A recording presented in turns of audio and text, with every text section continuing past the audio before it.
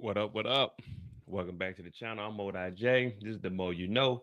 And this is the Daily Diddy, or is it Diddy Day 24? This is week 6. We should be concluding with the prosecution. They should rest their case either Wednesday or on Friday. Thursday, we don't have court.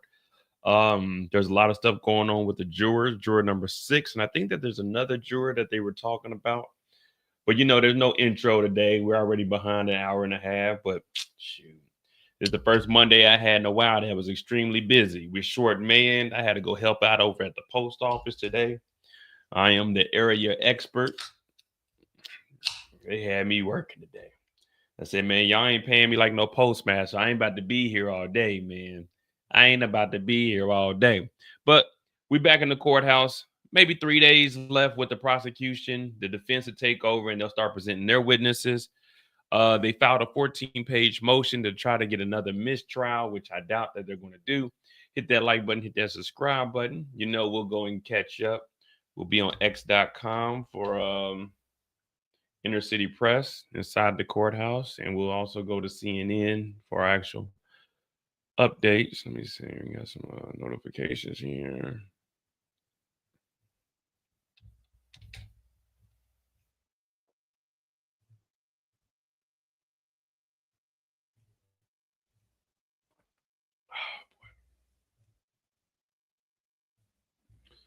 What up, Moochie? What up, Hood? Hey, Hood, happy Father's Day, man. What is it, like your seventh Father's Day?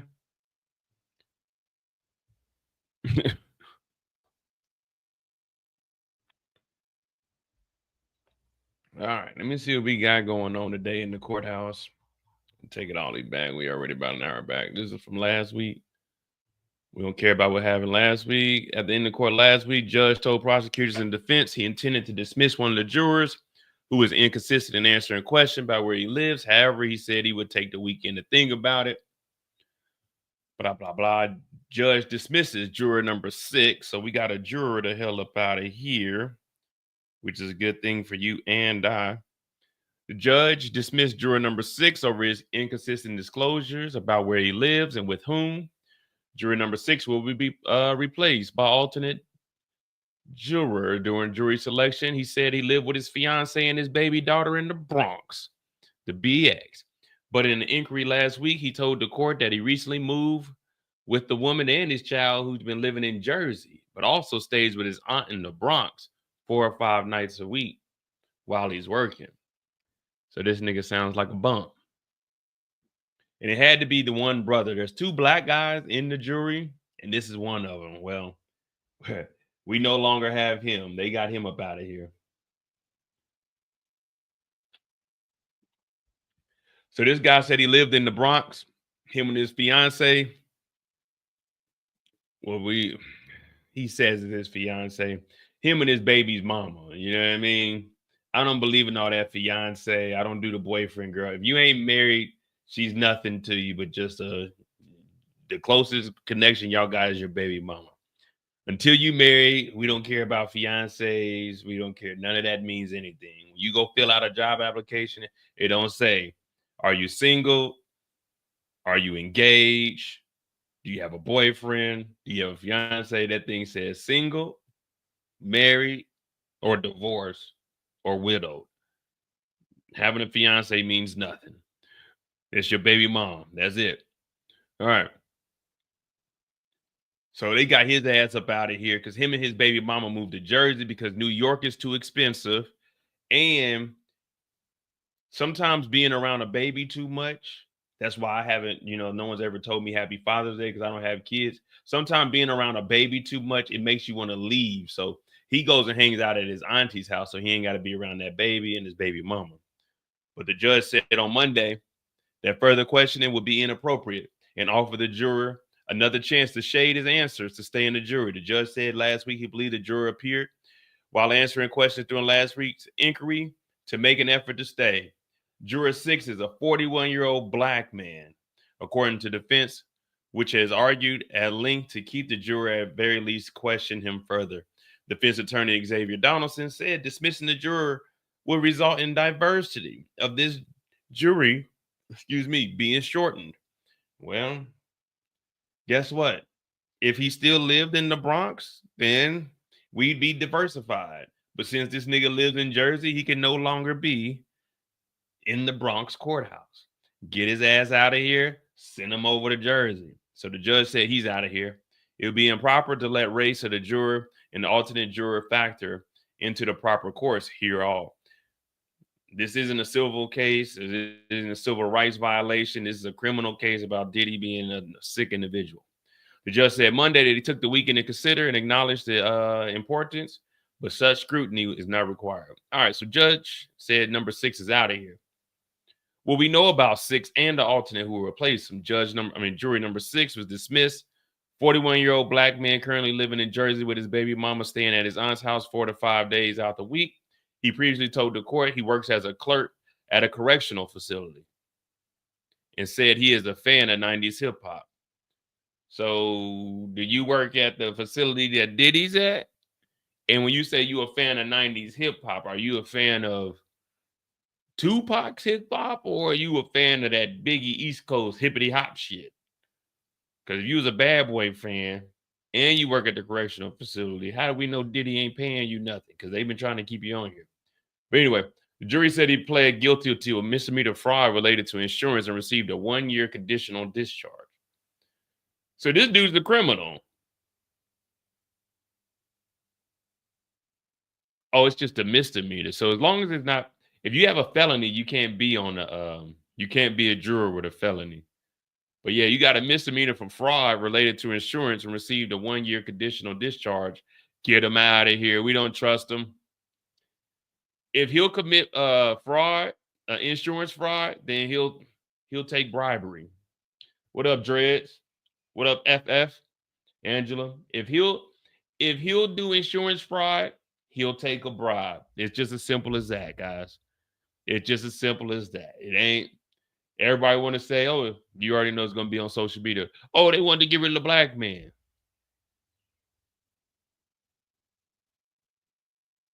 Why didn't the black man tell us he moved to Jersey? My bad. It's Monday. I'm bringing down a black man. It's week 6. That's on me, guys.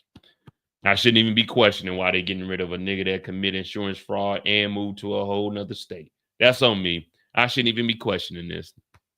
I take that blame. The alternate juror will be replaced by a 57-year-old white man who lives with his wife and 2 kids in Westchester County. He's a manufacturing architect with a master's degree in mechanical engineering. He said he has heard some media coverage of the allegations against Combs on the radio, but he doesn't know who P. Diddy Puff Daddy Combs is. The judge indicates there is still an issue with another juror, but it's unrelated to the dismissed juror. The judge said there's an issue with another juror, although he said it was in no way linked to the issues with juror 6. The judge said they would further question that juror after the jury is dismissed this afternoon. Oh no, man. After what I heard going on with Diddy, I don't go to nobody's parties. Dude, I don't go to nobody's parties. I stay at my house.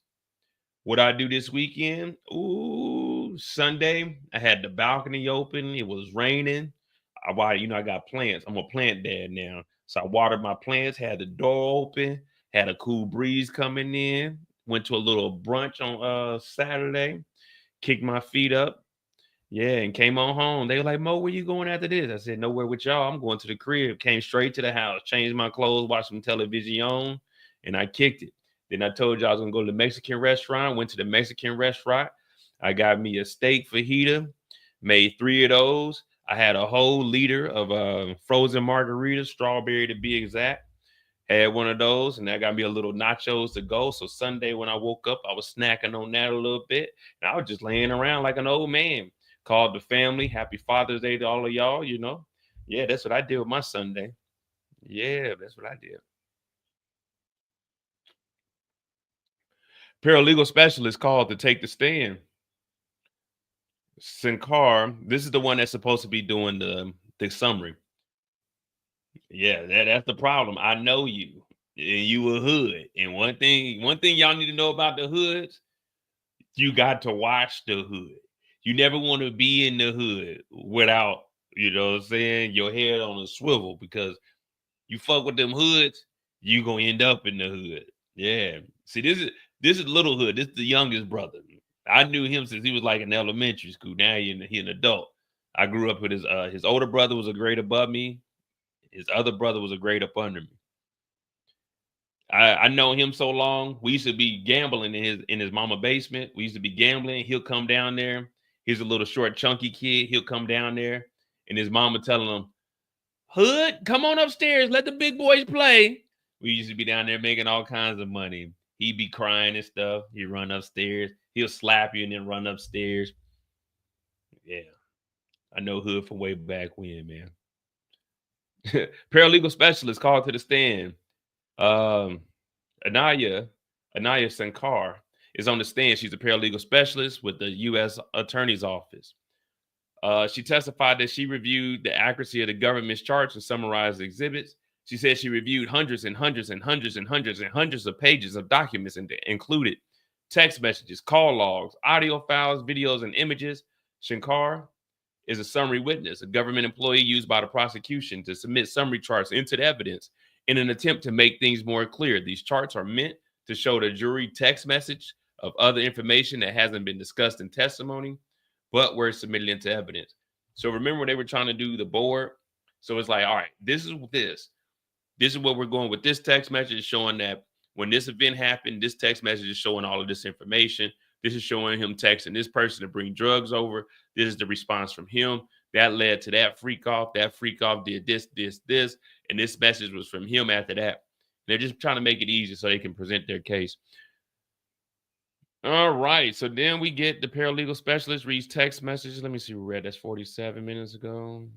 All right. So, we're going to run through this. We're going to run through this, but we're going to make it make sense.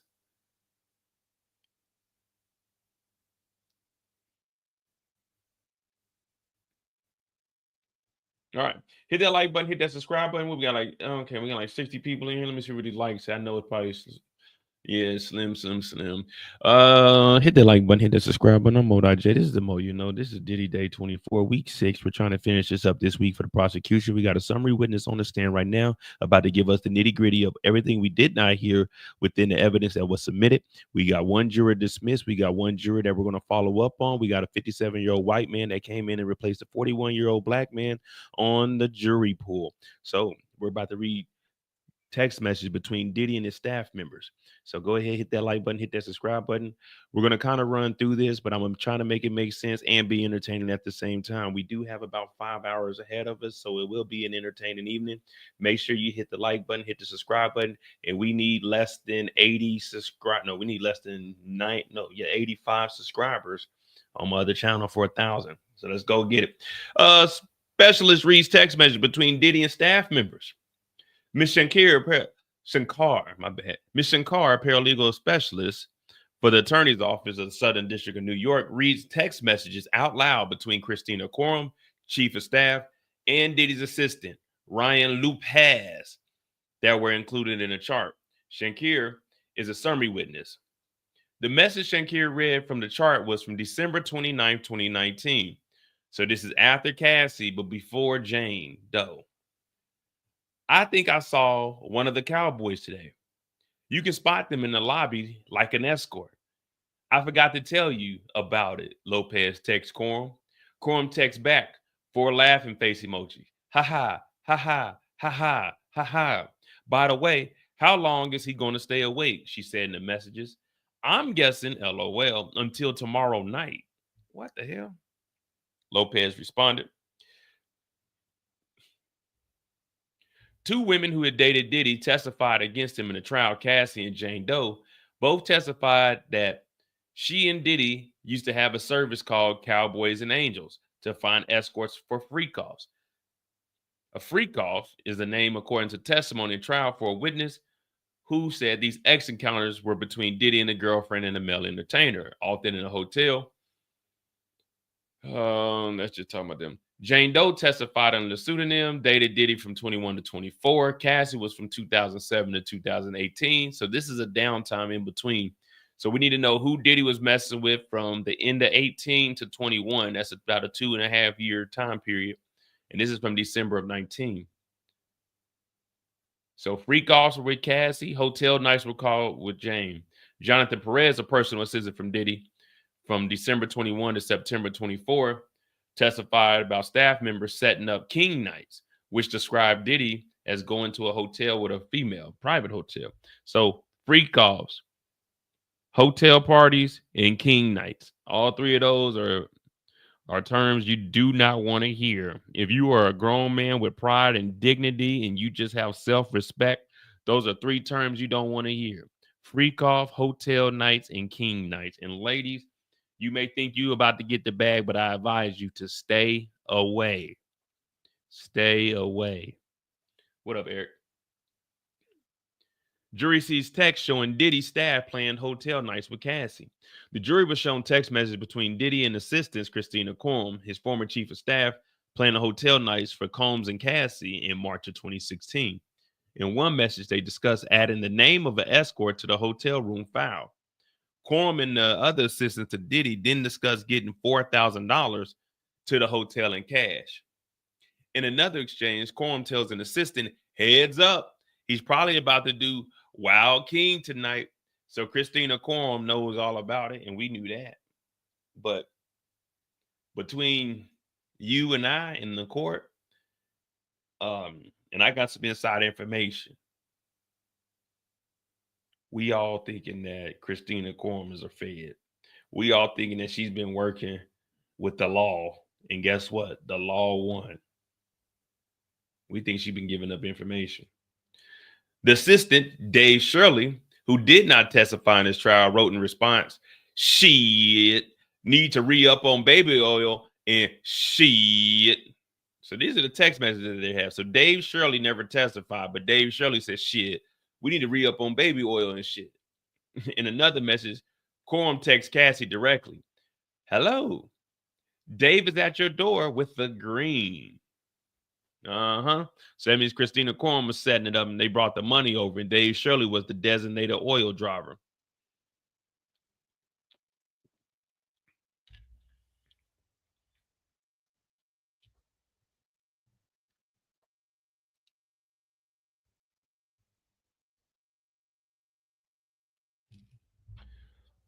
This is just all wild to even.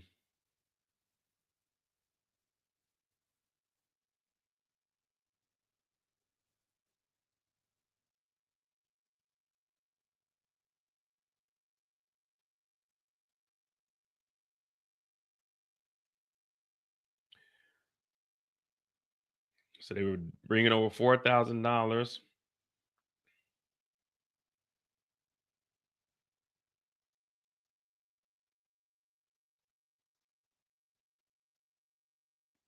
That was the king stuff. Well, no, hold on, wait, let me see.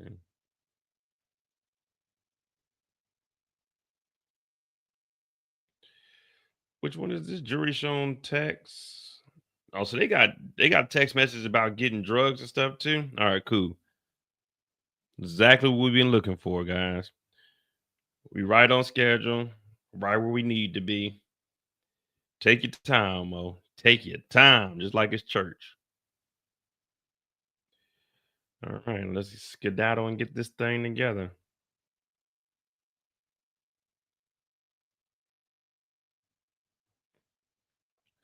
All right.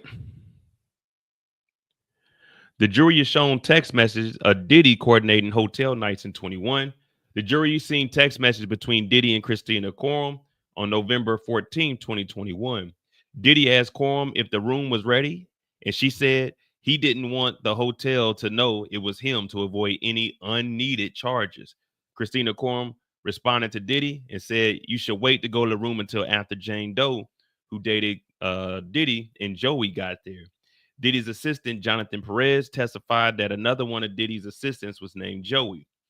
After Diddy was in the room, Christina Courtroom texted him.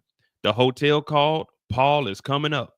Jane previously testified that she and Diddy would often have hotel nights with a man named Paul. So they're going through all the texts. Now, remember, everybody said she was a willing participant. She was setting up some stuff.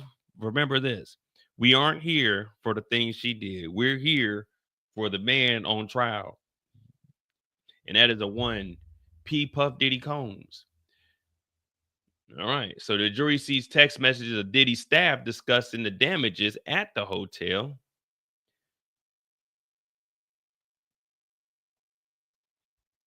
Hey, this week, Moochie and everybody, I'm gonna let the prosecution do what they gotta do. I ain't got nothing to say. I'm not proving there's a RICO. I'm not proving there isn't a RICO. All I'm doing this week is just gonna give my opinion. I'm gonna stay out of it.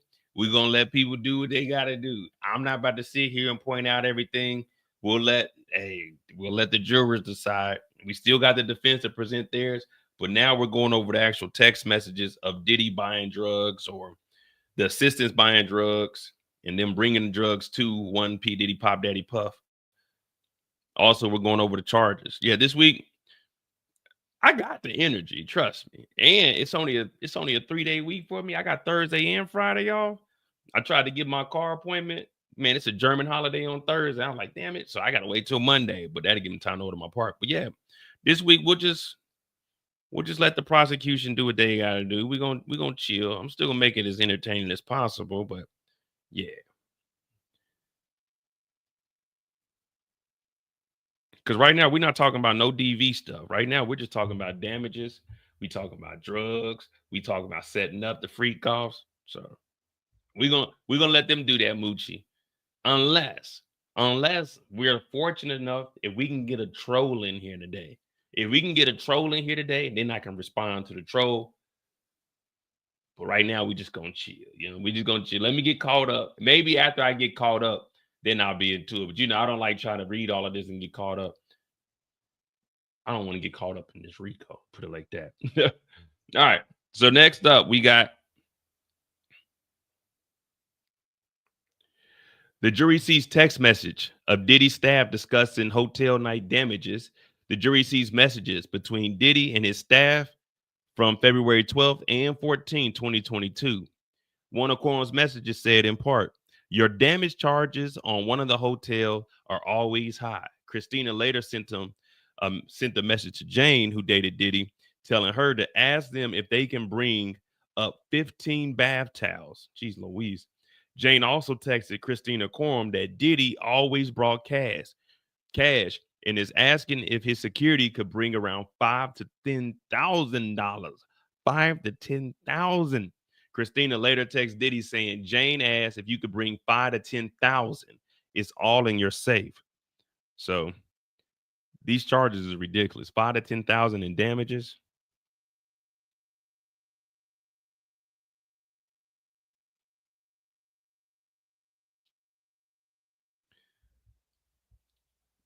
Five to ten, man. Shit, man. What I could do with $5,000, man. And they spending 5,000 just on damages.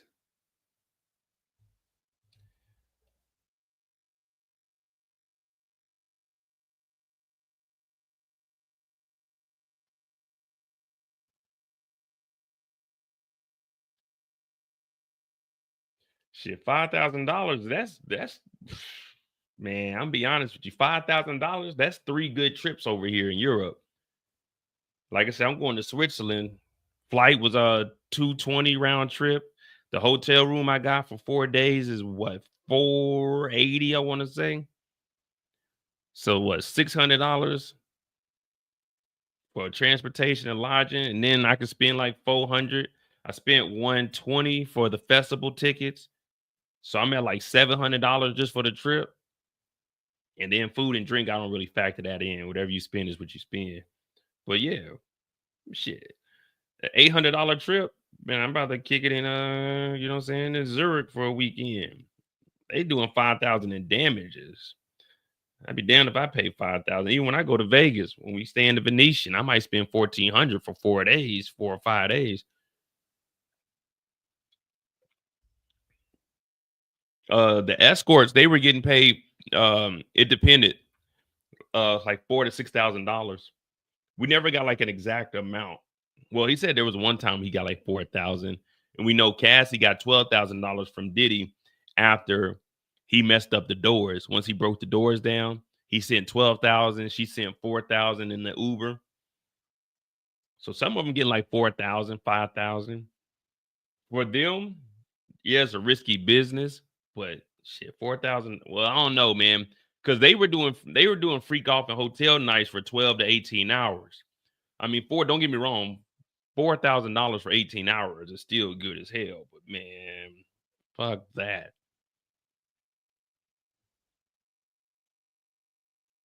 Ain't even got that kind of stamina nor energy.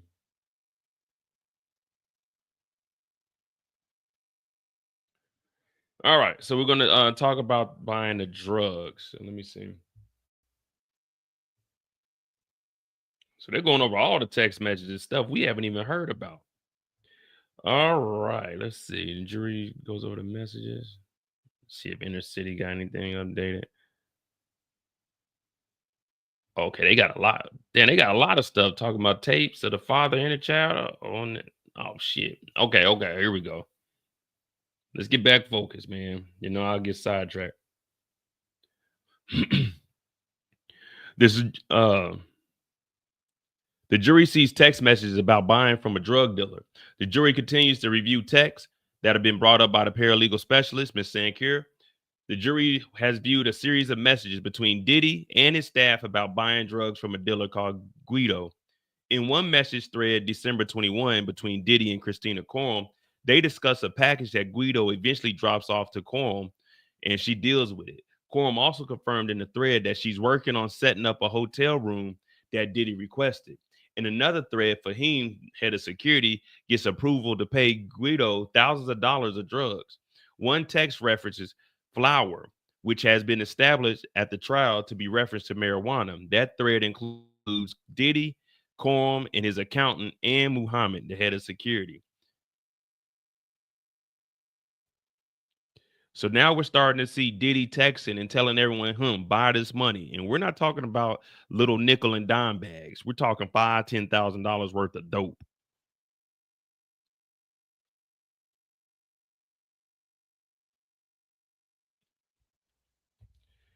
So, as Moochie was saying, some people say they still don't see it, but now you have a text message from Diddy telling them to set up a drug exchange for thousands of dollars. It's not them saying, hey, Diddy, we're about to go buy this stuff. It's Diddy saying, hey, you work for me, pay the security, go get my dope. You see where that enterprise is coming from?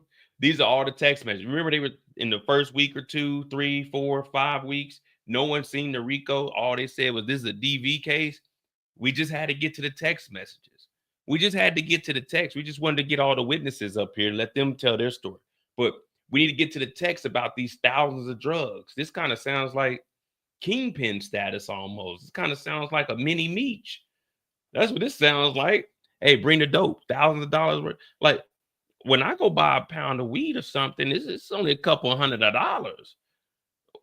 I go buy an 8 ball of that cocaine. It's only a couple $100.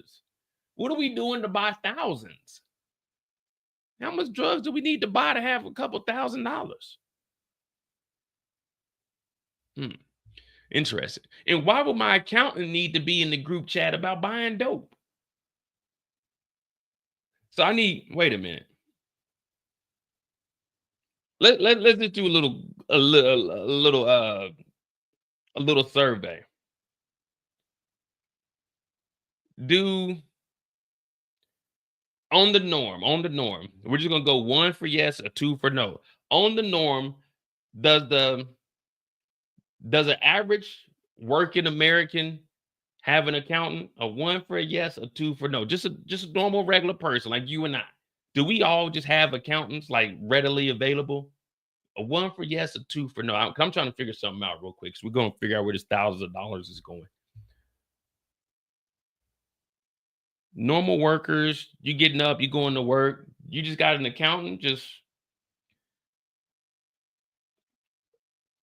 the only accountant I got is when I open up my damn bank app.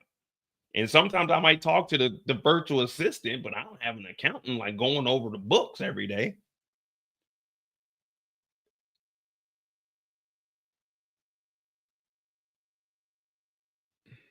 Okay. Does the average everyday working person have a chief of staff that runs your everyday? So when you get up in the morning, you making your coffee, you washing your ass, brushing your teeth, and getting ready to head to work. Do you got an assistant that's assisting you with whatever you got to do in the morning, helping you? Like, okay, you gotta go do this. Because it's looking like the average person doesn't just have an accountant readily available. Now, do they have an assistant, a chief of staff that's gonna like put things together for you? Because I'm trying to see where this thousands of dollars is going.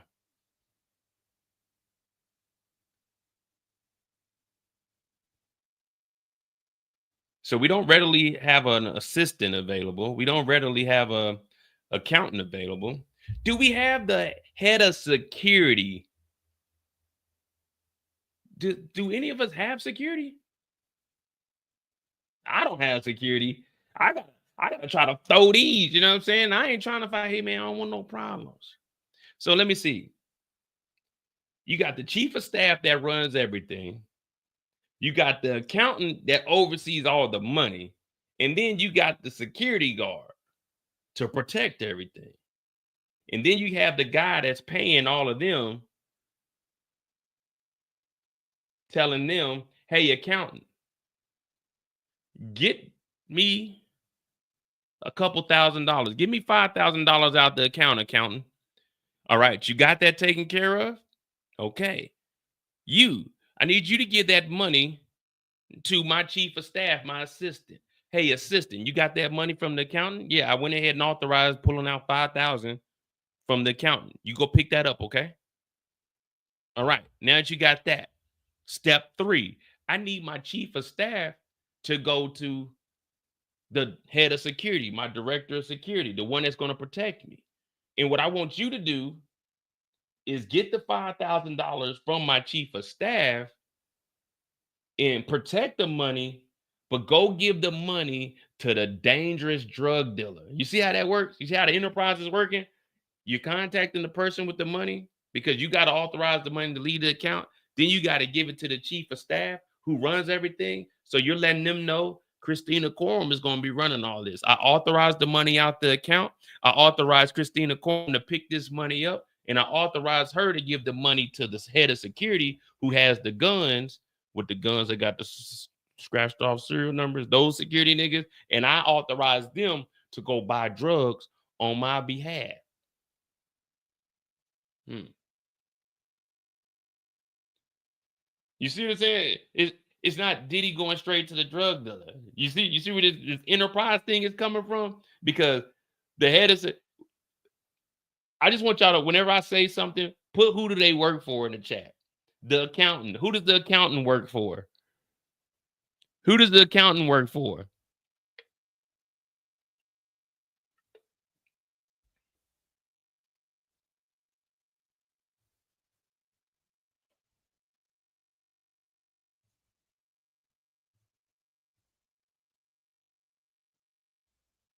We just gonna go down the line with it. Who does the accountant work for? Aha. PJ said Diddy. Okay. So that's one person for Diddy. Who does the chief of staff work for? Who does the chief of staff work for? Because we know the accountant works for Diddy. So the chief of staff, does he work for Cassie? No, I don't think Christina Corn worked for Cassie. Farnsworth Bentley? Nah, I don't think it's Farnsworth. Farnsworth wasn't around. Mace? Nah, Mace, he worked for the Lord. Christina Corn works for Justin Combs. No, he don't work for Justin Combs. That's just the son. He ain't got no money. He ain't even paid off the Bentley. Oh, that's right. It works for Diddy. That's 2 people that work for Diddy. Fahim Muhammad. It says Combs head of security. So who does he work for? Does he work for Christina Corn? Is he protecting the accountant?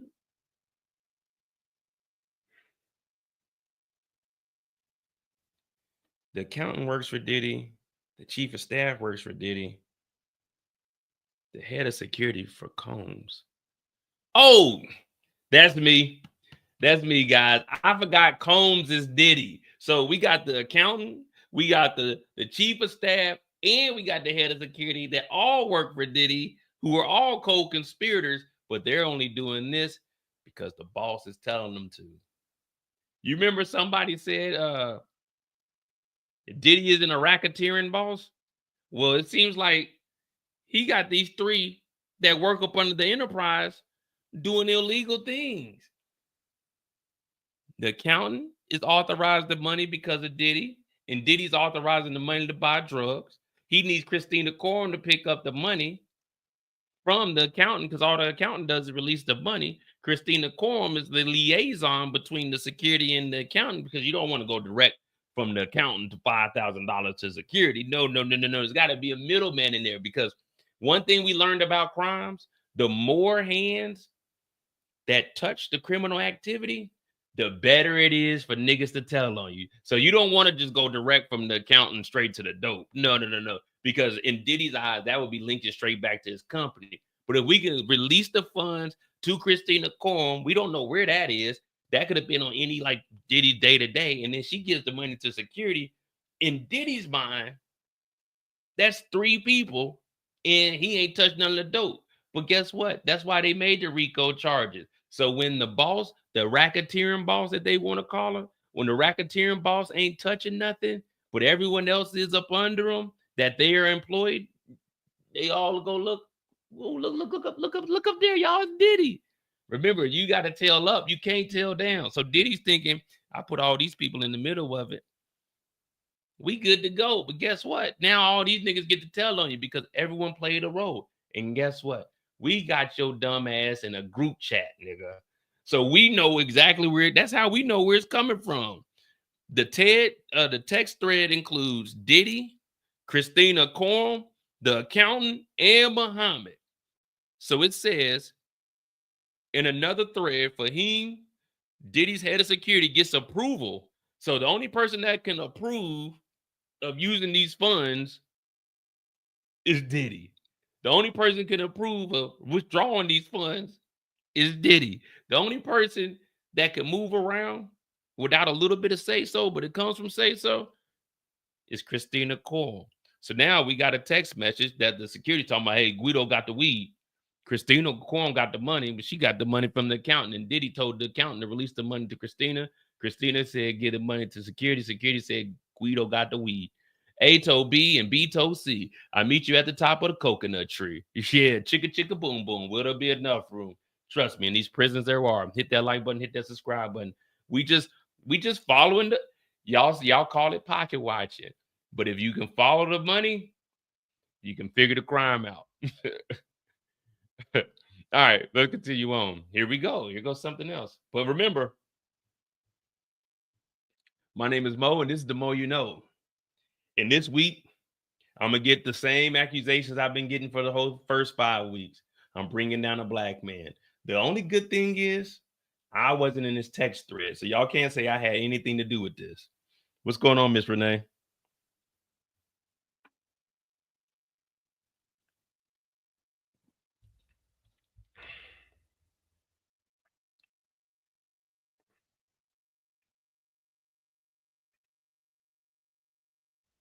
Give me a second. I ain't gonna lie, it's getting hot as hell over here.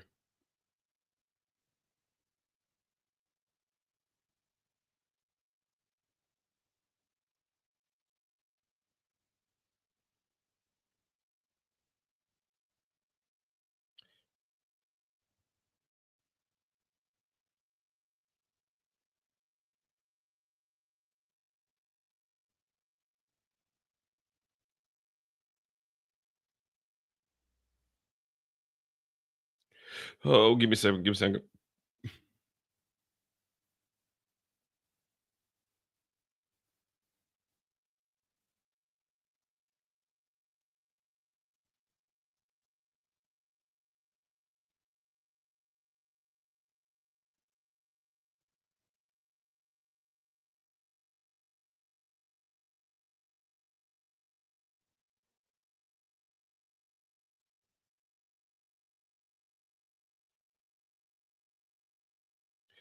All right, here we go.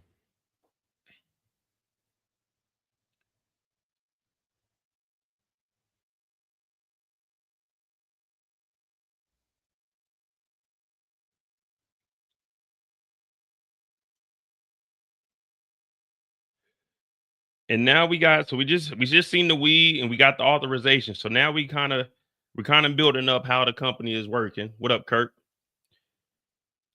The jury is shown a text message where Diddy requested 15 Molly pills from security. The jury saw texts before geez Louise. The jury is shown text where Diddy requests 15 Molly pills from security. The jury saw messages between Christina Courtroom and Diddy and one of the security guards. Puff, if you can text Fa, which is Fahim, the head of security, what you need him to pick up before his flight to Miami, Corum said. Diddy responded that he already told her, and Corum said that he didn't give the final information. I need Molly 15 pills, damn it. He didn't say damn it, but Diddy said he need Molly 15 pills. The jury saw a message Muhammad sent to Diddy, Corum, and the accountant in April of 23.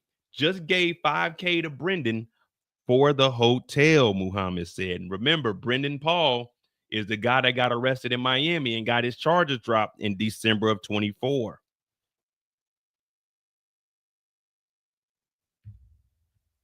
What up, John? So now, here we go. Diddy needed 15 Molly pills. Five needed to pick. Now, when they say five, this is April 23. I'm trying to think where Diddy was in April 23. Have we went over that? Because what this is sounding like is five.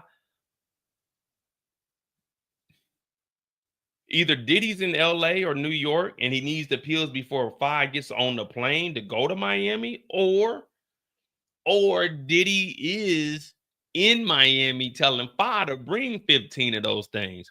But nonetheless, we got a text message from Diddy saying he's requesting the 15 pills from his 3 employees. Guess who was in there again? The accountant, chief of staff, the head of security.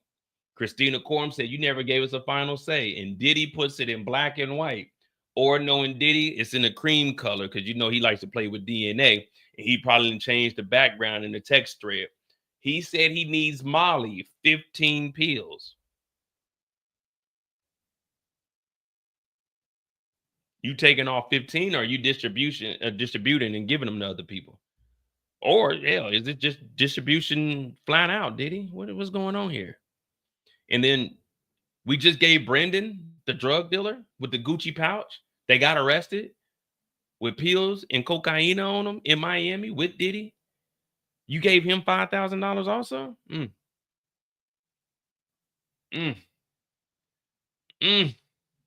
Let me guess. I'm bringing down a black man. I didn't tell Diddy to get 15 Molly pills. Diddy told them to get 15 Molly pills.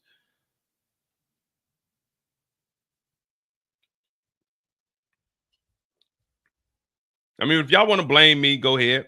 It's Monday. And you know, when it's this early in the week, it's fine to take the blame. I'd rather get in trouble on a Monday. I'd rather take the blame on a Monday than take the blame on a Friday because I hate to go into my weekend not upset about what happened at work. You know what I mean? What up, Nicole? So, all right. Now we got another text message. Let me see because we probably got it's probably like 2. Yeah, it's 2 more messages after this. So, all right, we're pretty good. Let me see. Yeah, we pretty good.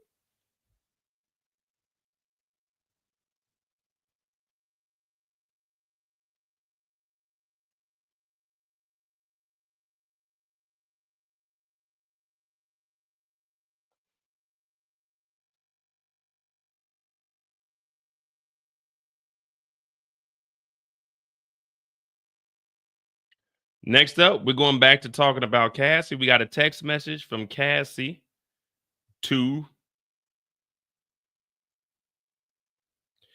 some of the staffers.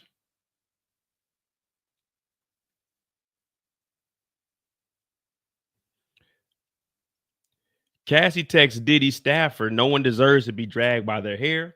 The jury saw text messages between Diddy and Christina Corum and Cassie, May of 2017. Cassie texts Ventura, what the fuck? And then Corum asked, was she okay? Cassie said, no, but you should talk to him. No one deserves being dragged by their hair. I locked the door for my safety. Cassie said in the message. She added, that she didn't have her belongings or any money. Christina Corum responded that she would try to talk to Diddy and help her get her stuff. So Christina Corum knew everything that was going on, and she just stuck around and just was waiting to see what would happen.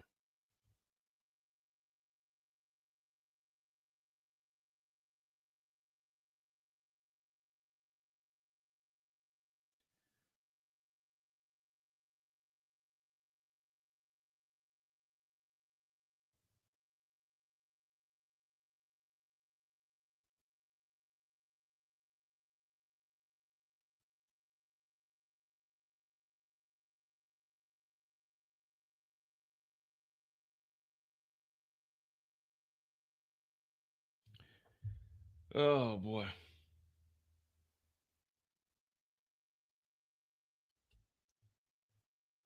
We watch battle rap podcast. Hey, it is what it is. Raising Canaan finale was kind of weak. We did BMF on Friday.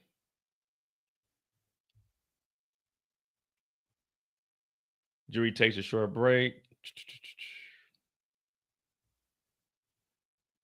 We here for the Diddy trial until the Diddy trial is over with.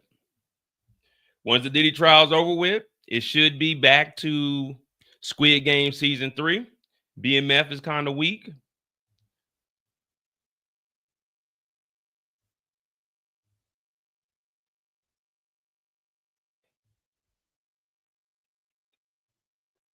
What's going on, Danny?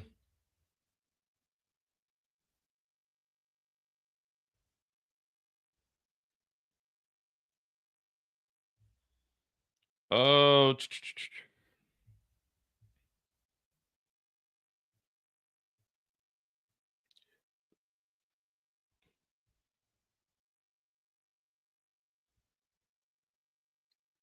now it's going back to Jane Doe.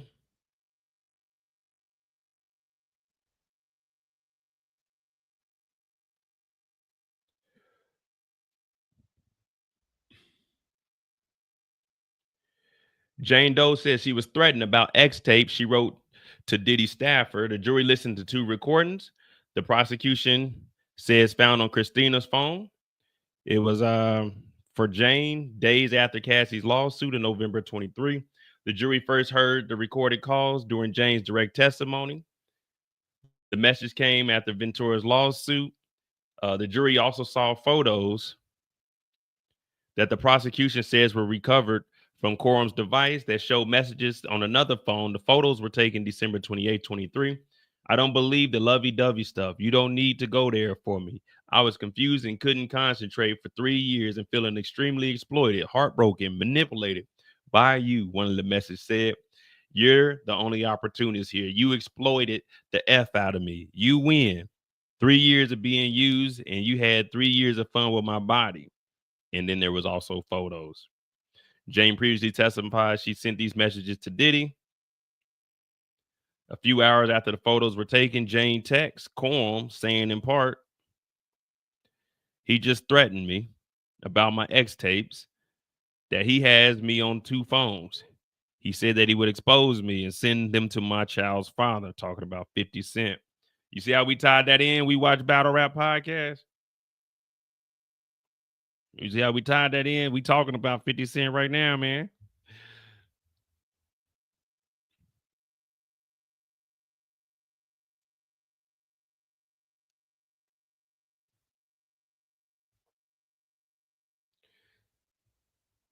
Oh boy. And you know, I gotta make a living, man. Raising Cane ain't paying the bills like it used to, man.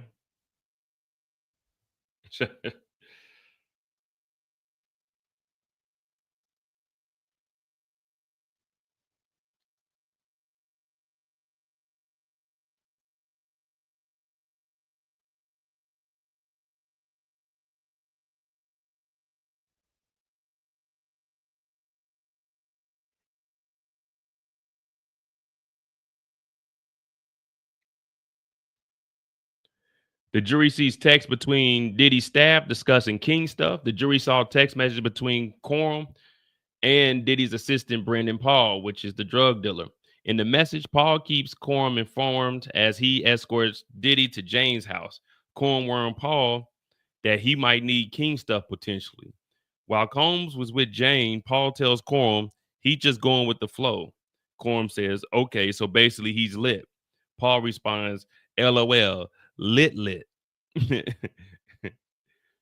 Later, Paul texts, Puff Daddy is active right now, running to Walmart now. Corum says, Wild King mode active or Gucci bag active. Paul responded, in between the two, if that makes sense. An assistant previously described King Nights as going to a hotel with a private time with a female. So there's Brendan Paul talking about the Gucci pouch that he ended up getting arrested with, and Diddy being lit lit. I don't know if they gave us a date, but shit, boy. It should be the time that they went over to Jane Doe's house and tore the place up.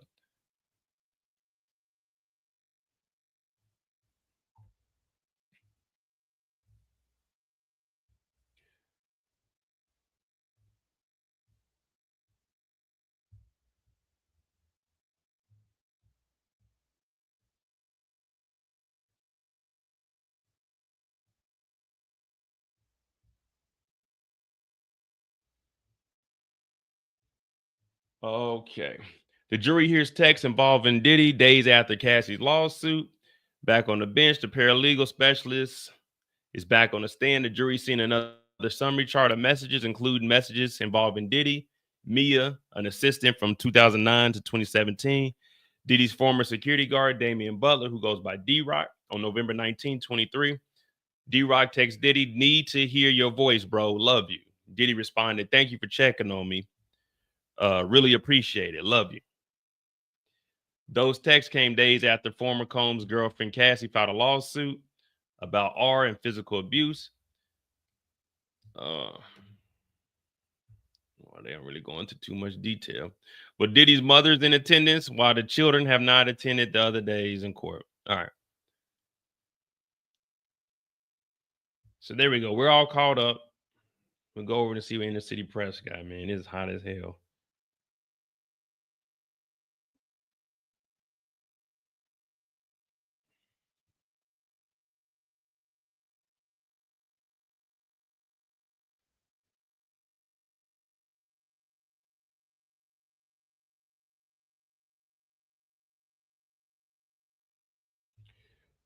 All right. All right. Let me see what updates we got, because I think they are back on the stand. So we already went to the first break. All right, here we go. We're not gonna go all the way back. We'll go back a couple of minutes though.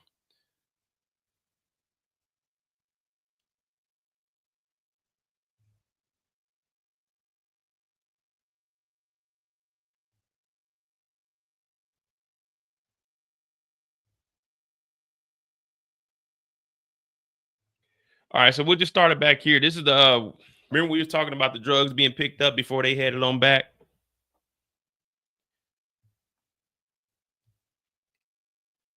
Who's in the message on this chart? Christina Coral. And whose cell phone number is this? Brendan Paul. Cool. So this is where we'll start off right here with Brendan Paul being introduced. That's Brendan Paul. How did Coram respond to Mr. Lopez about seeing the escort? 4 laughing emojis. How long is he going to stay awake? And this one from January 30th, 23, it's an audio file. Yes. Mr. Foster, please play the first minute and 10 seconds. A female voice. Two things were weird. Two things were weird. The only person who know was you. Someone found an iPad. Now they're talking about the Jane Doe tape. Yes. What did Coram say in this? She says he's going to the Four Seasons and wants you to bring Gatorade and chicken noodle soup. What the hell's wrong with Diddy? So we know Diddy likes chicken noodle soup now. That's good. So Diddy likes Gatorade. What color Gatorade y'all think Diddy was? A yellow? Diddy's probably the light blue Gatorade drinking nigga too. You know that funny tasting one, that light blue one? Ugh. What is it, light ice or something like that? Blue lightning or some shit like that?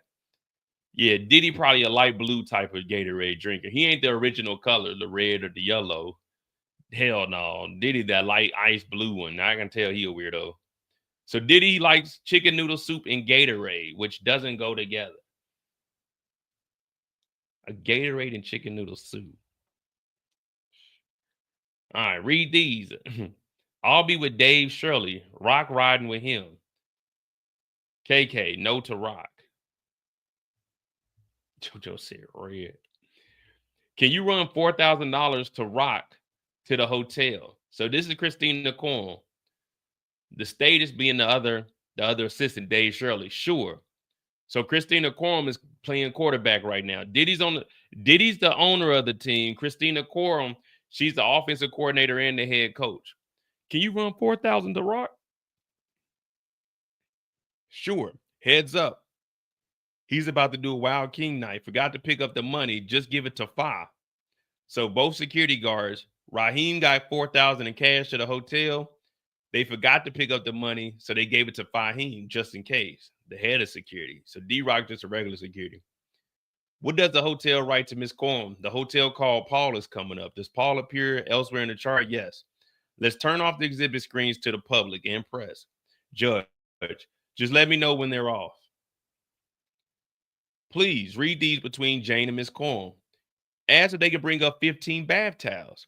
He always brings 5 to 10K. They're expecting people to leave the presidential suite at 1 p.m. We're taking off. What about these? They are setting up a flight for Jane Doe. What's this? Flight information from Jessica Ruiz to KK for Arthur Jr. and Paul. And these, can you pick up the cash for Guido at the Mapleton? That's the LA mansion. Jane Doe said yes.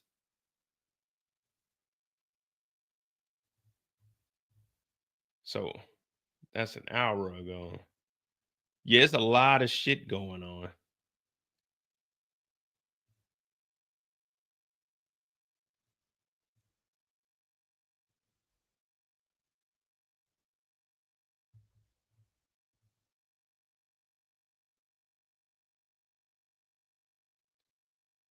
That's the Mapleton.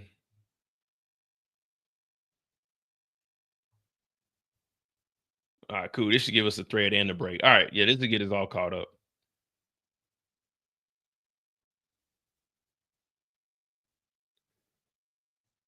Oh, damn. No, it won't. Okay, it left right here. Here we go. Going ahead in time. Could we, Diddy's lawyer? Objection, Your Honor.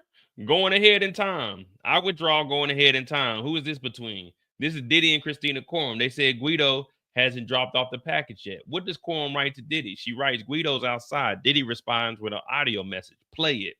This is Diddy. He sounds hoarse. Remember, he's trying to get the chicken noodle soup in the Gatorade because his voice, I need my drugs. His voice is a little hoarse right now. You know what I mean? He need the chicken noodle soup and let it rain and let it out. You know what I mean? So Diddy, his voice a little hoarse. Where did it say that?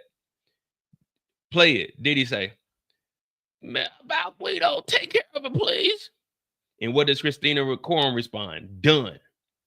Do some of these messages involve Cassie? Yes. Page 5, May 2nd, 2017. What are these? Text between Cassie and KK. Cassie said, what the fuck?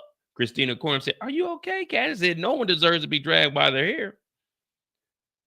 Row 87 to 92, April 20th, 2018. Cassie and Christina Corum.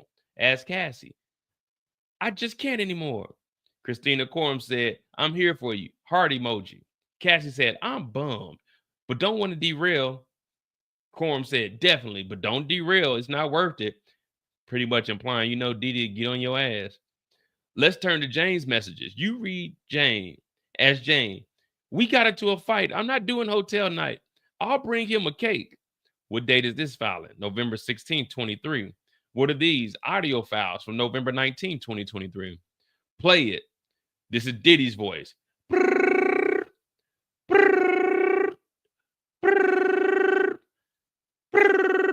Hello? Yeah, yo. We can't really talk on this phone. You know what I'm saying? I called, I reached out. You know what I'm saying? My love is definitely true. Just some kinky shit that I thought we definitely enjoyed. So this is Diddy trying to cover it up. This is after the lawsuit dropped. So this is Diddy telling her, man, we really can't talk on this phone. You know what I'm saying? I called to reach out. You know what I'm saying? My love is definitely true. Just some kinky shit I thought we'd enjoy. So this is Diddy trying to save face after the lawsuit dropped. And now she's realizing that the shit she was going through, it wasn't just that Diddy was doing it with her. No, he did it with Cassie for what? 11 to 12 years. So now she's hearing about the lawsuit, and Diddy talking about, man, you know, we can't talk on this phone. You know what I'm saying? But I called, I reached out. You know what I'm saying? My love is true. You know what I mean? And it was just some kinky shit. You know what I mean? Like it ain't nothing too deep. It ain't nothing to like really overthink. You know what I'm saying? I love you, girl. Like for real, love. So this is Diddy leaving audio messages like an idiot. Never leave messages over the phone, fellas. Ladies, that go for you too. You don't want your shit played in court. Jane Doe, her audio. I don't know. Voice cracks. It's like word for word. It's like, it's crazy. It feels sick. Diddy said, but like, you know, then they turn off the audio. Play the next one. I really need your friendship right now. Don't send no text. So Diddy knows after that lawsuit dropped, Diddy knows that they after his ass now. He don't know that they're after him, but he knows that they're about to be looking into him because this right here is the perfect time for any hackers, for anyone to have any messages to start leaking them. Because if you want any kind of recognition, some people call it clout. I don't call it clout. I call it living life. I call it living life. You know what I mean? That's all I call it. That's all I call it. When you go to school and you get your degree, that's clout. You getting that degree so you can show that I'm better than some other people, that I know what I know. That's clout right there. Clout ain't even a real thing. They just made that shit up. But yeah, that's all that is. You going to get a degree? That's clout right there. What you need a degree for? You think you better than us? Yeah. What you putting your degree up for? I got my degrees framed. What you got them shit framed for, man? When people come over, they like, damn, you got a master's? Yeah. You graduated 4.0? Yeah. Damn, nigga. Would you want some clout off of that, nigga? Put them shits away.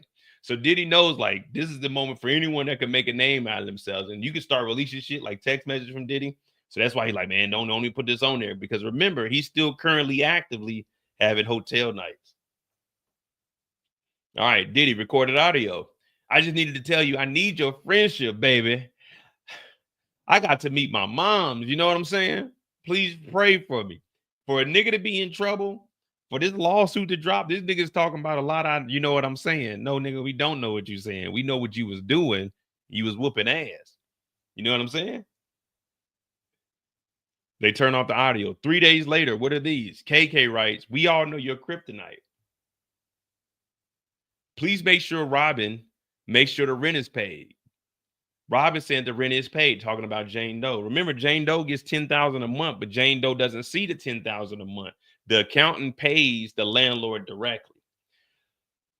And that's why we always wonder why Jane Doe didn't have any money, because she wasn't paying this. So she was really living rent free, talking about there's other bills. There shouldn't be any bills. But that's also another reason. If you win the lottery, do not repeat after me, guys. Do not buy family members $1 million house. Do not buy family members a $200,000 car. Do not buy them anything that they never had. All right. And what I mean by that is the tax brackets of it. If they driving a Honda now, upgrade them to a Lexus. All right. If they're driving a Toyota Camry, let them stay in a Camry. If they're driving a Ford, at least switch them over to a Chevy. But don't take their ass.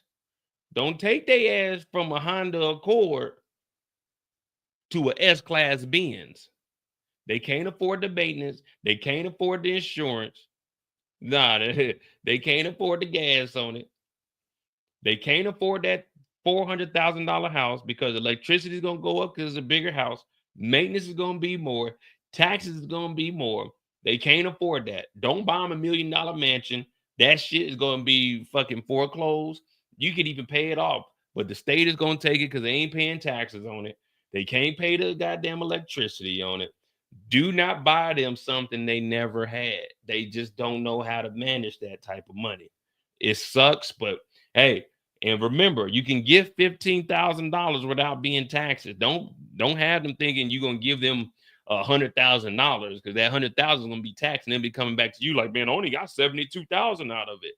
Nigga, well, that is what it is. What you could do is open up an account with them and put the money in there. The only problem is your name will be on that account. So if they start fucking off, that's going to take a hit on you. So you really don't want to do that. But you can definitely give them $15,000 a year.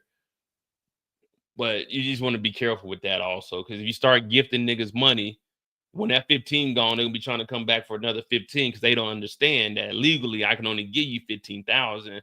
Or as if I give you 20, you got to pay that taxes on that extra, you know what I'm saying, that extra 5,000.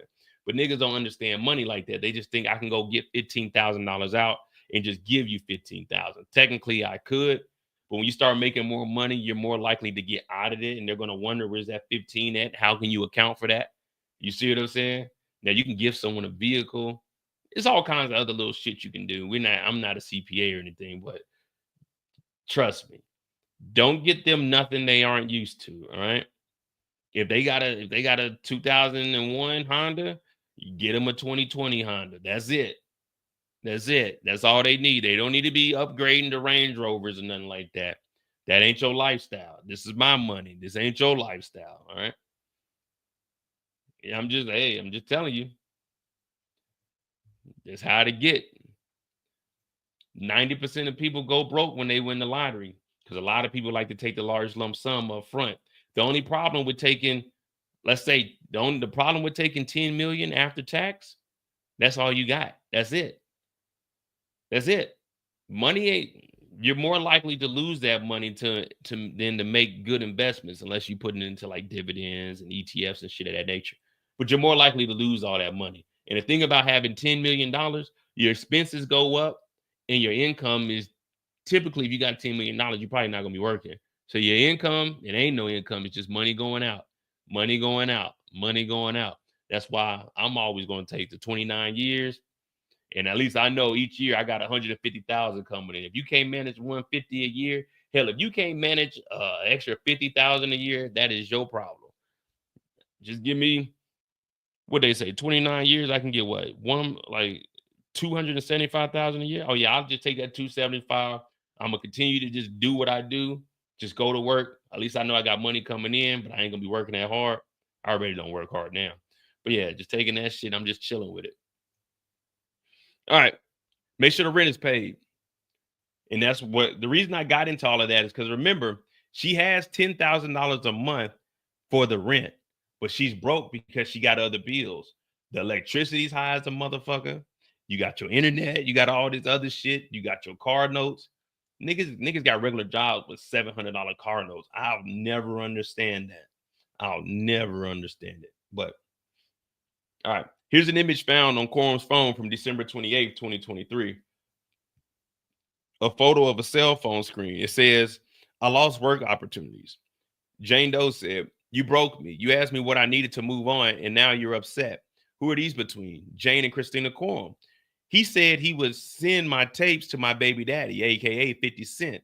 I'm traumatized. He asked me who I'm going to see. Who am I seeing over and over again? Jane Doe also said he said he'll send my ex tapes to the father of my child. On them, I'm drugged. I'm beyond hurt by him. What does Quorum say? I haven't spoken with him. And these photos on the cell phone read, you fucked up everything. You win. What are these? Videos. Wait a minute. Jane Doe said you fucked up everything. You win. So she was tapping out to Diddy. We didn't hear that part last week.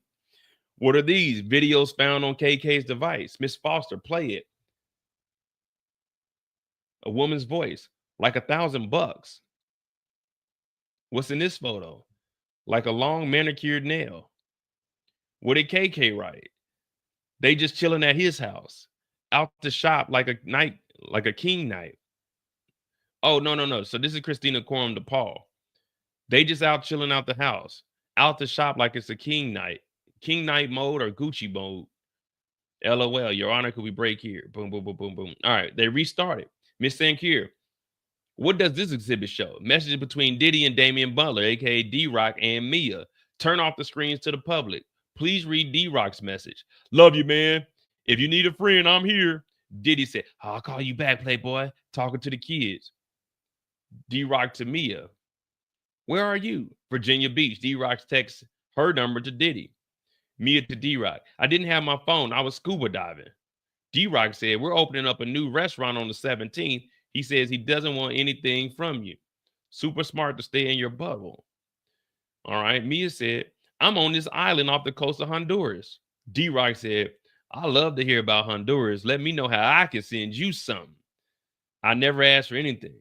I'm allowed to send my sister a gift. Yeah, that's where it starts off, my sister. Do you have any other involvement in this case? Shakira, no. No further questions. Ms. Garagos, so Tina Garagos comes up and we start the defense.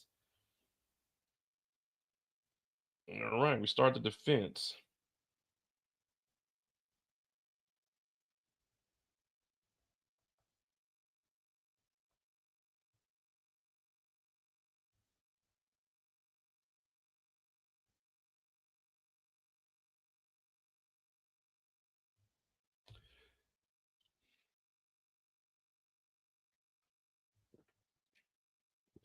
All right, let me see if they switch over here. All right, yep. So they switch over. We good, right on schedule. Defense begins cross-examination of our paralegal witness, the specialist, Anaya Shankar. I want to say Shankir, like Shankira, but it's Shankar. Garagos, read some messages in which Diddy Combs reached out to Mia, one of his former assistants. The message showed that D-Rock told Mia that Combs wanted to speak with her and also told her that Diddy didn't want anything from her. Garagos, read these messages from last year Diddy sent to Mia February 7th of 24. Hey, I don't want to be blowing up your phone. Just needed to talk to you for 10 minutes. Just need my memory jogged on some things. You were my right hand for years. So I just to speak to you. So I guess it's so I just want to speak to you to remember who was even around me. And it would be good to hear your voice. But if you don't want to, all good. Just let me know. Love. Hope you're well. Garagos confirmed with Sakar that after D-Rock told Diddy that Mia's number was ringing as if she was out the country. She also confirmed that there are no records that suggest that Combs called Mia again after that. Yeah, Mia didn't want nothing to do with that nigga, man.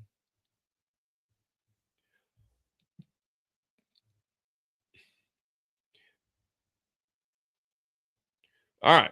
So, Sankar, this message from D-Rock to Diddy. Let's pull up exhibit line 363. Days earlier, the legal filing.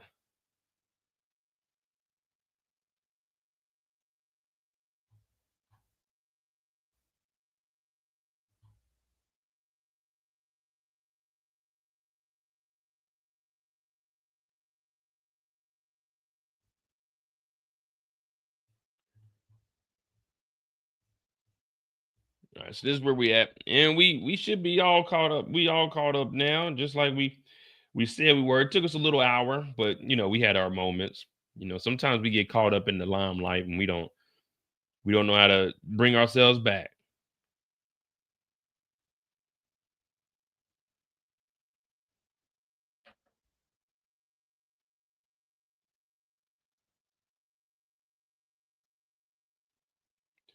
What are your thoughts on just these text messages? Is there any way to I don't know. Is there any way to look at this in a positive light as far as from the defense's standpoint?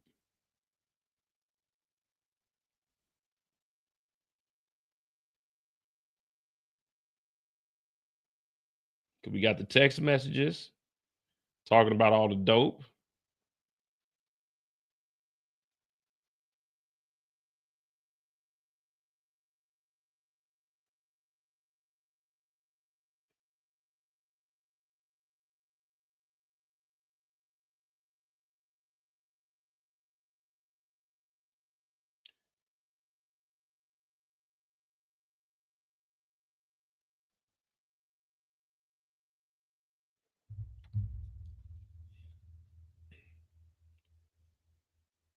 All right.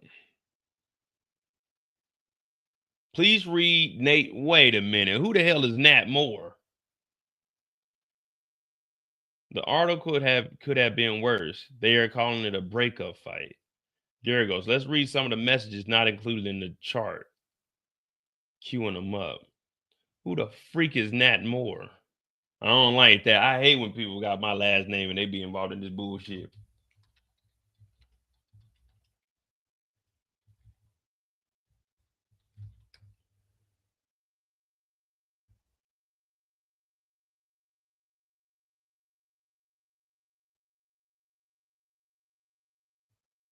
Wait. The article could have been worse. They call it a breaking up. So I think this Nat Moore is spelled wrong. I'm thinking Nat Moore is this lady, Natalie Moore, Moar.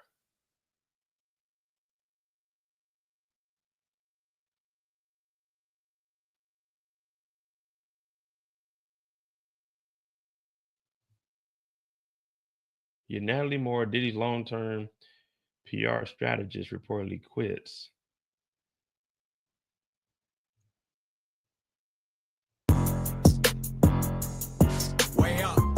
Debut album Glorious is coming October 11th. She said, so grateful to be sharing this with y'all now.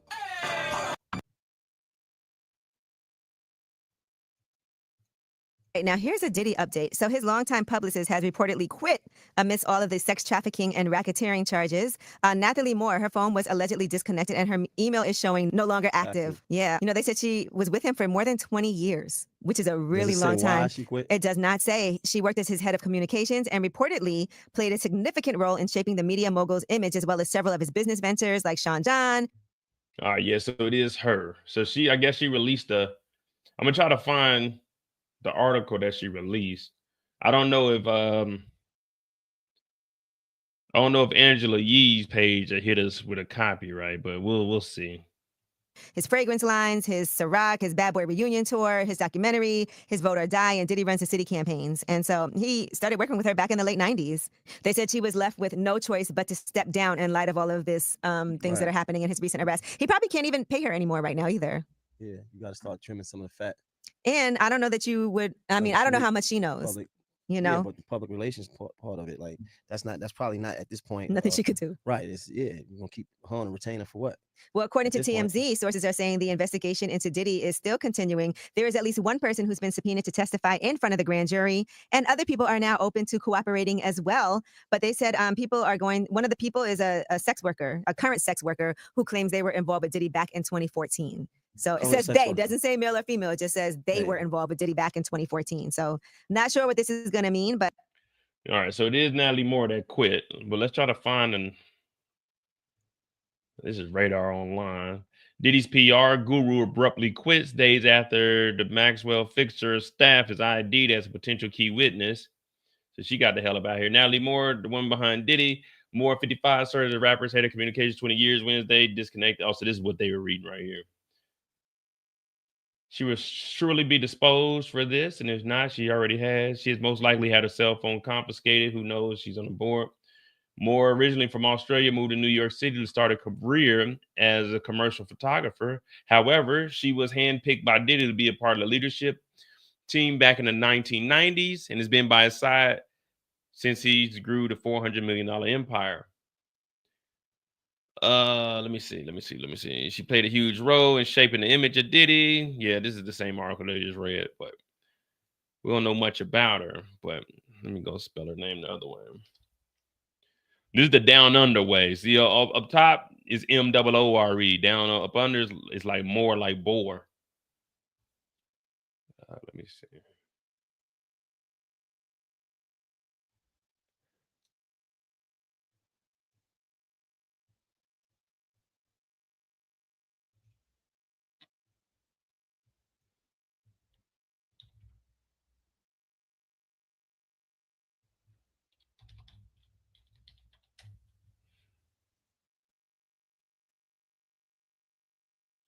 What's up, Miss Niecy?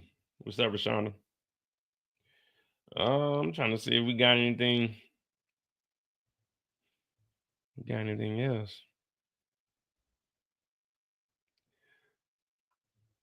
All right, yeah, so that is her right there.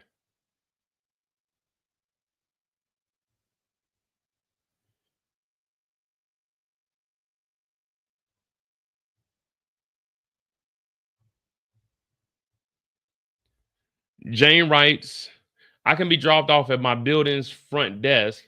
And KK writes, he speaks directly with Puff Daddy. I don't deal with him. LOL. Right. Jane writes to KK, pulling up to an airport, smiley face. I'm excited to surprise him.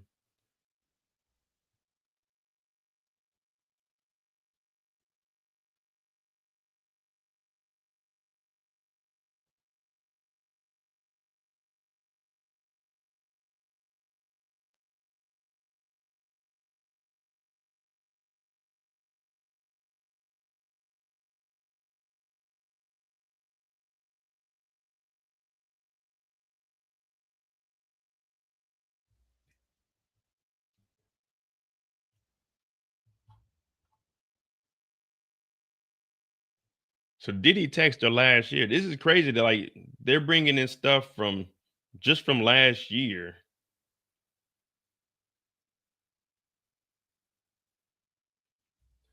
We got another update over here. What's going on, Tamika?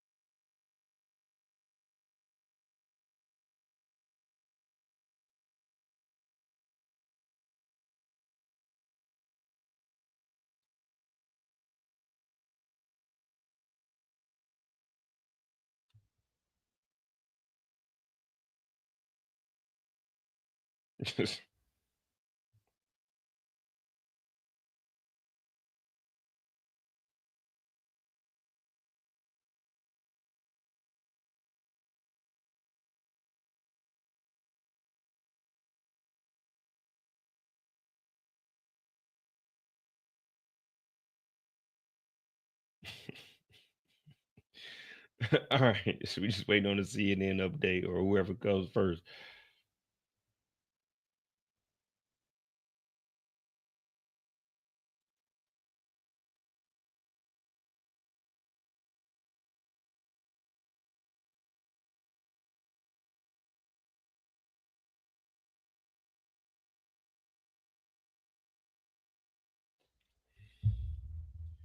All right. So right now, man, this is giving us the chronological order of all these texts, but they're just gonna be running through it. So we're gonna be jumping around. There's gonna be many different stories that we're hearing throughout it.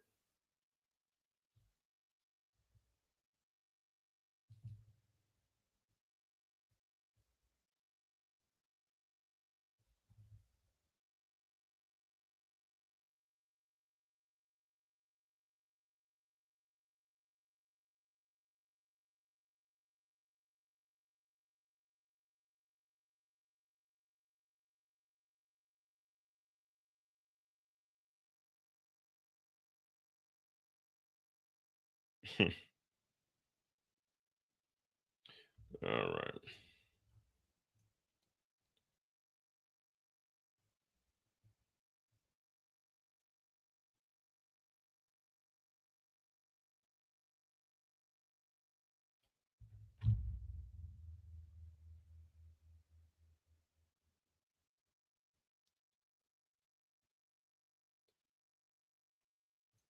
I wonder what that other what y'all think juror number 6 is. Well, he ain't what y'all think juror number 6 is doing? He went back to work. Getting kicked off of jury duty, that kind of looks bad on your employer. You know, when you go back to work, hey man, the Diddy trial still going on. What you doing at work? Oh man, you know, they kicked me off of jury, man. I was man, you know how it is, man. Remember I told you I was relocating? Yeah, they kicked me off, man.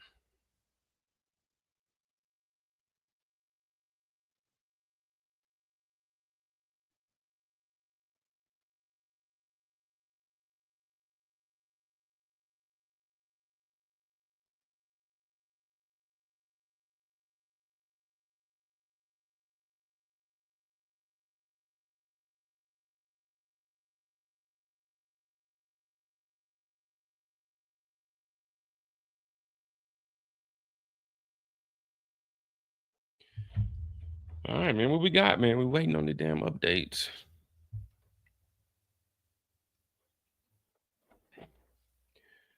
Yeah, with these text messages. So this is one thing I like about the text. We're seeing and hearing everything that's outside of dealing directly with Cassie and stuff. We're actually hearing about crimes that were committed, the drugs. We haven't heard anything about guns just quite yet, but we have heard about Diddy setting up drugs, putting people on flights, withdrawing money, Christina Courtroom being a willing participant, D-Rock being security, buying the drugs. Brandon Paul got arrested. He was with Diddy.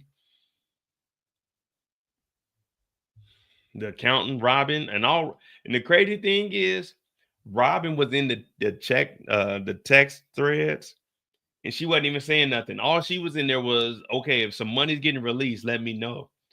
But the problem is she was in there and they were talking about picking up and buying drugs. So you're in there, you know, you're technically supposed to report a crime. If you don't report a crime, you can get in trouble for that, to be an accessory. Like you were right there. You was content with it. You didn't report nothing. So Robin's name being all through here, paying the rent, taking out money to give to Christina Corum, to give to the security to buy the drugs, being in there and seeing the actual chat. This is terrible. I mean, of course, I don't think she's gonna get in any trouble for any of it, but still to be in there.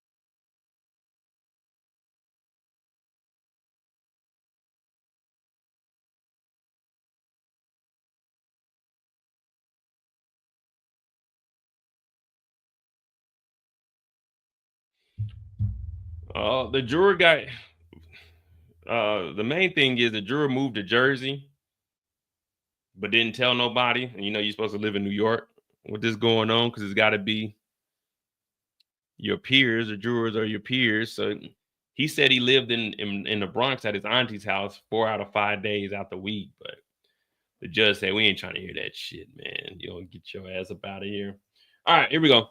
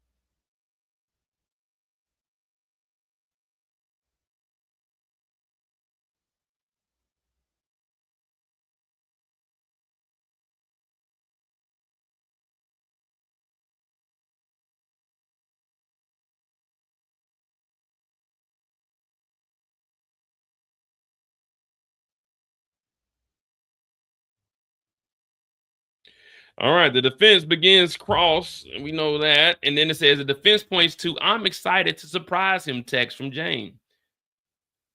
Again, with the summary witness, and Naya up there under cross-examined, Tina pointed out a message between Christina Courtroom and Jane around Valentine's Day 22. In one of the messages, Jane, who dated Diddy, said, "I'm so excited and I just can't hide it. I want to surprise him. Ooh. Jane later sent Corum, the chief of staff, photos of a hotel room decorated with rose petals and heart balloons. What up, black hair chick? What's going on? What's going on? What's up in all I see? All I see.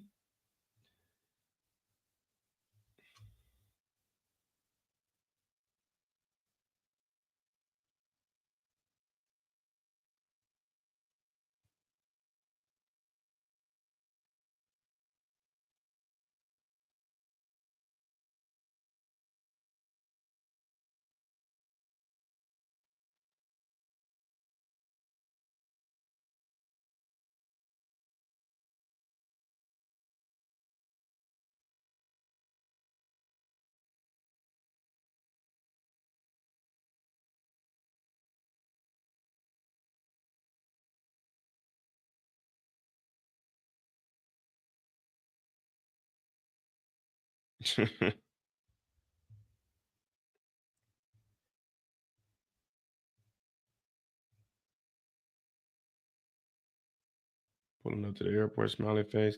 May I cover with AUSA Foster? Of course, jurors. While we wait, I'm going to stand up and stretch. You as may as well. Thanks, Your Honor.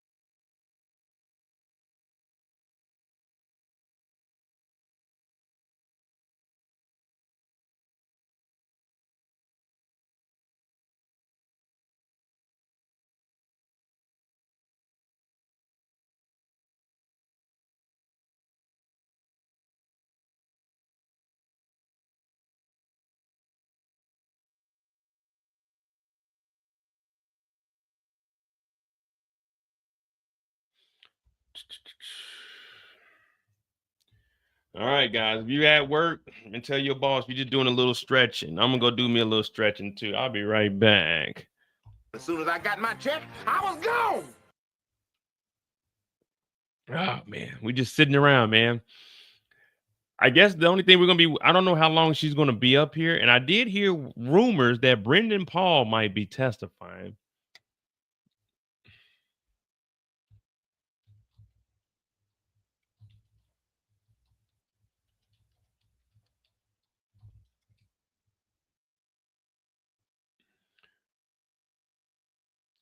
Let me see.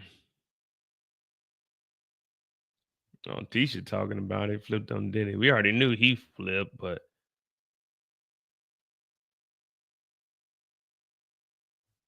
oh, okay. Sean Diddy Combs trial updates. Jury dismissed over concerns. Summary witness to testify. Continue. Oh my goodness. Why do they need the ad blocker off? I get it, but geez Louise.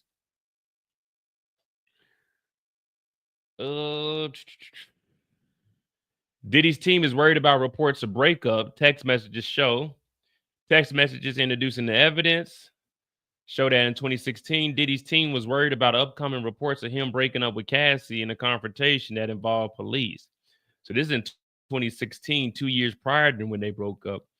The Combs team was particularly concerned about TMZ reporting the incident, but Diddy's chief of staff was ultimately relieved by what was published because remember, TMZ was Diddy was in their pockets.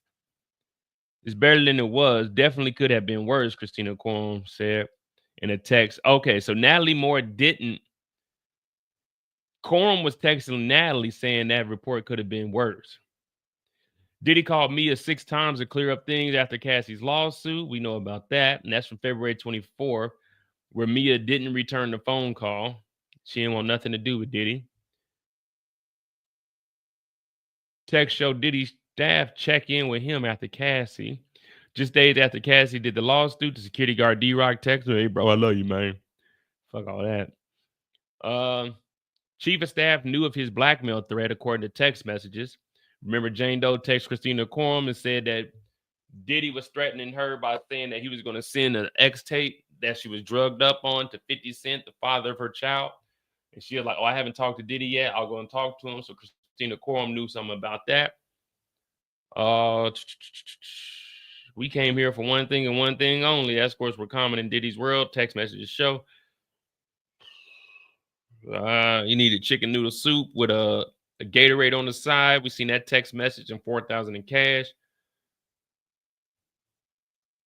Witness goes over evidence from Diddy's chief of staff. Court is in session. Who is expected to testify? All right, here we go. As we begin week 6, Diddy's trial, the prosecutors are expected to conclude their case this week with the summary witness. Prosecutors say Penland will focus on the timeline of the alleged March 2016 assault.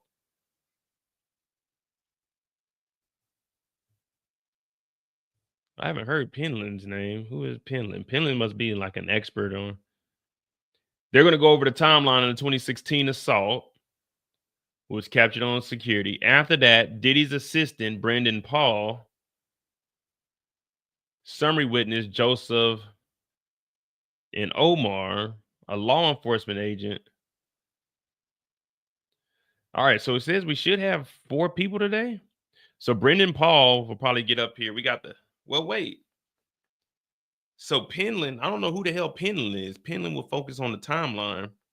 So that's somebody else. But then we got the summary witness,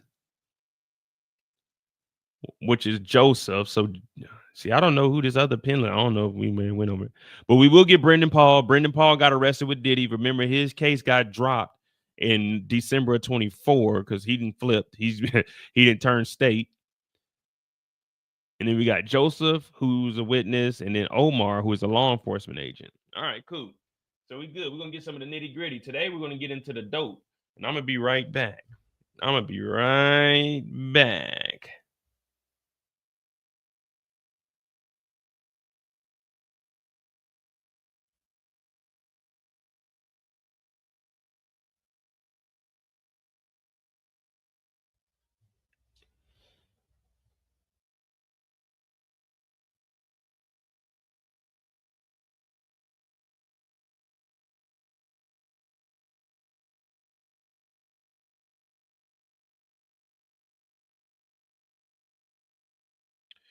Hello, all persons start. We're ready. See, these niggas is playing with me, man. They talking about July 23rd. Nigga, I said Monday. Hold on.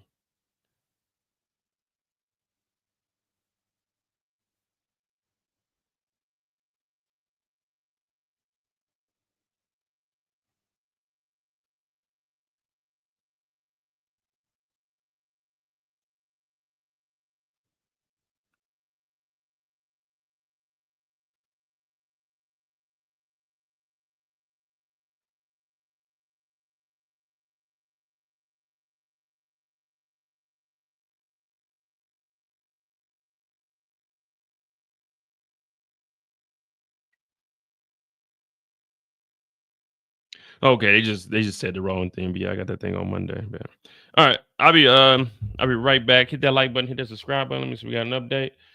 Yeah, all right, I'll be right back.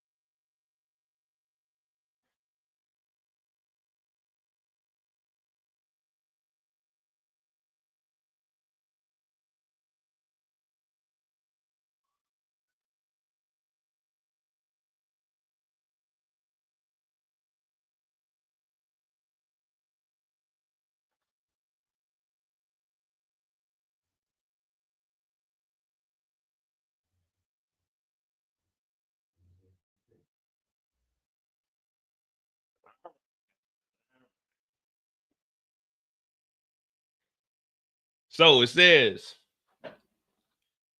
oh, they say Brendan Paul's tomorrow. I knew he was coming up this week. I just didn't know when. So it's either today or tomorrow. But I got to take my dog Kevy Kev's word. You know what I mean? My dog ain't lied to me since I known him.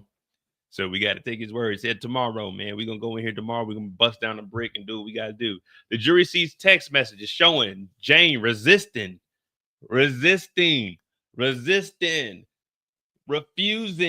putting up a defense, resisting pressure to make plans.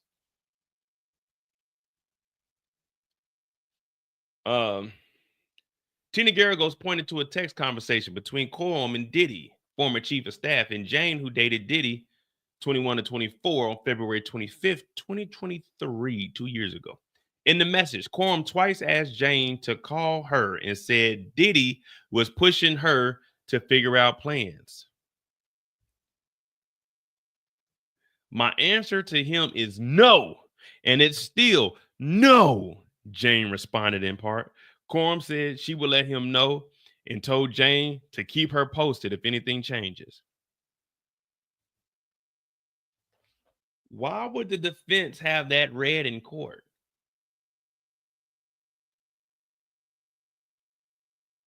If the prosecution didn't bring, like, if I'm a defense lawyer, the prosecution didn't bring this up. I'm not showing any text messages or having the witness read any text message talking about one of the victims was resisting. Unless they're trying to say she resisted, but then she gave in. But then that would show that it's peer pressure or she was pressured into it or in fear or something. This is what I'm talking about. Why would the defense even have them read this? My answer is no, and it's still no. And then Christina Courtroom talking about, well, let me know if shit changed. I'll let Diddy know. Like, why the hell would you have that read off?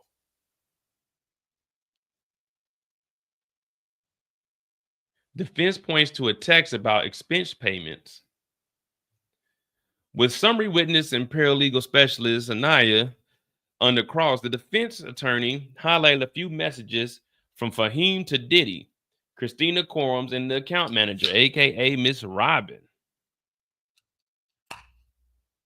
In the message, Muhammad, head of security, asked for approval for disbursement from Puff Daddy's personal to pay a variety of expenses.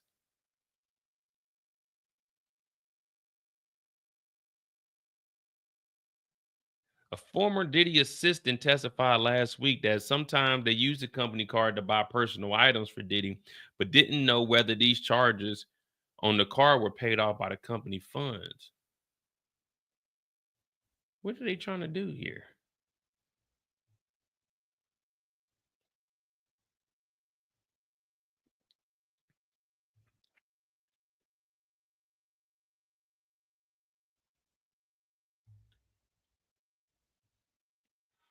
I think we need to shut the screens off for the public. November 22nd, 2023, between Jane and KK, right? Yes. Jane said, I'm not doing any more hard partying. Then this one about the 3 years of wasted time. I don't know. I don't get what the defense is doing. This is just showing people going against Diddy.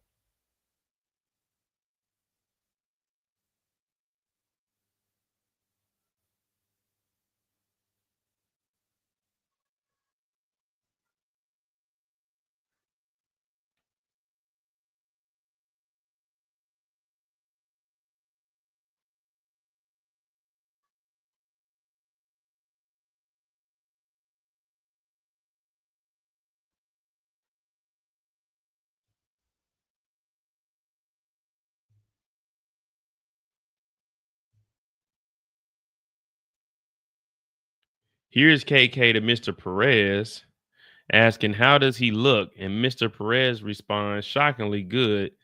Better than before, right? Yes, nothing further.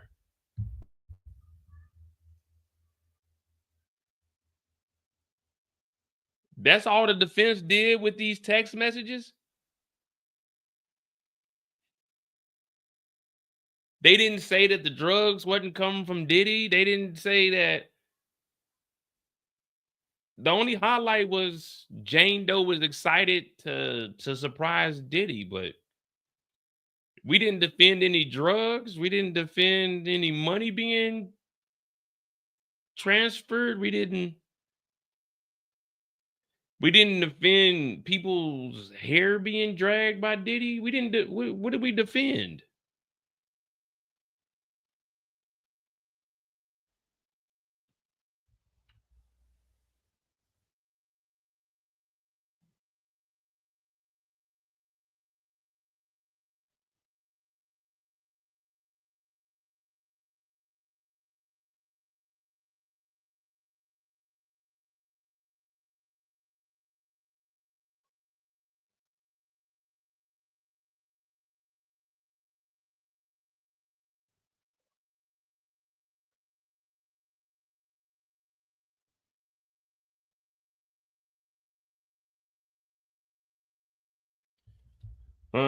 They get paid more than me, guys. I don't know.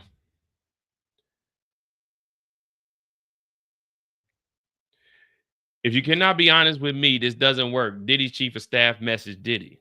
The jury will see a message between Diddy and Christina Courtroom. If you cannot be honest with me, this doesn't work. Christina wrote, "We all know what your kryptonite is and where you don't make the best choices."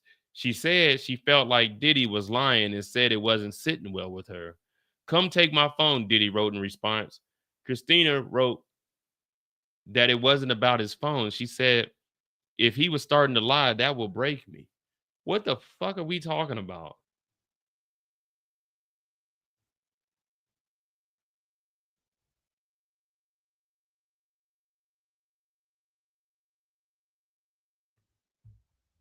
What did they?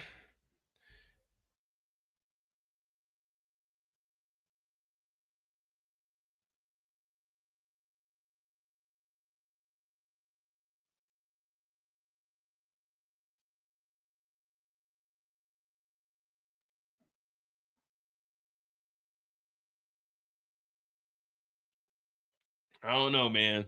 I I mean, this is just a summary, and this is text message that we never heard. You would think they would try to block something. I don't know.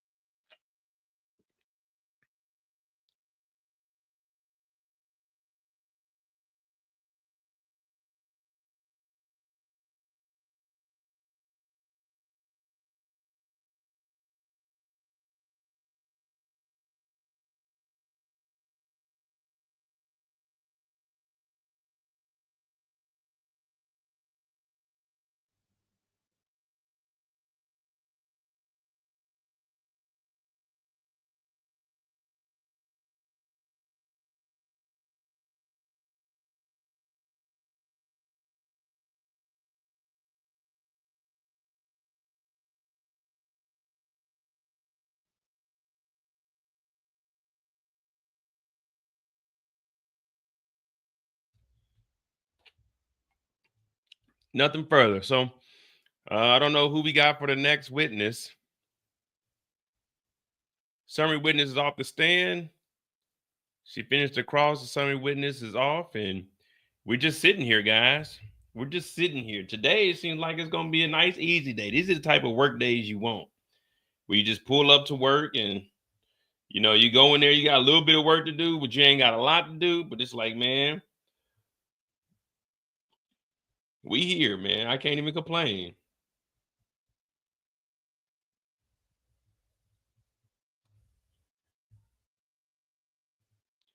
Can't even complain. Let's see. They got a new update over here too. Combs top aide pushes boss on lack of honesty, text shows.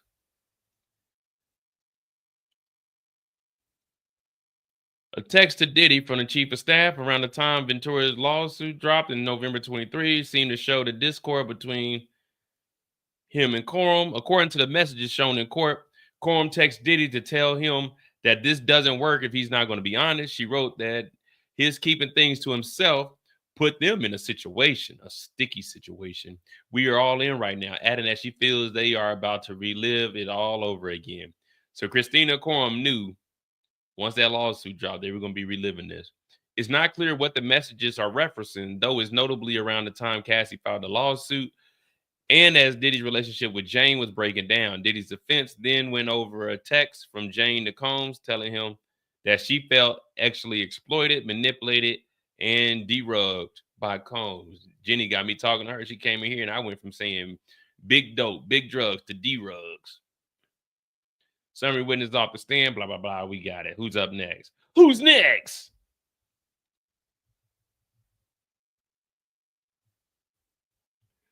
The next person on the stand is another summary witness, Delisa Penland is now taking the stand. She's another summary witness. Oh, so we got more and more information in. We got more and more information. So she probably gonna take the stand and then we'll go to lunch. Delisa? It was a Delisa. Delisa. I like Delisa.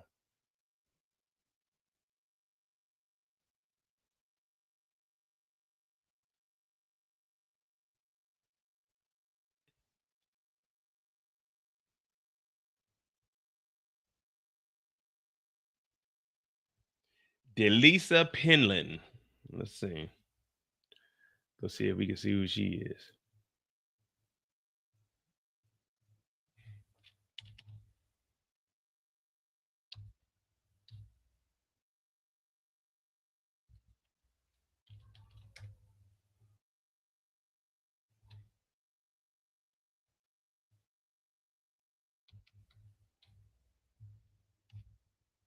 Damn, AU.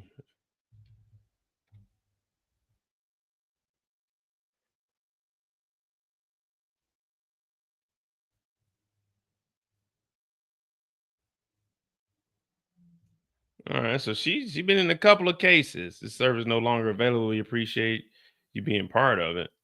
I'm trying to see what she didn't got on here and said. Delisa Penland used to be a criminal investigator. Oh, let me see something. Seems like she used to been putting in work. Let me see you putting work.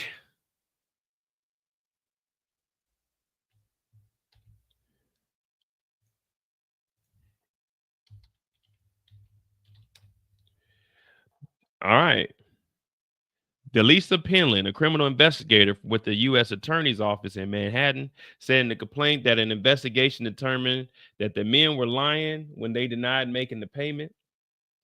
I believe based on my review of emails and interviews and others, how the statements were false because they agreed to pay Percolo, deliberately did so in House LLC in order to disguise the fact that Syracuse Development was making payments to Percolo.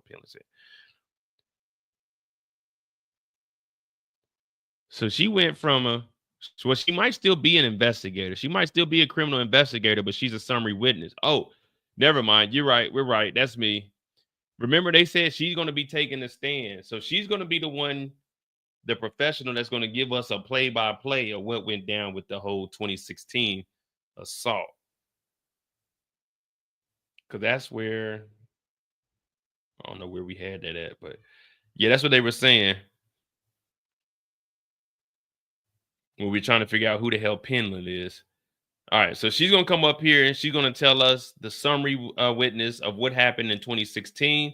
And this is going to probably be all of the text messages that led up to the freak off, during the incident in the freak off, what happened on camera on the freak off, till the time that they left and Cassie went to the hotel, all the way to probably when, remember when Capricorn Clark said she took Cassie to the, no, wait. That was the Kid Cudi. Cassie went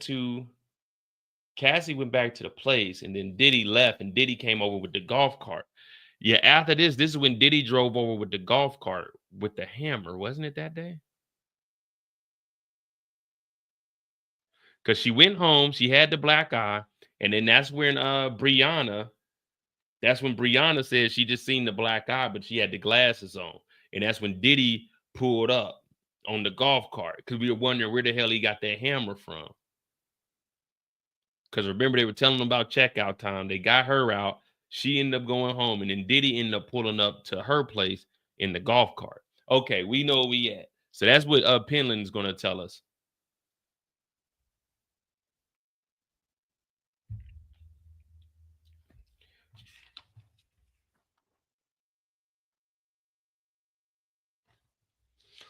We still never called Nate's Zone Barbershop and Pawn Shop, 718-200-4252. I do need to give them a good ring and see what's been going on that pawn shop and what do they have from November of last year. We need to see if there was a ring or a necklace or something that was pawned off, something of a little bit of a higher value. I'm thinking somewhere between 15 and 20,000, but it was originally like 60,000. But I do need to call down there on my own and do my own little investigating. Because, you know, I can't trust everything they're telling me in these courthouses. Yeah, that's just me, guys. I like to do my own research.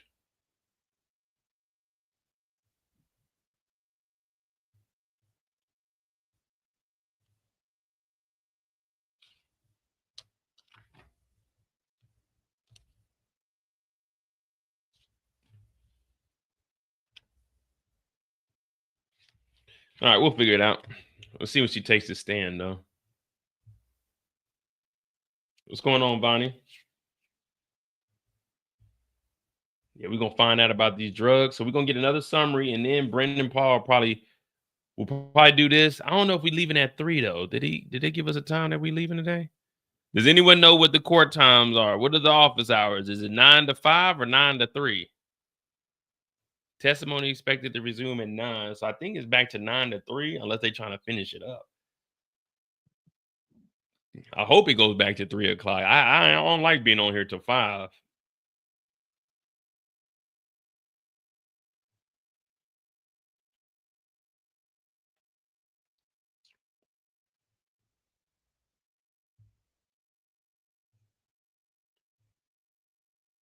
Why is Diddy pawned? Well, it wasn't Diddy. Remember, Diddy was in jail.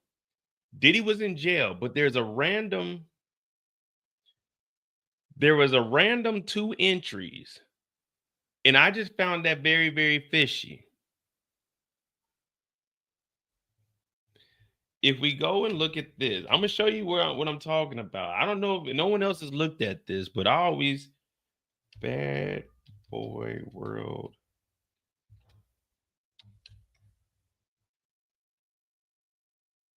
All right, so this is where I'm coming up with that pawn shop, Nate's pawn shop.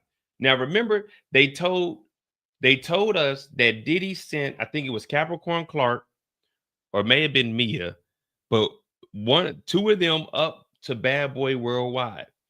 They went into this abandoned building that's been closed since, permanently closed. I think this photo is like 2021 or something like that. So this is the building that they did with the FBI agent, the former FBI agent, where they ran the lie detector test. So that's here. But the reason I'm worried about it,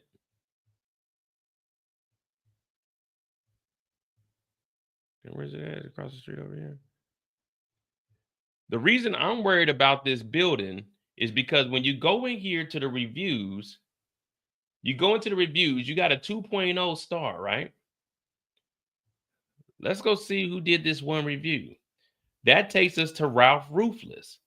Now, what was Ralph Ruthless doing here 7 months ago, which pushed us in November of 24? Now, remember, Brendan Paul's case got dropped in December of 24. Diddy tried to go for his his bond hearing around November. Ralph Ruthless went to Bad Boy Worldwide in November, 2 months after Diddy got denied bond. He went here and he left 2 stars.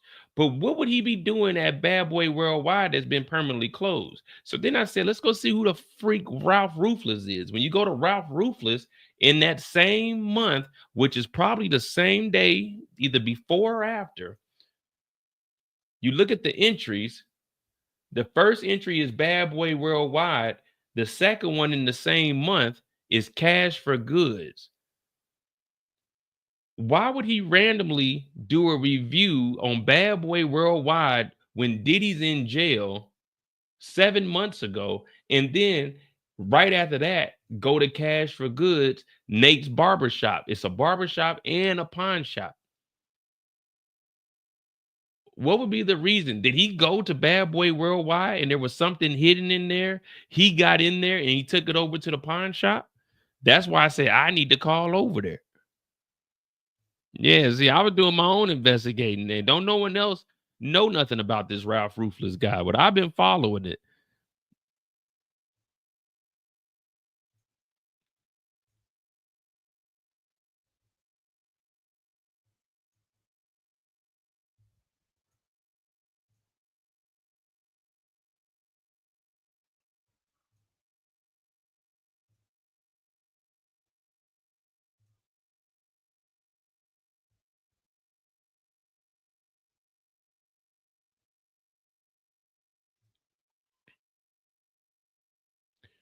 And then this is the pawn shop that he went to.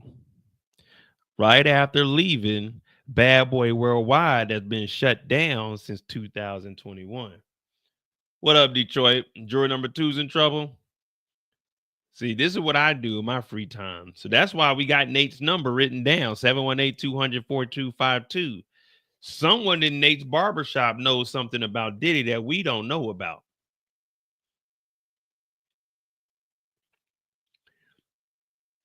Ralph Ruthless, and that's a terrible name.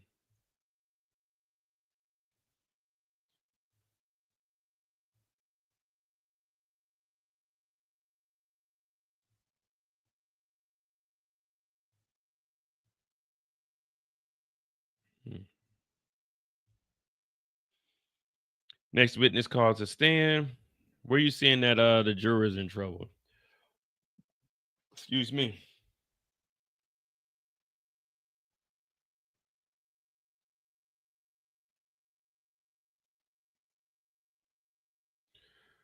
Yeah, Magnolia. That's just something I got right here, and I got this written down, but I know a thing or two. Like I said, I know a thing or two about Google reviews, and I know how they work.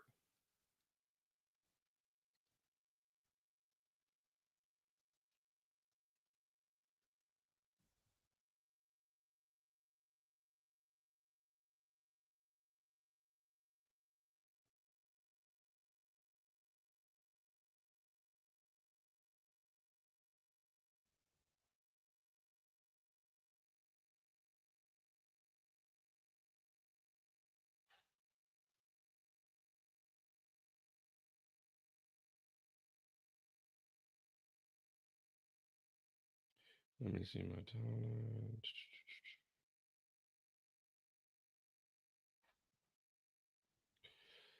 Give me a second.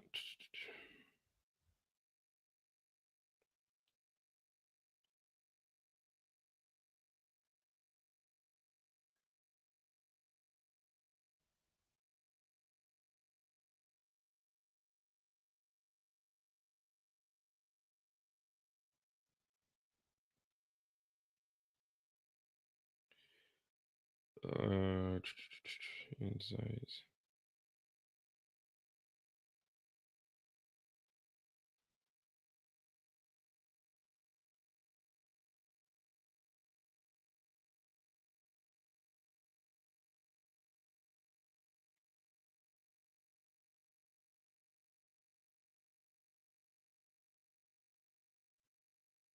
See, just off my timeline, 35 different places, and I've traveled over 536 days. So that's just off of me doing like my Google reviews and everything.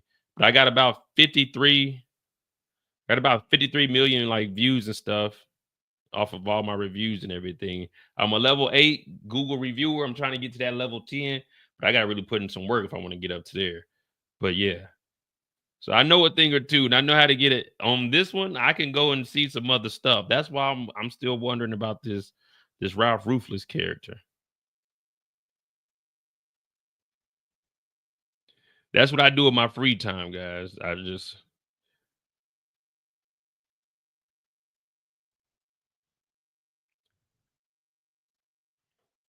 I got 4,600 photos, 276 videos, 755 answered, 249 reviews. Yeah, man, I be on that Google review stuff, man. I'm trying to get to a 10, even though you don't get nothing with it. But that's what I do in my free time. I like to go on there and interact with people. All right.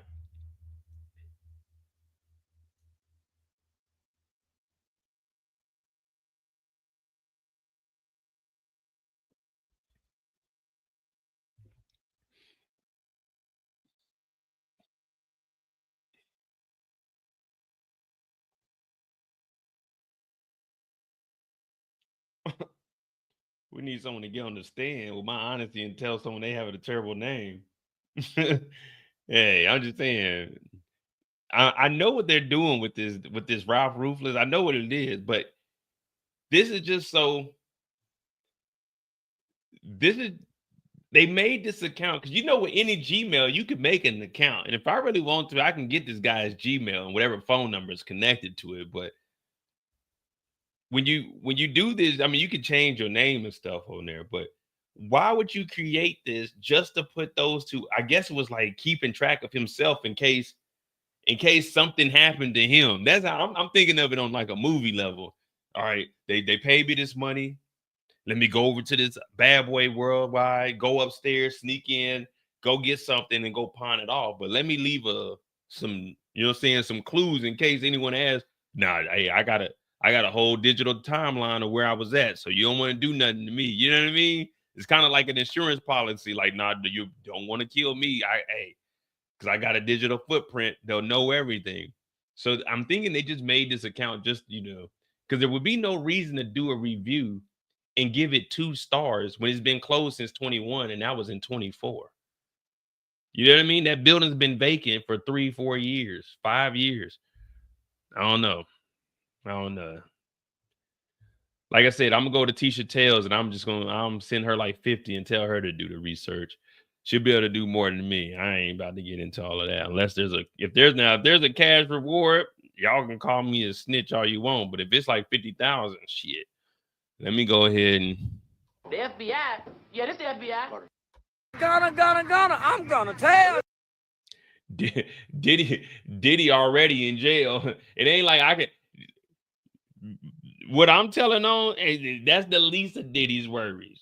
How everybody was saying that this is just a DV case. What I'm telling on is below the DV case. So Diddy can't even get mad at me that I found out that they didn't found something at Bad Boy Worldwide and pawned it off.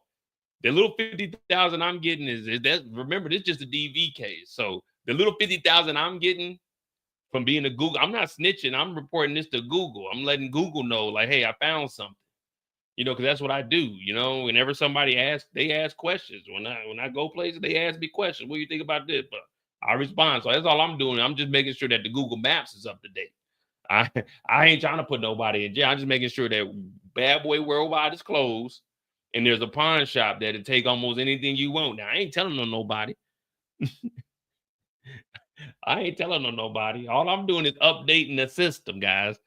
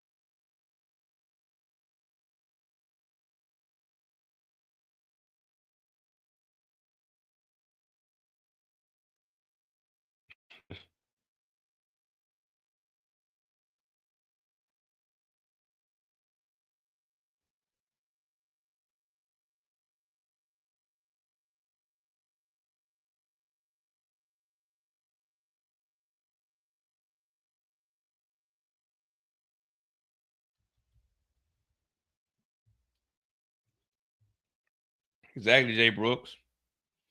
I ain't telling. All I'm doing is I'm just reporting. I'm making sure that the traffic is up to date. Let me see what we got. We got a next summary witness coming up here. All right, sidebar is over. Miss Johnson. Wait a minute. I thought they were bringing up the Lisa. I thought we were bringing up the Lisa. Who is this?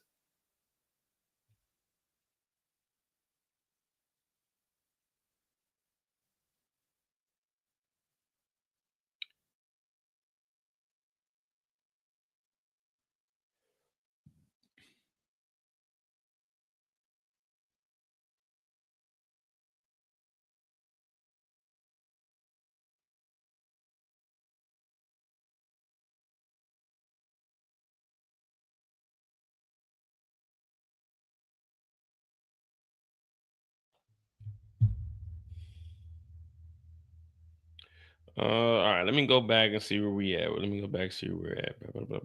3 minutes ago, 8 minutes ago. Sidebar is over.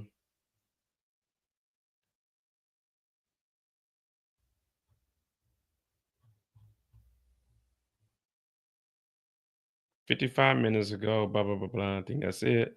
3 years wasted, another further. Next witness. All right, another special agent about more charts. These about certain meetings. So wait, all right. So next government witness. I don't know who this witness is. Well, I gotta wait to see who the name is. All right, so we're about to get started here. I don't know who this witness is, but forget it. We'll start here.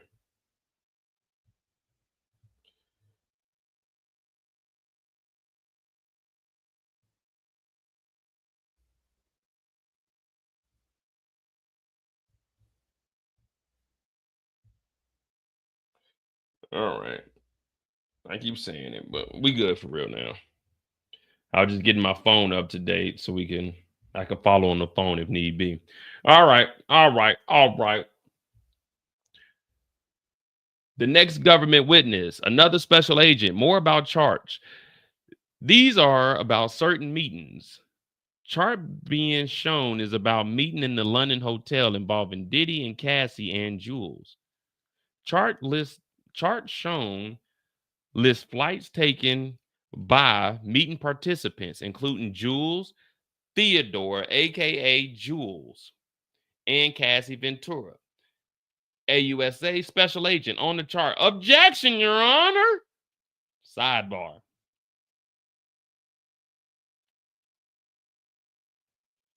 Then they ain't even get into the chart without the defense saying objection. Anyway, sidebar. Bring your ass on up here. What we got? Miss Johnson. Oh, so Miss Johnson is the prosecution. When you say attended, do you mean to say people concerned appeared from records? Absent a video to have attended? Special agent said, yeah, what does that even mean? Who are the participants in this chart? Jules and Diddy. You read Jules, special agent. I'm available Friday through Sunday. Whatever flights work. Which one? Diddy said, Friday at 4, Playboy. So Diddy's over here directing the traffic.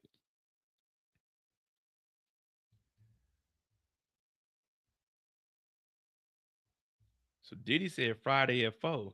It's 4 o'clock on the dot. I'm in my private jet heading to the 80. Diddy. I got Cassie in that oil and she's ready and she's waiting on me. I pull up, anticipated, good love. There's a swimming pool. Diddy said, get your black ass in there, drop your drawers and put the oil on. Let me take you to a swimming pool, really oily. Ain't no one got to know except for Diddy in the corner beating his beat with the recorder on. Yeah. Diddy said, I've been waiting for this for so long. Putting oil on another nigga's back. And baby, Cassie, I want you with him tonight. Now here we are in a swimming pool, slipping all around, trying to get a grip. I'm like, Cassie, grab on my ding dong. Right now, don't fall. Oh, no. Yeah. I want to do something oily to you, baby. I said, I want to do something oily to you.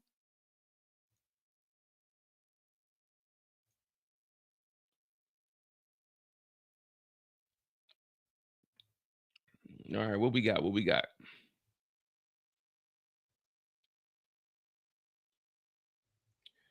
Diddy said Friday at 4.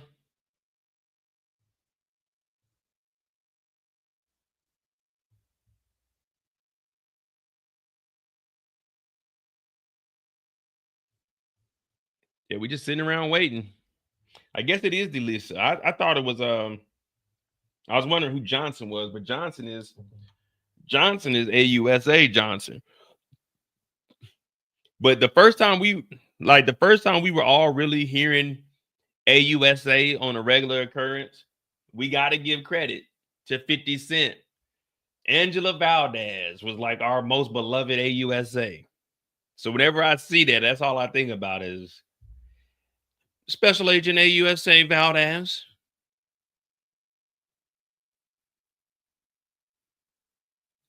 You fucking the niggas that are doing the crimes, Angela.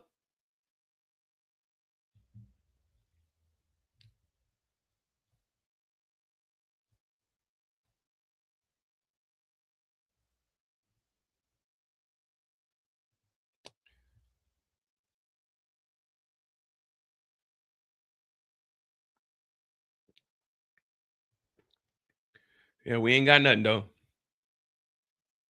We ain't got nothing. All right, here we go. We got updates. All right. Where are the flights between Special Agent LA and JFK in New York? Do document retention policies impact your ability to get documents? Yes, I could not get those records.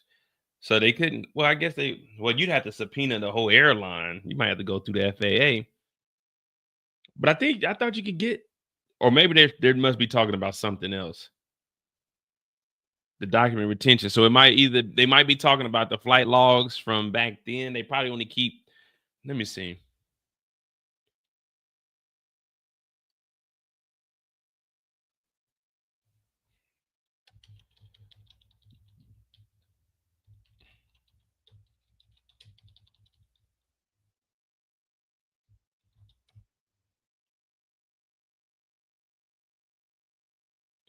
Airlines generally required to keep flight logs for at least 3 years, though some records may be kept longer. The specific retention period can vary depending on the type of record. So that's what they're going over. They're trying to look up the flight logs.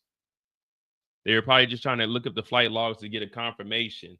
They got on this plane at this time, they flew out. That's all they were looking for. But like we said over here, we looked it up. So it's telling us it's at least 3 years. They're technically required for that. Now, I don't know how it is for a private airline. Like private airlines might have a shorter time period, maybe a year and a half, 2 years.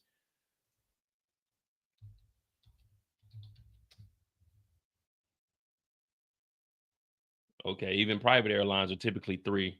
Regulation like those are from the FAA, dictate minimum retention periods for certain records. Other records, such as passenger name records, may be kept for longer. So this is still over 10 years, potentially up to 10 years. It's not saying that it is. That's just like where I work at. We got things called, we got bills that come in, and we also got manifests that come in. The manifest is really just whatever's on the truck, but that's how you get through the base. The manifest will give you the seal number and let you know how many items is back there, just so there's a documentation of what's coming on and off the base. But there's no regulation for us to keep the manifest. We still keep them and document them. Matter of fact, I got to file off Maze. Well, I got to close up one more balance package. But yeah, so we keep the manifest, but it's not, if we were to get inspected, the manifest wouldn't mean anything to us. And that's what the flight log is. The flight log is just boom, we flew here, we did this, we did that. But then you got the name list, which is going to be the passenger name that they got to hold a little bit longer. So that technically like the bill. So that's every individual that's on there, which is good for the federal system. Like you might not get the flight, the actual flight logs that went this date, but typically any plane that flies somewhere, they're doing that multiple times a week. That same plane just rotates. It's like 2 or 3 planes that rotate that same route. So you'll see that same every day is going to be a flight going there at that time in the morning. So that right there, they'll just keep that for 3 years because typically it's going to be the same planes until they're either decommissioned or they're out for maintenance. But it's, well, not necessarily in the military, because in the military, you'll fly multiple bases or you'll do multiple flights, but then you'll fly to like a different base. Like at Warner Robins, they do like the stripping and painting of 3 specific planes. I won't get into details of which ones those are, but that's the base that does that. And then there's other bases that do the other planes. So everything isn't congested in one area. But after I think it's like 15, 20 flights, they got to strip all the planes down, repaint them, repaint them, put them all back out. But yeah, but they usually fly like to the same bases and do like the same routes typically. Jury's dismissed for lunch. Come back at 1:30. 1:30 is what, 7:30? What time is it? 6:50? All right, we got some time.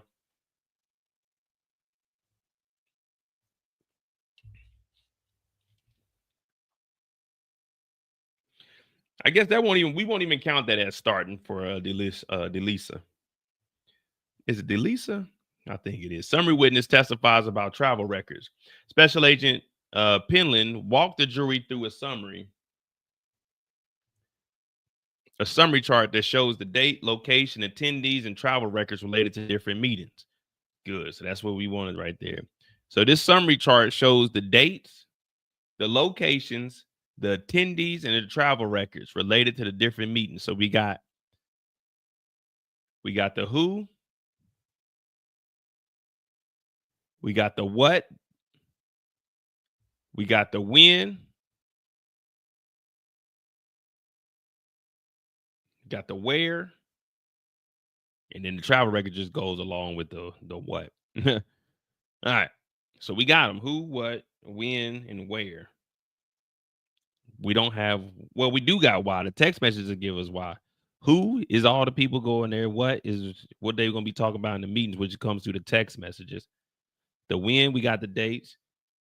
Who, what, when, where. We got the locations and why. That's going to be in the text messages also. And sometimes how. How did it happen? Diddy paid for it. There we go. There we go. Who, what, when, where, and why. And sometimes how.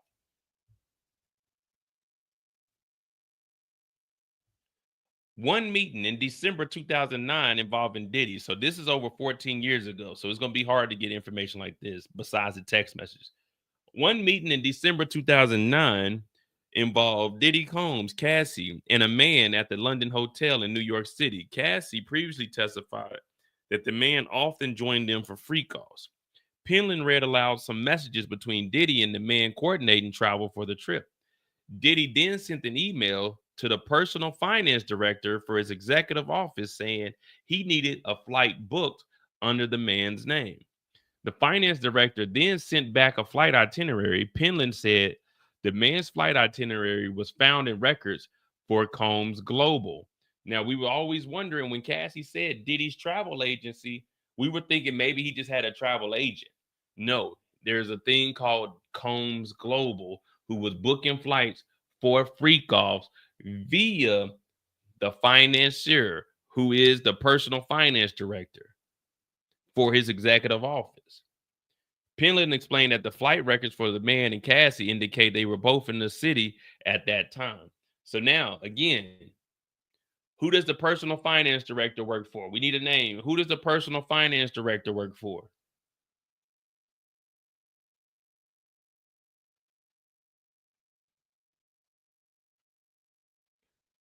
Who does the personal finance director work for? We need a name. We need a name. We need to figure out who is who. We got a personal finance director. Diddy sent an email to the personal finance director saying they needed to book a flight.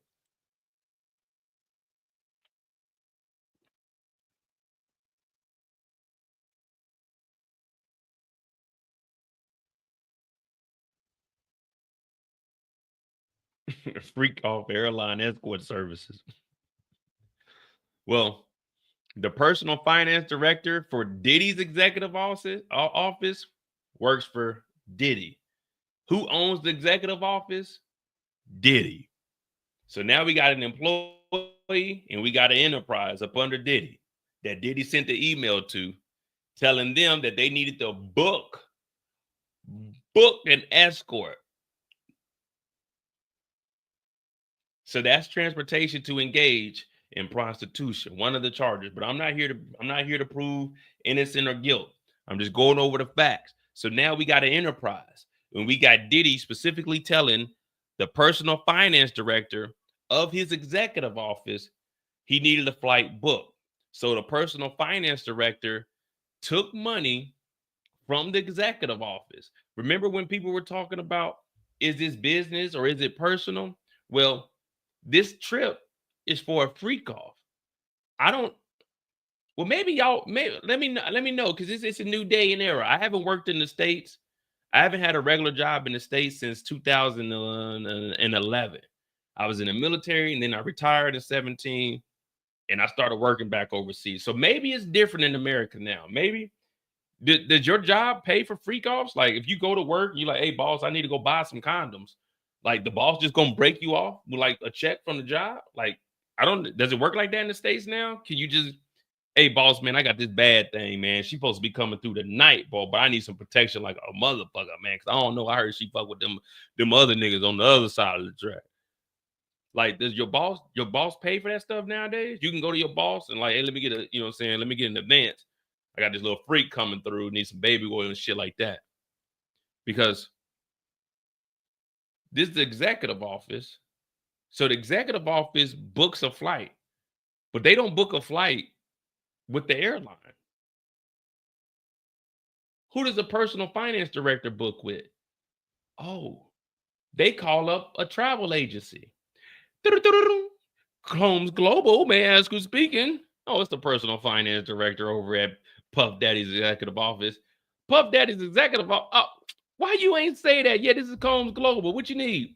Well, I'm gonna need one flight for a guy named Jules Theodore, Alvin, Simon, and Theodore. Do. Yeah, I'm gonna need that book. Oh, no problem. COMBS Global, you know we're good for it. Freak off airlines. We're here 8 days a week, 24/5. Oh, yeah, go ahead and get that book and let me know so I can personally send it back to Diddy and let him know that Jules Theodore has a flight via COMBS Global paid for by the executive office. Hold on, put it. Okay. Jules Theodore, 4 p.m.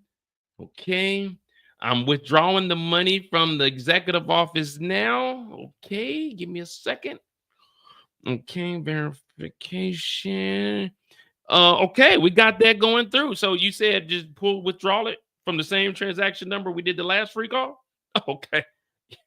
Thank you for that. Diddy's going to be so appreciative of you. Yeah.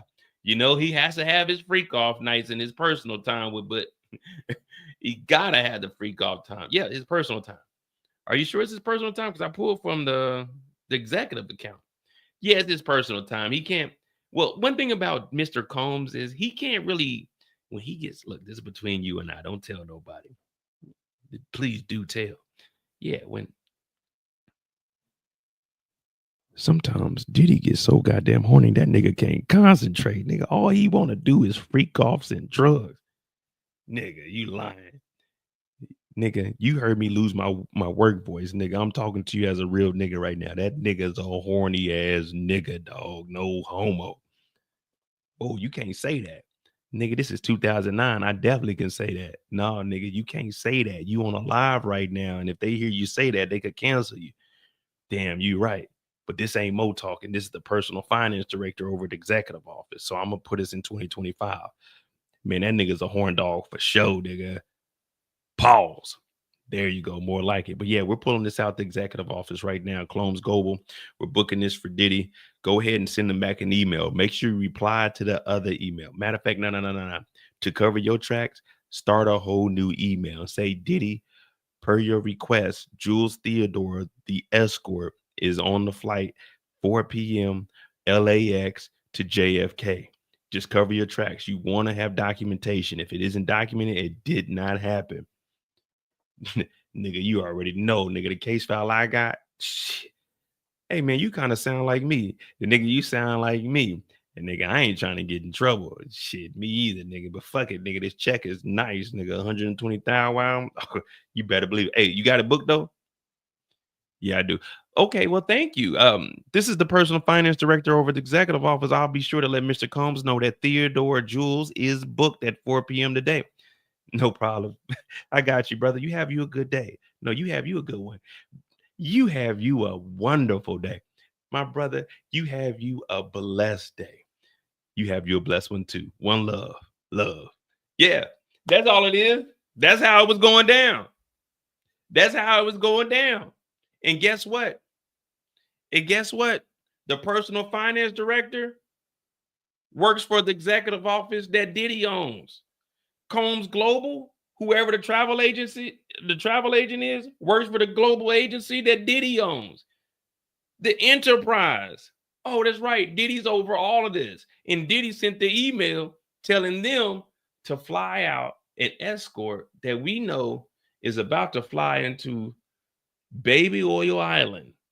And once you pay him that $4,000 to $5,000 to get freaky with Cassie, now we got the whole email. We got the whole thread from the beginning where Diddy said, bring that nigga Jules out there at 4 p.m.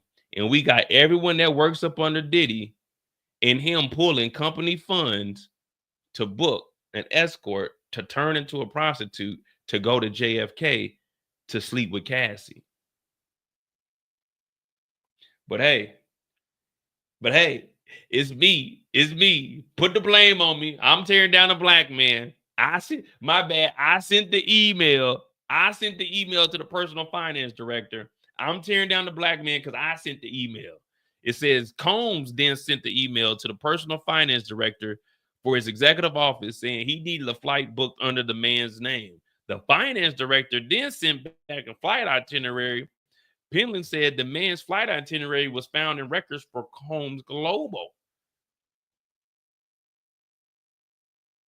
So I guess I'm guilty for bringing down a black man.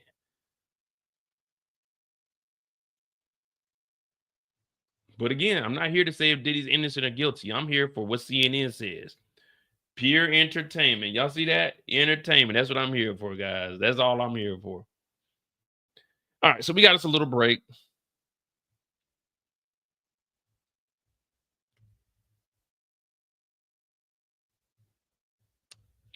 We got us a little lunch break. With the jury out, shall we address Mr. Brandon Paul? Better tomorrow morning. The special agent will be on all day, even into tomorrow. Then Mr. Paul, then a final summary witness. What witnesses would the defense be putting on Friday? 3 witnesses. Vashta Wilson, Stephen Lynn, something strange pronunciation, and a paralegal in our office. We don't have any of those charts yet. In terms of the defense expert, I like the Durbert issue teed up. We'll work on it. Shapiro said, we'll be providing the government with a supplemental response to Dr. Hughes' actual testimony.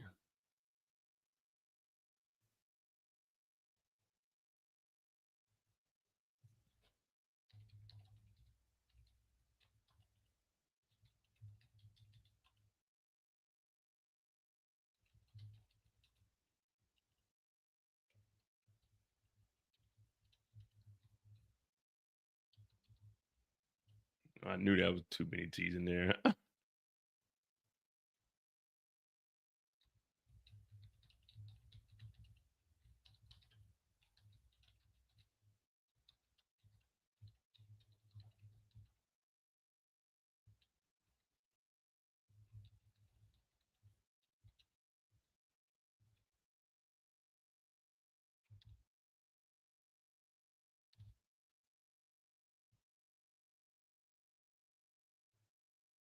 All right.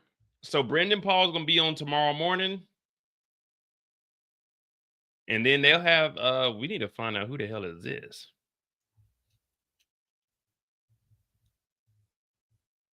So Brendan Paul's on tomorrow morning, and then Friday we'll have 3 witnesses. Vashasta, you know I'm terrible with name. Miss Wilson, Stephen Linden, or something like that, and a paralegal. So they only got 3 for Friday. That's cool. Ah, okay. Vashita? Vashita? I don't know what the fuck that is. Vice President of Operations of Bad Boy Entertainment.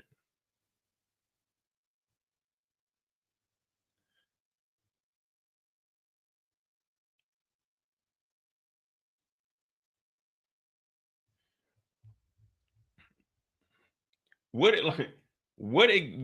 exactly could the vice president of operations at Bad Boy prove? Like, unless there ain't any text messages or they was at a freak off, what is the vice president of operation going to prove? Oh yeah, I've never seen Diddy use any of the money.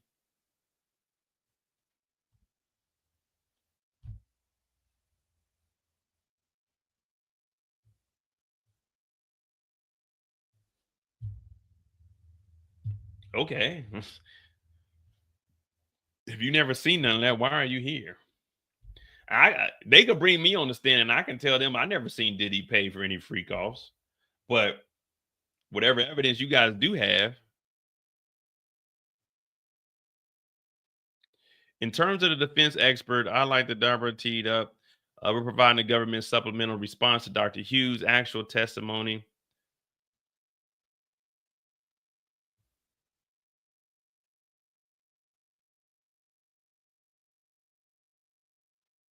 The special agent has no personal knowledge. She is just connecting up exhibits and asking the jurors to interpret them. This is not appropriate for a summary witness. It's just hotel records and flight records. Yeah, well, it's giving us all the records so we know where everybody was. And like the Diddy docket said, so they're saying the summary witness isn't appropriate. That's the only thing a summary witness does. Takes everything the prosecution went over and summary is a summary of what happened. That's literally what their title is. He's talking about, well, they weren't actually there. She never said they was there. She just took testimony from everyone, and then she inserted text messages that were inserted into evidence, and she's putting it in order. It's a summary of what happened. Like, that's literally what she got up there for. They didn't say she's an expert witness of being there. She's a summary witness. She's summarizing everything that they put together and including the evidence that you guys agreed to be entered into evidence, that you did not object against, that you did not want up there. Like, what do they mean is not appropriate for a summary witness? Nigga, that's all they do is a summary of what the fuck had happened. There's no way. There's no way this is what I mean, I guess you got to try because you got to get paid, but what else do you think a summary witness is?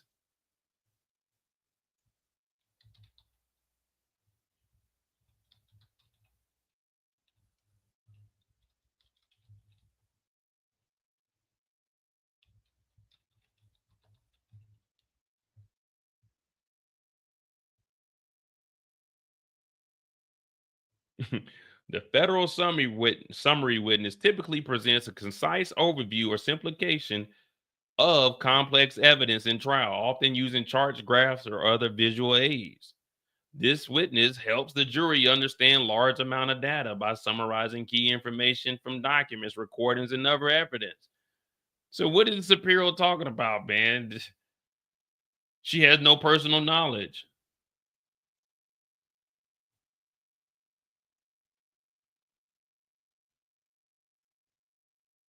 Come here. Come here. You got your license on you. You got, what's your bar number? I need you to, like, if you don't know what this, like, we found out We heard about summary witnesses. We knew what a summary witness did. You don't know what a summary witness do? Just gives a summary of all the evidence that was provided. Now, you can have a summary witness that goes over the shit y'all did, and you can line it up the way you want to. But this is what the feds do. This is what the feds do. This is they summary witness. You can get you one if you want to.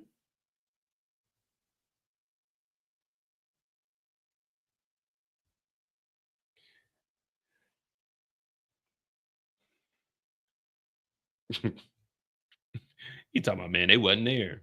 Nigga, we know they wasn't there.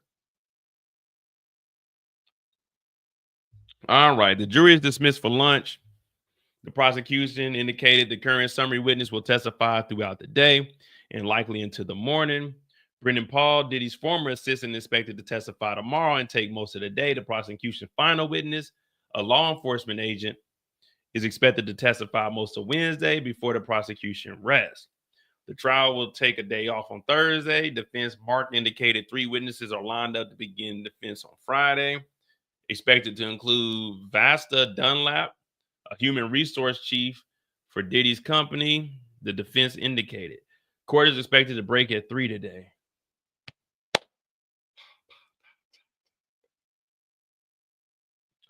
Thank you.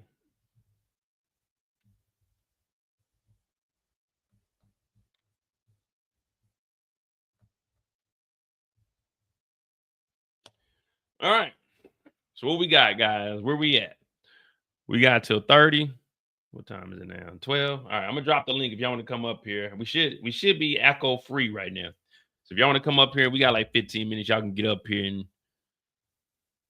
talk that talk. The link is up there. Hey, what y'all think? I should wear white and red this weekend?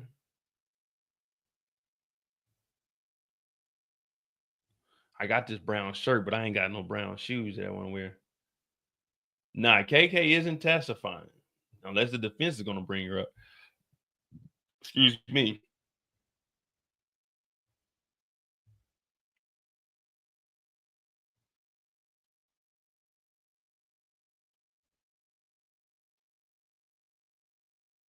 All right, so it's just the hotel records and flight records. Comey said Diddy and Jules Theodore were discussing being in the same place at the same time. If this objection is sustained, we'll just have the special agent read in every text message. Judge, this witness has no personal knowledge. She puts together charts. Yeah, we get that.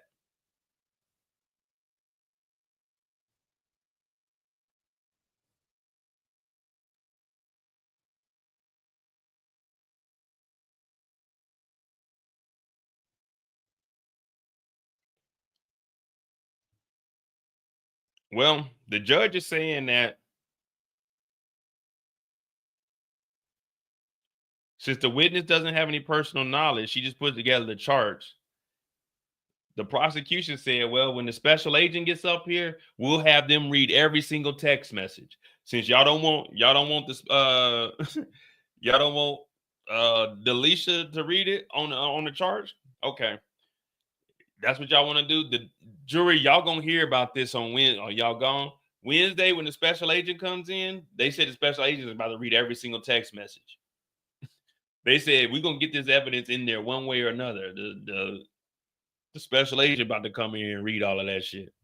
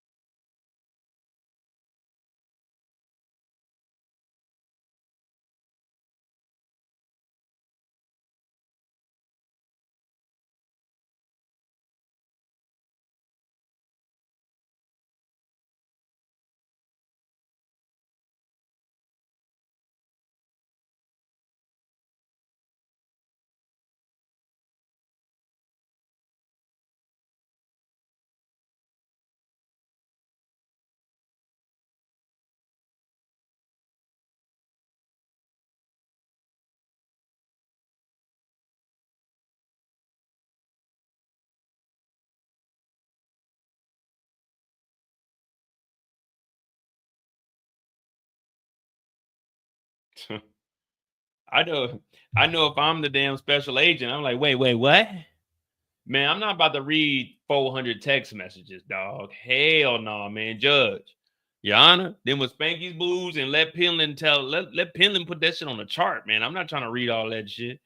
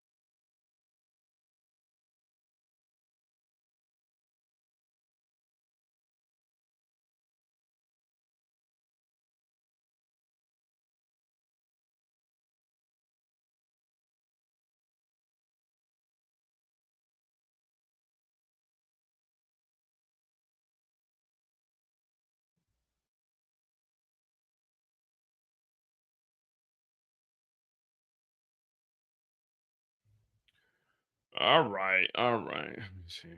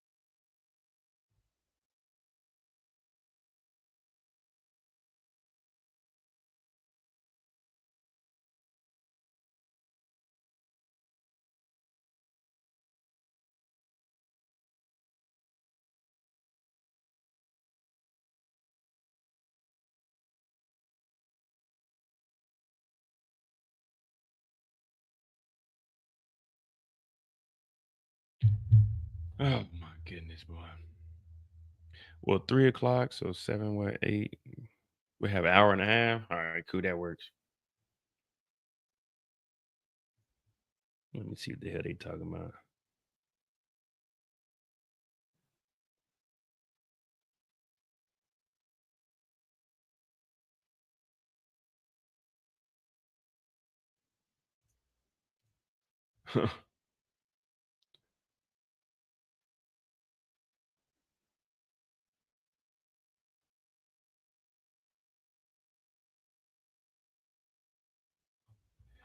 Oh man. Well, I don't know. I don't know how many witnesses they're gonna bring up.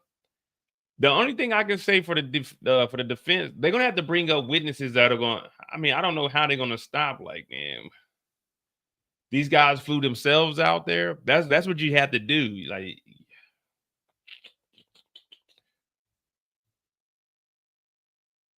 oh well. Let me see what the hell we got going on. Hit that like button, hit the subscribe button. Let me see where them likes is at, though. All right, we pretty good on the likes. If you can subscribe to my other channel, the more you know. We need, I want to say 85 more subscribers. We have 1,000. It's been a slow grind. We're gonna go back to watching documentaries after this, and then y'all start putting up daily videos on both channels. Again, we do cover BMF. That's really the only show out that I'm watching. I'm too far behind on the shot. I don't know what the hell is going on with that.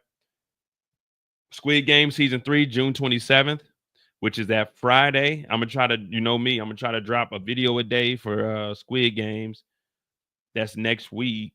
So hopefully the case will be over by that Friday, because that'll be a whole Friday. I mean, a whole week. Then the next weekend I'll be in Switzerland. So yeah. So July, I know they're trying to be done before the July 4th. July 2nd, 3rd, and 4th, I won't be doing a live. Yeah, July 2nd, 3rd, and 4th, I won't be doing a live. July 2nd, I'll be about 3 hours away at a concert. July 3rd, I'll be coming back and getting on a flight, and I'll be in Switzerland from that Thursday, Friday, Saturday, and Sunday.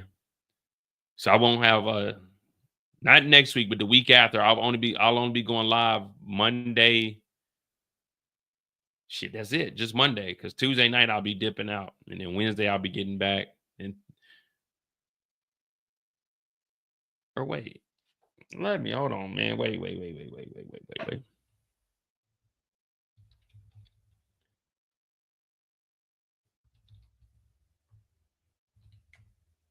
What up, DeMarcus?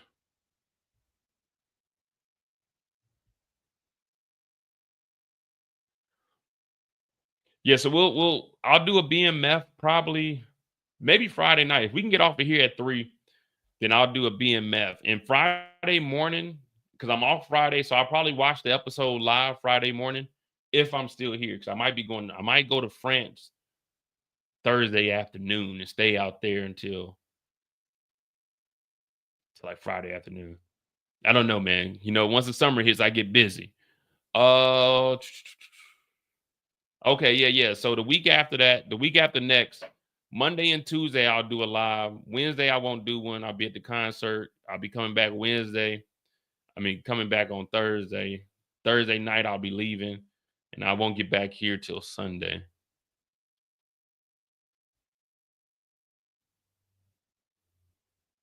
And then the end of August, we got to remember I'll be gone Thursday to Tuesday. And then that next weekend, I'll be gone for Labor Day weekend. And then the weekend after that, I'll be gone. But then I'll be back for good. September, these weeks, try to go to a football game in London. And I'm looking at going home for Thanksgiving. But I don't know, because I think I want to take a week at the end of the year and go to Brazil for New Year's. So I might do a little trip on Veterans Day and a little trip on Columbus Day, unless I can find a football game that week. But I'm trying to go to London. All right, so yeah, we good. We're gonna be all right. The end of July though, I might creep out somewhere. I might just do a little Spain trip, just a little 3-day. Because I got 12 days I gotta use, so I gotta figure out what I'm gonna do with those 12 days.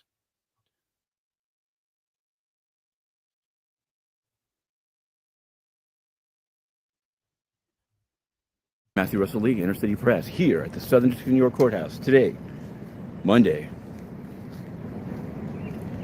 June 16th. And we're here for day 24 of U.S. versus Sean Combs. And we're going in. Today there should be, either today or tomorrow, I'm hoping today, Brandon Paul. He was described as the drug mule of Combs. And I think he's given that he actually faced some prosecutorial fire, he may be in a better position. Last week on Friday, Jonathan Perez describing his day-to-day work setting up King's nights for Sean Combs and guests, and then being grilled about who leaked one of the videos that he found on an iPad. It was very reminiscent of Capricorn Clark getting grilled on Broadway. Anyway, we're down to the wire here. We're down to at least of the government's case. The big fight that we're heading in it right now for is about Juror 6. It's funny. The fight is over, it would seem. On Friday, Judge Subramanian said he's out. Juror 6 had said he lived in the Bronx. Then he said he visits his girlfriend / mother of his child in New Jersey. Then supposedly, after all that, after he was on the jury, he somehow got into a discussion with court staff and talked about Jersey. That's the best we can make out from what's said in open court. And that's what we report on, what's said in open court, including what's shown on the screens. And Subramanian said, that's it. It seems clear that this guy was trying desperately to get onto the jury, so he's got to be off. But then Agnifilo made a passionate plea, talking about the right to a jury of one's peers and it's constitutional, apparently appellate issues. Xavier Donaldson said, in this district, there's so many problems with the racial composition of juries. You've done a great job judge, but you know, this is key. And then Brian Steele said the government knew all along that Juror 6 was a problem, but didn't say anything until they thought that he was pro-Diddy. So, Judge Subramanian then said, I want to thank Mr. Agnifilo and Mr. Donaldson for their arguments, and if my thinking changes, I'll let you know. Well, he hasn't. There's certainly nothing in the docket, but in this case, who knows? Despite our filing in week 1, many things are not being docketed. The only thing docketed over the weekend, to my knowledge, was Alexander Shapiro, the essentially appellate lawyer of Combs, making an argument about Juror 6 with many redactions, but at least it went into the docket. Again, that's the thing here. They seem to believe that if anything could be redacted, you can just withhold the whole thing until weeks later. And it's making it very difficult to report on the case. And it's making it very dangerous too, because you don't know what's been admitted and what's not been admitted. You don't know, what arguments are being made in these non-docketed filings. So we're just going to continue blasting away. What can I say? Now, also in EDNY today, I think we can say this. It hasn't happened yet. Noon, there's supposed to be a press conference about a gang takedown. Not that new anymore. Nacella will be having a press conference on the record. Hey, man, hey, we don't care about the other stuff, man. Do 2 videos. Do a video about Diddy and then do another video. All right, let me see. We got about 3-4 minutes.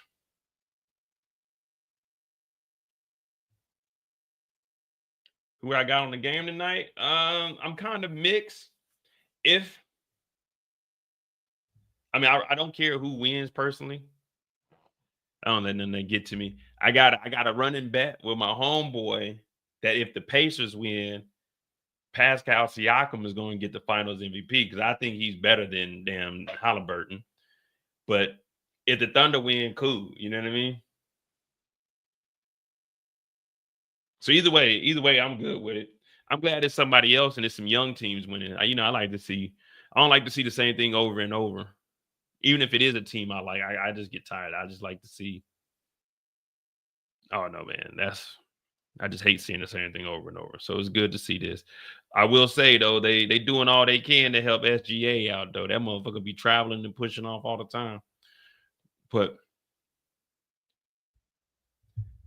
yeah, number 6, Jordan number 6, they got him out of here. He was in New York at first, but then his ass moved over to Jersey, which I think he was already living in Jersey, but he was just saying that he was over here because he wanted to be on the case with Diddy.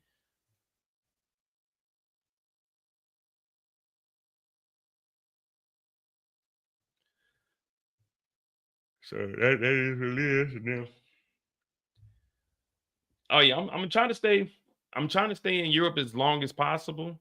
Unfortunately, our commander in chief, he's fucking up everything. So I can't really progress because the contracting jobs, they aren't really taking on nobody because they might lose their contracts. We're under a hiring freeze, so I'm kind of stuck at where I'm at. Don't get me wrong, my job is lovely. You know what I'm saying? I get a nice little, get a nice little check, but I didn't come over here. I mean, I did come over here to make some money, but the jobs that I took once I left the post office, like I'm in a cake position now. So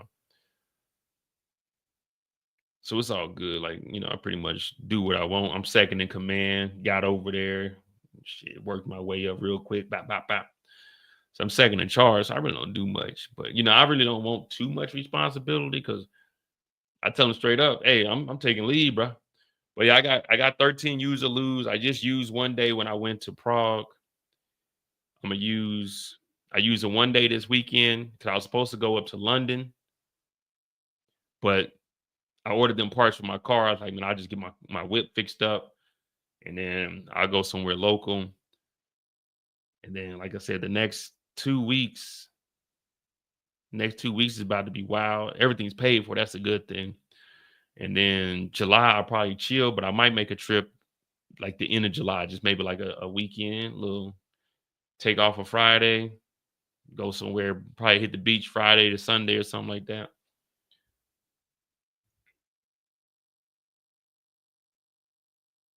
Oh yeah, and with the stuff that's going on, like the stuff that's going on in Iran and Israel, I could go over there. I can go over there, but they want from the email that I was reading this morning that they were sending out, I'd have to go do a year. And I don't know. I'm not trying to do no year. It is tax free though. I can go do a year. I could go do a year over there and I could come back with like 130. But I'm like, man, nah, not right now. Not while they shooting shit off. I'm like, man, maybe if I was like 25, 26, yeah, but it's tax-free money. But I'm like, man, I'm too old to be going over there for that shit.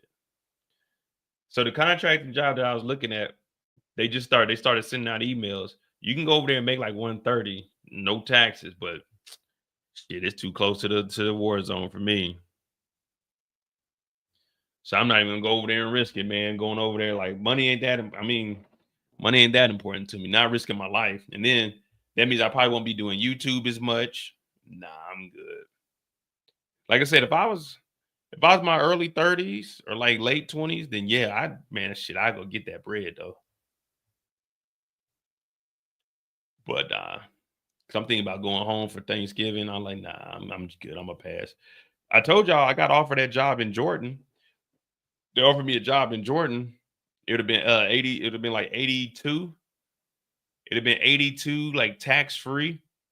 But I told them if they did that, they got to pay for my housing here. They didn't want to do all of that. And the base that I was going to, that was like an hour and a half away from a base that had already got bombed before. So I was like, nah.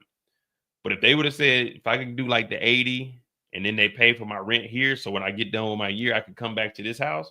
Oh, I probably would have did that. But no, they wasn't going to do it. And I wasn't going to pay out of pocket. Because if I go over there, I'm trying to pocket everything.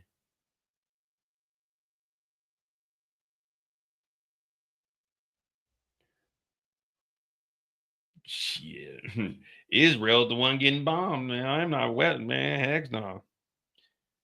Nah, because Jordan ain't a hazard. Jordan ain't a hazard, just tax free though.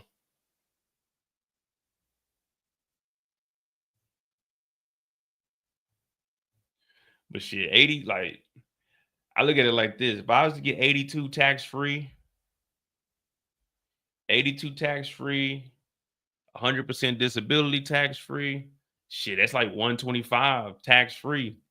And I don't know nobody that turning that down except for like me.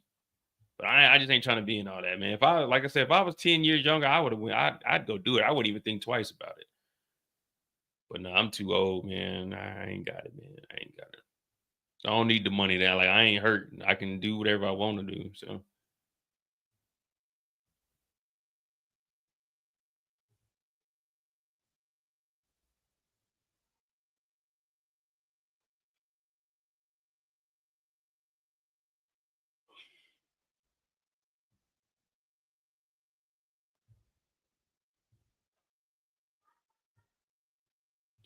all right, well, we supposed to be back from court now, ain't we? Hit that like button, hit that subscribe button. I'm Mo.J. This is the Mo you know. We're on Diddy Day 24. Diddy Day 24. We waiting for him to come back from lunch. We got the witness up here breaking down everything. The last thing we heard was about the flight being booked by the personal finance director of the executive office via COMBS Travel, 4, Jules Theodore, 2, New York via LAX, 2, Freak Off with Cassie, and a 1, P. Diddy, Puff Daddy, Brother Love, Combs.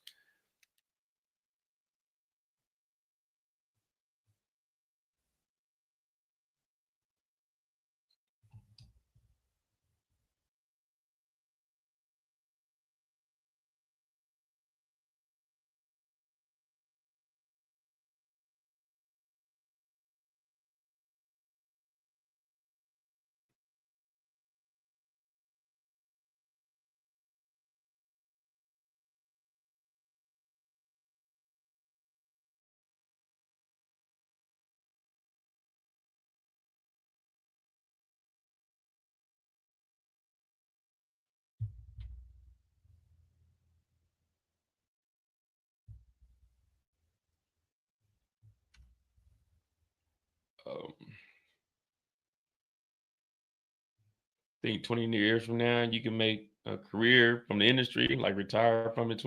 I do want a retirement check. So that's one reason I'm back over into the federal government. But in all honesty, The only reason I'm over here is to travel. That's the only reason I came back, to get logistical support so I can travel. That's all I want to do. Every single month I take a trip. Boom. Every single month I take a trip. And once June hits, it's time to go. Once June hit, it's on. Like last year I had a ridiculous run. I kind of spent a lot, too much. But that's the thing with the contracting jobs. I can't build up my leave and all of that like I want to. Last year I did Berlin, Greece, back to back, came back, went to Frankfurt, and then the next weekend I went to France, to Paris for the Olympics. Came back. I was here for 2 weeks. Where'd I go? I went to Spain, then I came back, I went to London. Then I turned back around and went back to London for the football game.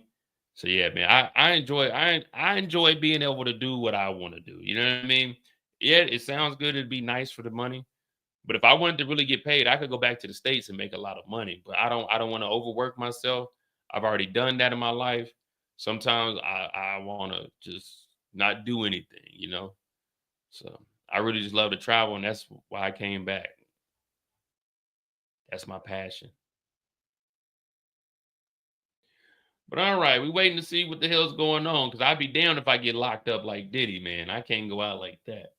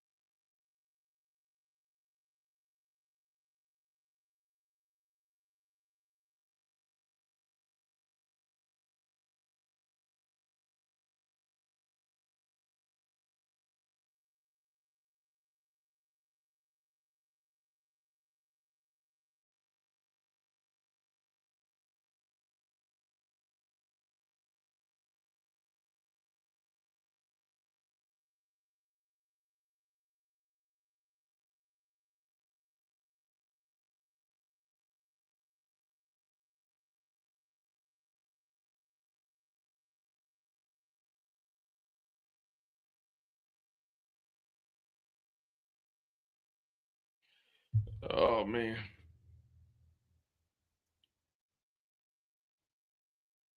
Inner city press. We ain't got no updates, man. This is the only downside. We don't be having.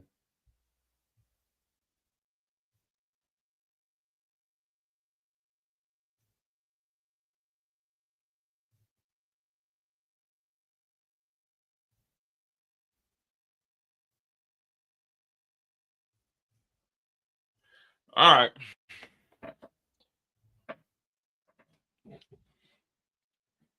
Men get paid heaps more than women there. I wouldn't know. I wouldn't know. I don't know what a woman get paid. I don't know what another man get paid. I don't give a fuck what nobody get paid. I know in my mind, I got it made up what I need. You know what I mean? Yeah, I took less for what I do, but man, the way I work is lovely, man. I got freedom to travel. So for me, that's what life is all about. I mean, I made enough good investments. Again, I ain't no millionaire. I'm I'm a mid-thousandaire, put it like that. I'm a thousandaire, but you know, I'm good with money management. So that's it ain't how much you make, is what you do with the money you do make. I'm good with saving money. I'm frugal. But if there's anything I want, I can go and get it. But you know, I cut back on everything. I cut back on everything. Eliminate expenses. That's how I always live. All right, what we got? Come on, man. We ain't got no updates, no nothing. We ain't got the judge telling them to fall in line.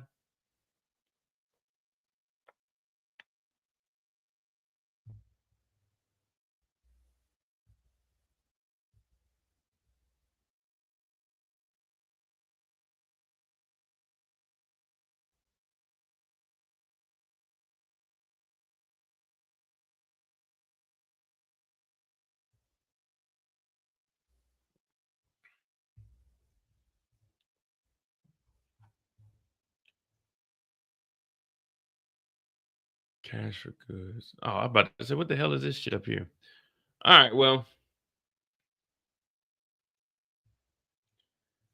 we just sitting here, guys. I ain't got nothing. I think maybe Sunday I might put together. Oh, well, let me see.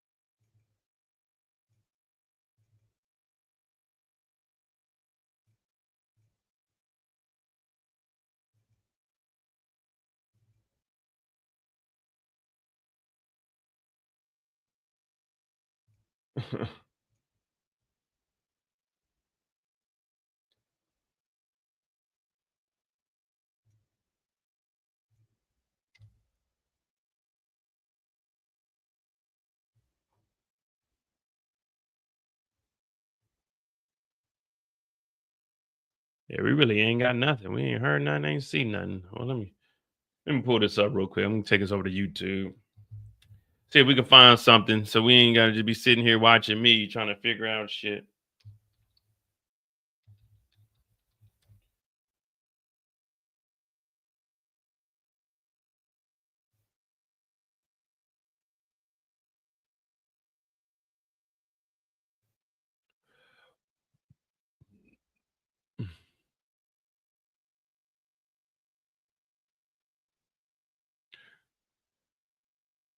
Oh, that's for the bed. I'm gonna say, what the hell is that?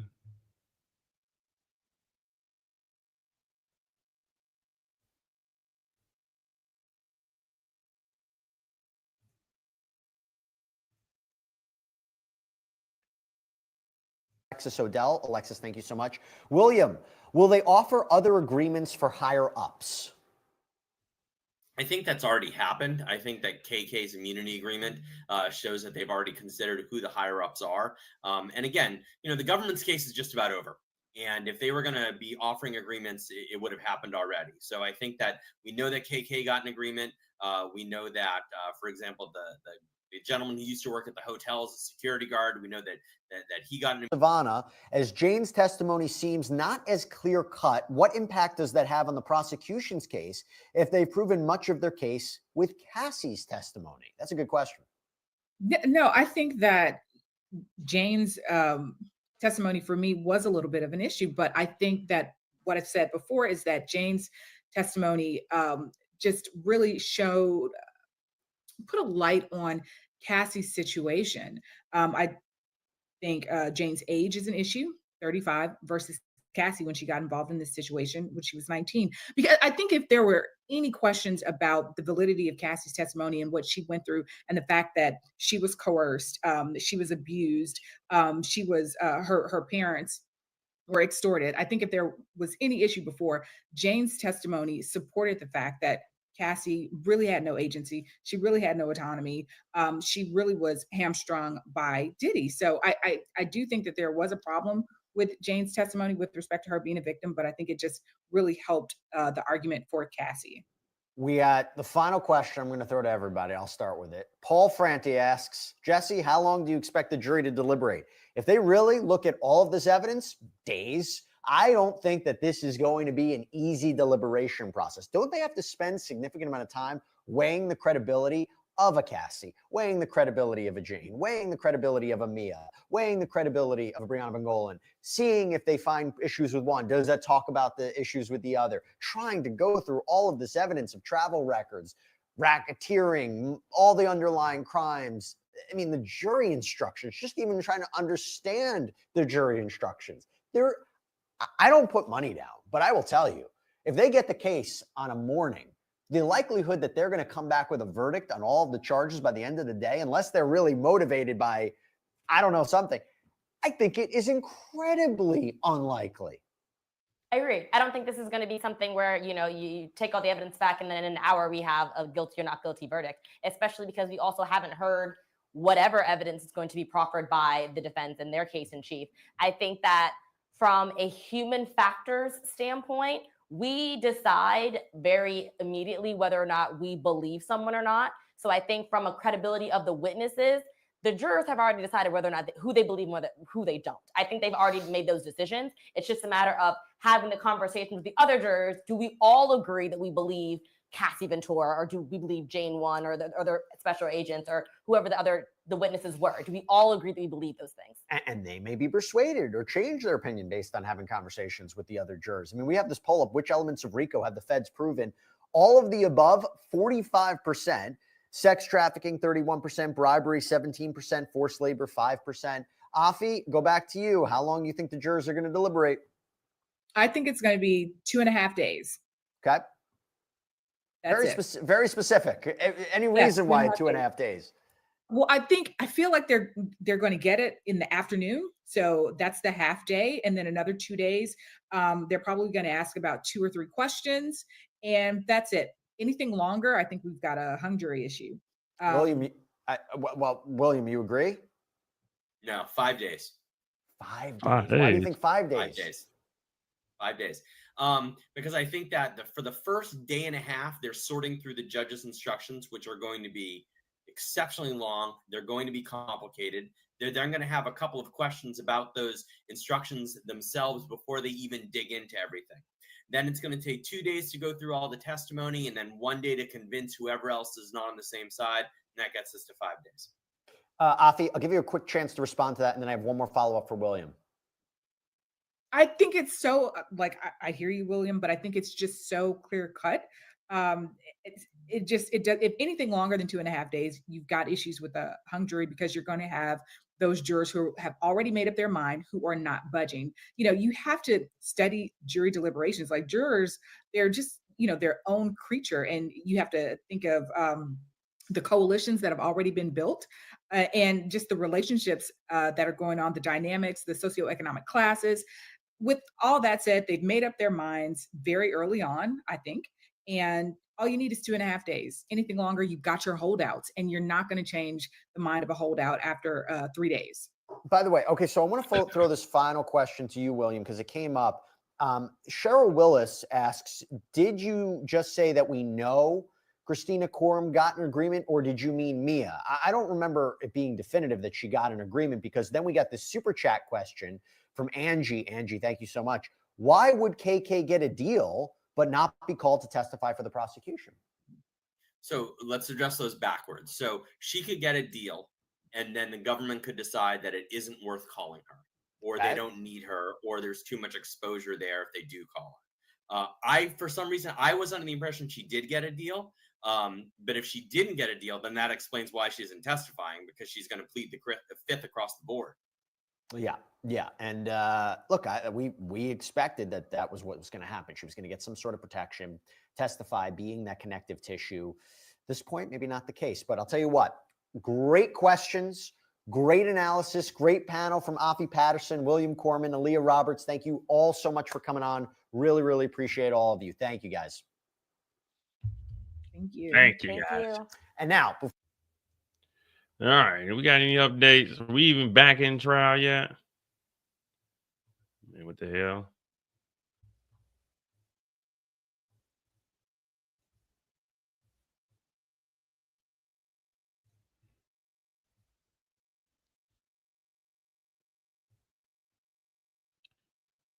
40 minutes. I guess we still here, guys. Before we wrap things up, as you know, compelling narrative format. And it's not only going to feature me, it's featuring incredible reporting from our very own Elizabeth Milner, some of our favorite long crime analysts and experts like Natalie Whittingham-Burrell, Dave Arenberg, Safa Robinson-Ferrer. So we hope you guys can check it out. Thank you so much. Come check us out tomorrow. We're going to do another lunchtime show. And also, of course, we're going to do our daily recap with Elizabeth Milner on Sidebar, everything that happened today in court. That'll be up later tonight. Thanks so much, everybody. I'm Jesse Weber. I'll catch you next time. Nah, they say she ain't testifying. Well,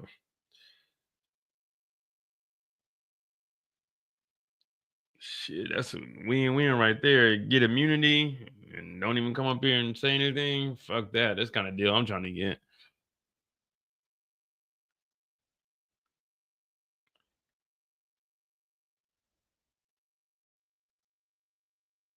Mm-hmm. Yeah, we ain't got no updates, man. We really just sitting here. We done already went over all this stuff 45 times. Key witnesses, ex-girlfriend, former employee, Kid Cudi, hotel security.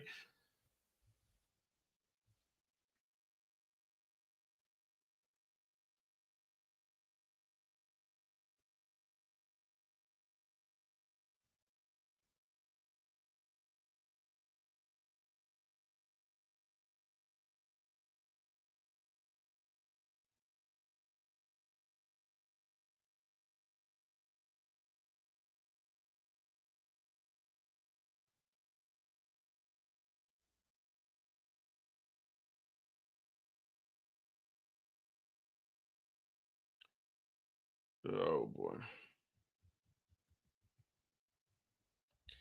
Well, they saying anywhere between 2.5 days and 5 days of deliberation. I do want to see what the judge's rules is for the jurors. But yeah, I say probably like 2 days, 2-3 days, maybe.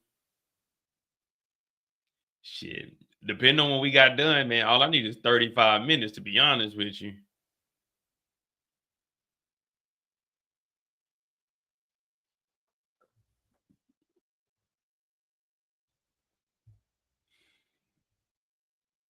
They said we're going to 3, so I guess we get an extended lunch, and we just gonna come back for this 1 hour, and then they just go 1 hour through, and then she'll finish up in the morning. Then we'll get Brandon Paul after the defense does their.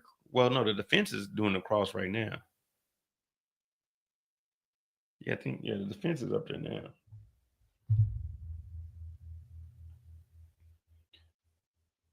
In fact, guilty. That nigga's guilty.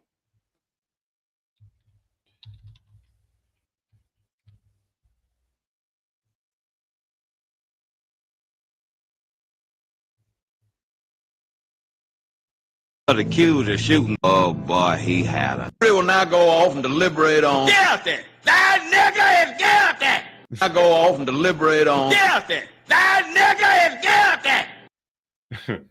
Facts. Get back there and like, look, we trying to go home. Now the other channel, they are informative. I like Jesse Weber when he does a breakdown. When Jesse Weber gives you a summary of what happened, I like listening to that. He's very informative. Me, I try to entertain you guys in between and try to make you laugh so you ain't just sitting there at work. But yeah, they're very informative. I definitely do listen to them. And I respect them because they let us live stream their stuff. They don't hit us with like no copyrights or anything. But yeah, they got that information. They got that knowledge, and they be in the courtrooms.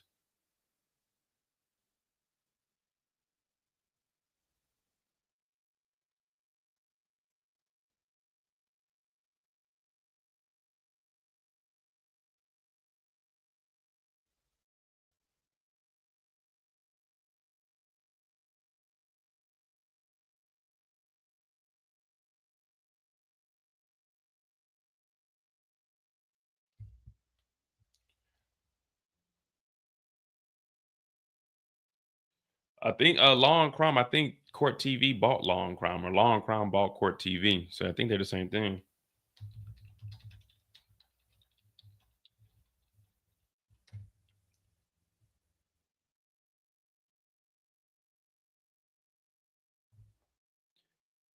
Yeah, former Court TV reporter and Law and Crime founder David Abrams said Court TV's upcoming relaunch. Yes, he used to work over there, and then I think like it went out, and then Law and Crime popped up. Court TV used to be that ish, man. You used to see them on regular television, primetime TV. Oh, here we go. Here, midday. It's Monday, June 16th, day 24 of U.S. versus Sean Combs. Now, Juror 6 is out. That was the first decision before the jury came in. Juror 6, the judge said, I've considered it. I've considered all the arguments. I've seen the arguments about the racial issues raised. He didn't seem to like that very much. And he has excluded Juror 6. So alternate 1 has moved up. Now, came in today thinking that Brendan Paul, the alleged drug mule, Diddy's drug mule, would be a witness today, but it appears not, because the entire morning was spent on 2 summary witnesses, Miss Sankar, who'd long been promised, and a new special agent who's going to apparently go for the rest of the day about meetings, basically testifying to a chart which shows airplane tickets being bought and hotel reservations being made, and surmising that these are the notorious freak-offs, hotel nights, king nights, wild king nights, as they were referred to this morning. The defense says no way. The defense says she has no personal knowledge that these meetings, quote unquote, ever took place, and so she shouldn't be allowed to ask the jury to draw that inference. Could go a little bit slow. So it looks like Brendan Paul, she's going to go into tomorrow. So will Brendan Paul, another summary witness on Wednesday, and then the government's going to rest. So they say. Friday, we'll start the defense case with Vashta Wilson, a guy called Stefan Linda, even Agnifilo didn't know how to pronounce his name, and their own summary witness. And then apparently next week, it looks like there'll be a defense expert witness. So we're getting down to the small strokes here. It looks like no KK, no D-Rock, although there was a lot of testimony about their cell phones today. Both of them apparently seized, but they haven't been indicted, and they're not testifying as cooperating witnesses. So many people wonder what the heck's going on here. And the defense case, at least, unless they're playing hide the ball, it looks like it might just, I don't know. There hasn't been any discussion of witnesses beyond that. Let's put it that way. So we're covering it. I forgot to mention this morning, week 5 book is out. Week 5, Diddy on trial. It involves Kanye West. It has Juror 6, which has now been, that door is closed. Because now the Juror 6 didn't hear this morning, so there's no bringing back Juror 6. Juror 6 is done. So that's where we stand. The afternoon will be more summary charts about these hotels. Tomorrow, Brendan Paul. That should be pretty interesting, and we'll go from there. Inner City Press to be continued. Inner City Press to be continued. Okay, here we are. All right, we got an update. We got action. The judge is back on the bench. The judge is on the bench. Delisa Penland, special agent, is back on the stand. The jury is entering now. All right, hit that like button, hit that subscribe button. I know we had an extended lunch here, and I didn't even get a lunch, but the hell with it. We here to stay.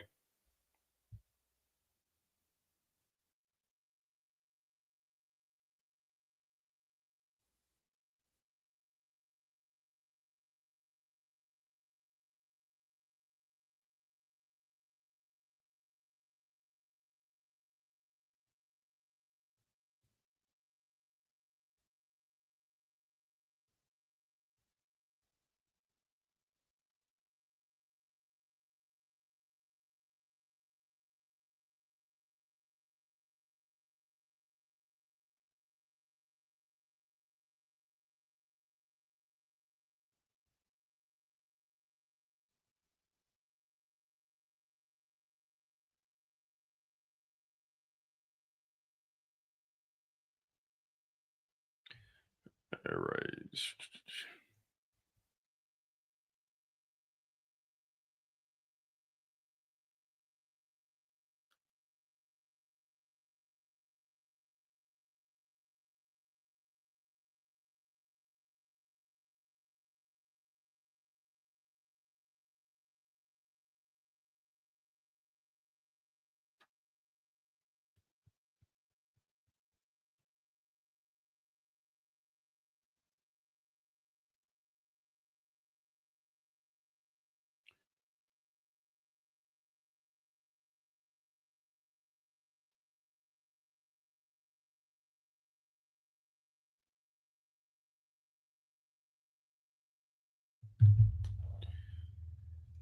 What is this? NBC. Jury's back during the break. Prosecutors told the judge that the Lisa's testimony is expected to take the rest of the day. So we got roughly an hour unless they go over.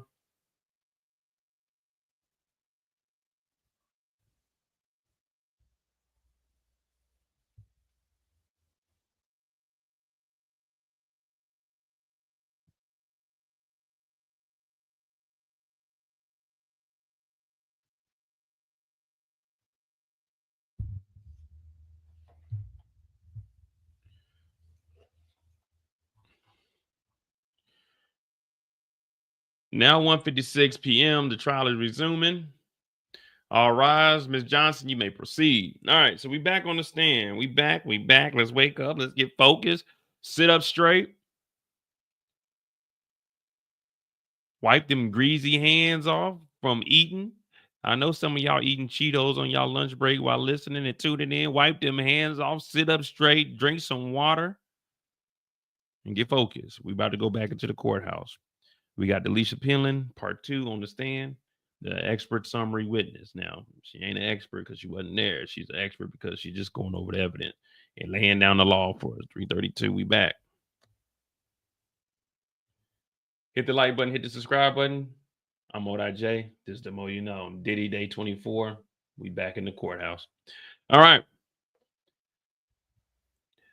1:56 p.m. The trial's restarting. All rise. Jury entering. Miss Johnson, you may proceed. Special Agent, have you reviewed American Express records? I have.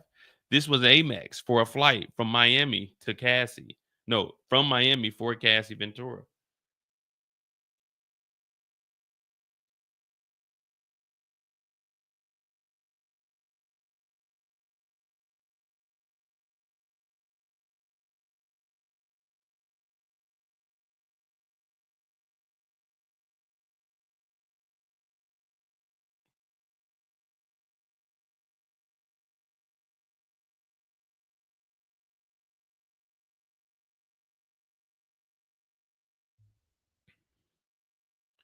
All right, so we got an Amex for a flight from Miami for one Cassie Ventura.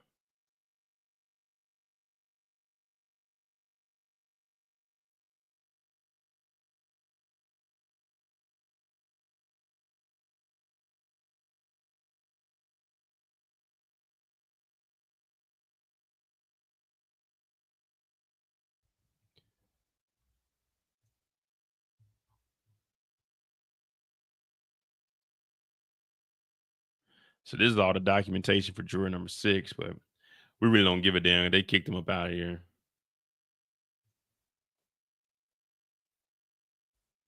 And was this a personal card or a business card? And whose card was it?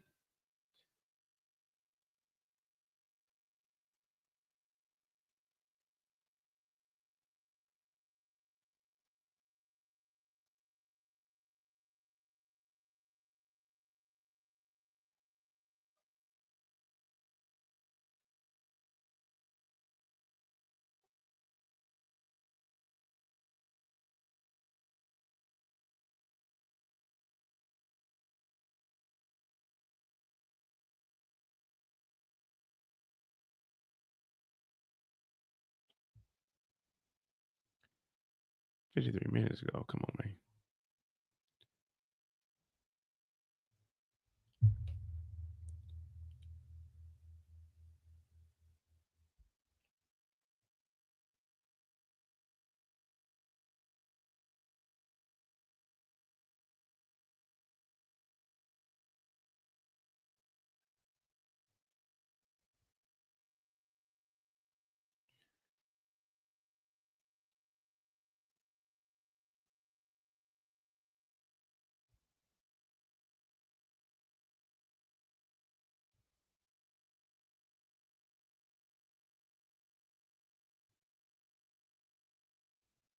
Jesus Louise, what we got, man? What we got? Come on.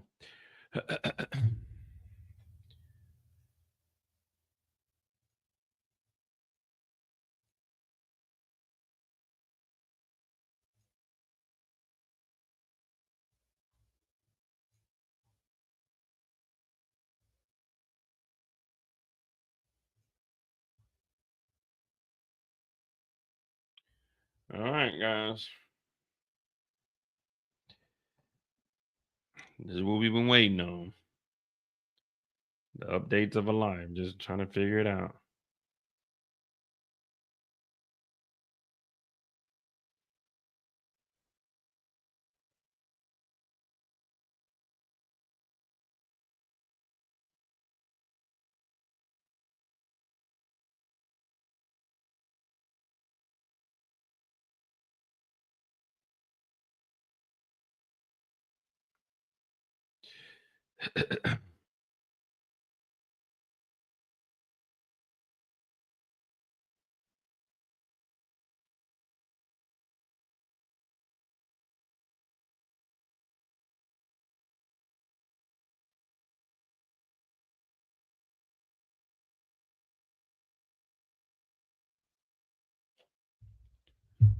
Jeez Louise, come on, man.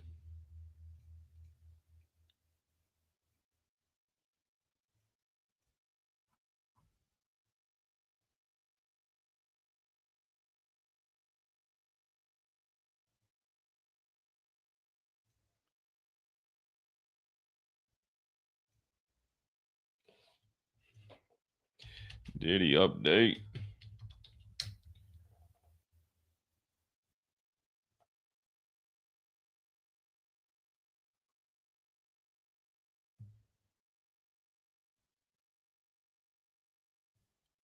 Challenge. There ain't no updates anywhere. I'll move this over.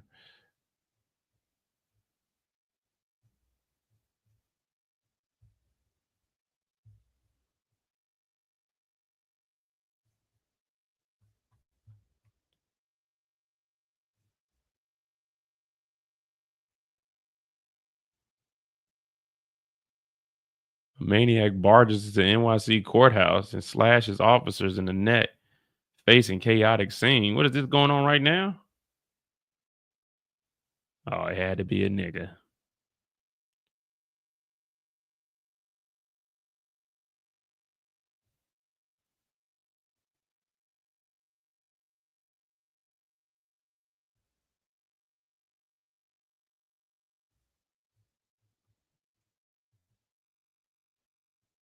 My bad. I'm a little off right now, but we ain't getting no updates from the Diddy trial.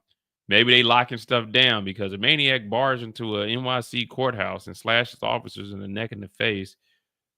12:41 p.m. So this is about 20 minutes ago. A maniac in the Lower Manhattan courthouse.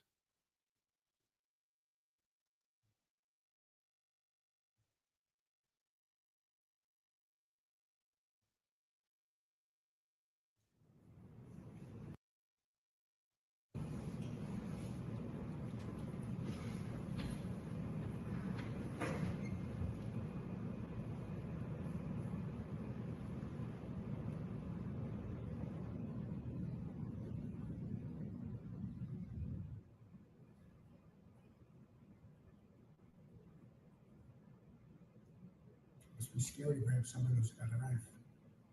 Yeah, Abe would have shot him. Oh, back up! Guys, I'm gonna be really upset. Move! Get out of the way! Everybody back up. Back up! Back up! Get on the sidewalk. Back up. On the sidewalk. Back up. The hell? It wouldn't have been no it would have been pop, pop, pop. I ain't gonna lie to you, that nigga would have been dead right there. Probably been shot in his back. He cut one of the officers twice on his face and sliced the other one on the neck before shoving a third into a barrier in the main lobby. Who the fuck is this dude? Jonathan Woe?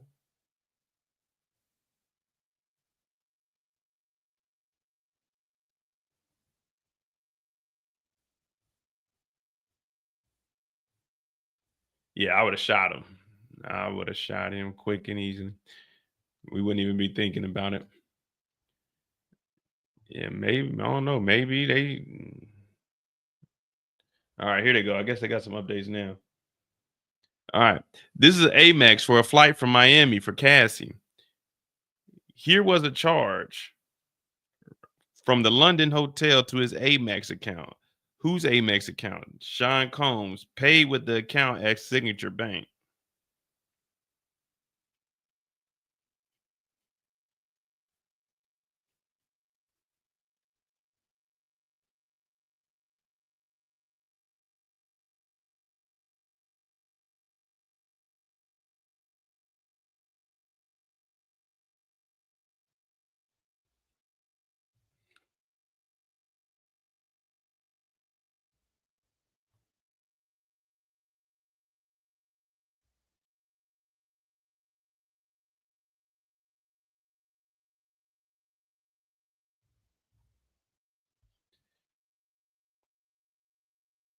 So whether it's the enterprise or not, it's from Diddy's Amex account. It's Diddy's paid with an account at Signature Bank.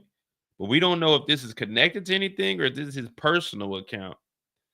You know, it could be, well, remember they said the Amex cards was what the employees had. So this might be a business card, Diddy's business card. And even though you own the company, don't mean you can use the company's money for your personal stuff. So this is one of the reasons the defense didn't want this summary witness up here. Because the summary witness is going over everything that we wasn't necessarily hearing about. Cassie wouldn't have known that Diddy paid for the hotel with the Amex card. But the summary witness would, because all of this was entered into evidence. So that's why they were trying to say, well, she don't know nothing about the meetings. So the prosecution said, all right, she may not know nothing about the meetings or can't testify about the meetings, but we'll just go through all of the records, the financial records, and we'll just follow the money because it was paid for by Diddy by an Amex card at the Signature Bank. Now, is this the executive office? Diddy's card for the executive office? Is this Combs Global with Diddy's Amex card that's supposed to be used for business expenses? That's what we're here to find out.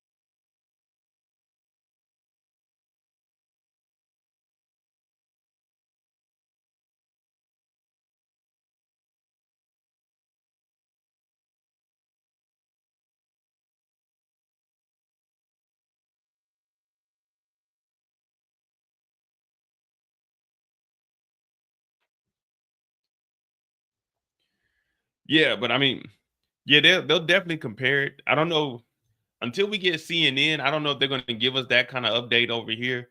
But I'm sure when they go, it's at the Signature Bank, so they know what account that this is tied to. So, like I said, it could be Combs Enterprise or Combs Executive Office.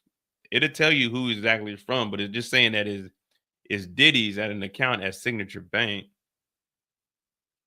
But I'm sure that the employees were saying that they were using the Amex account.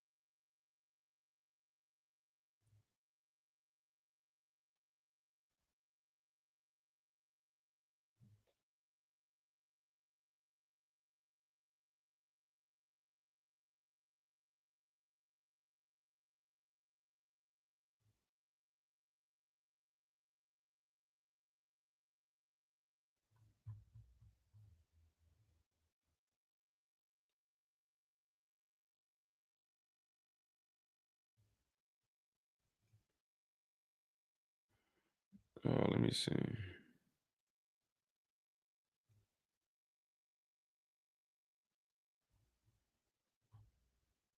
It said at least he paid.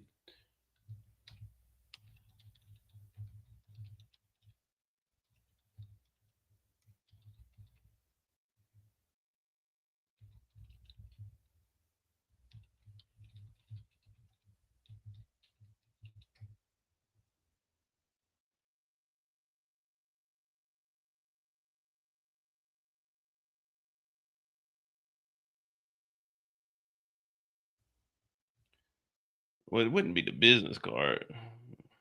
Let me see.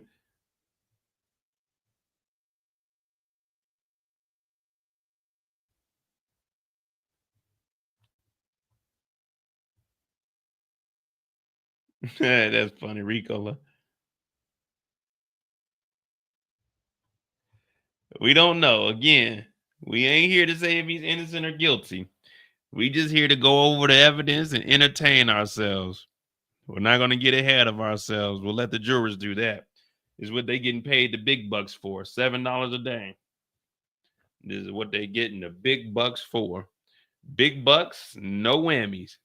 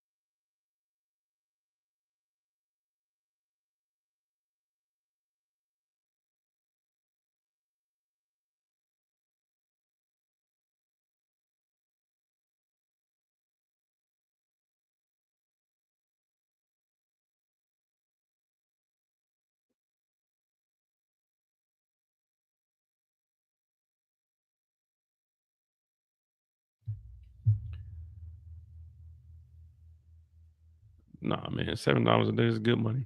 I don't know how much it is for Fed time. I know they ain't making much.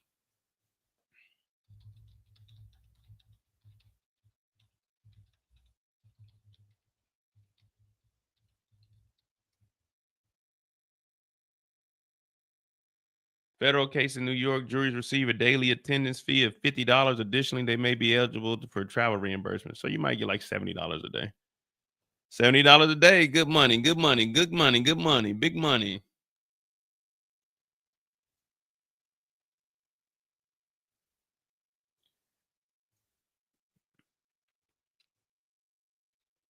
Maybe they'll give us like a lot of information at once because it just seems like it's slow, but they might just be going over the chart and he's going to summarize it. We really didn't get anything. Did they tax for jury duty? No, I think when you get jury duty, you tax free. It should be tax free. $70 a day. What's $70? You hear 10, 11, 12, 1, 2, 3. Yeah, 9, 10, 11, 12, 1, 2.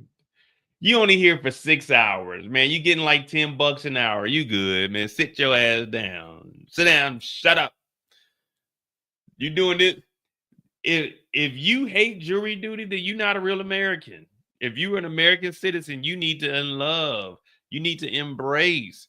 You need to obtain jury duty whenever possible. Free meals. Yeah, you get the free lunch, transportation. You get a vacation from the job. They can't fire you.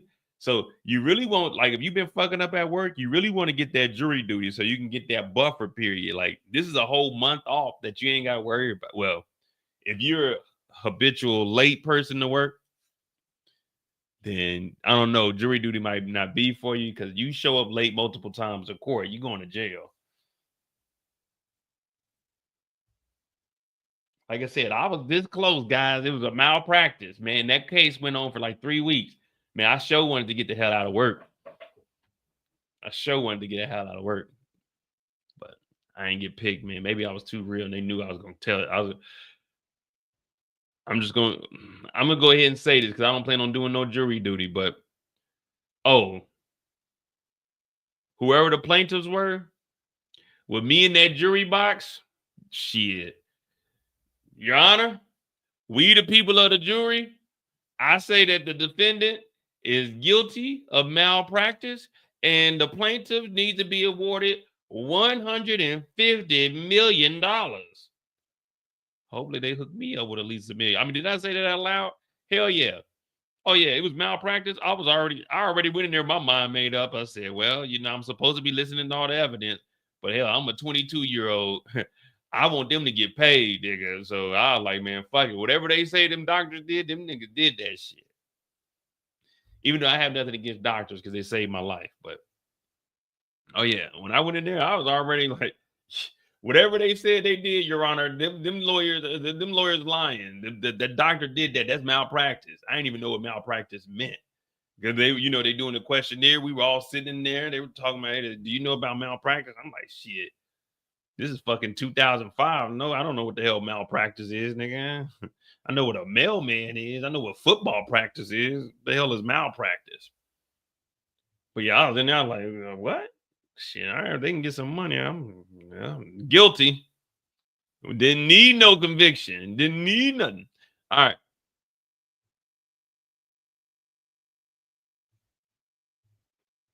The jury sees more records tied to the purported 2009 meeting. With Special Agent Delisha Penland on the stand, the summary witness, the jury saw more records to support purported December 2009 meeting between Diddy, Cassie, and an escort named Jules at the London Hotel in New York City.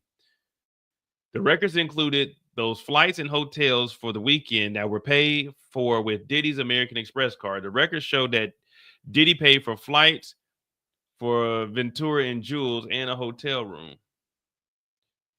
So even if it isn't with the company car, they're still establishing that Diddy paid for this and trafficked both of them up there.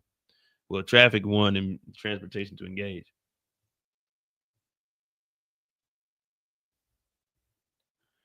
Can you read this? It's the Trump in Columbus Circle. I'm heading there now. Can you contact the front desk and get the porn channel unlocked? What does Cassie say? Just called him. So this nigga Diddy trying to get the porn channel unlocked? Dog. Hey, get the porn unlocked. What are you talking about, Diddy? Just call the front desk.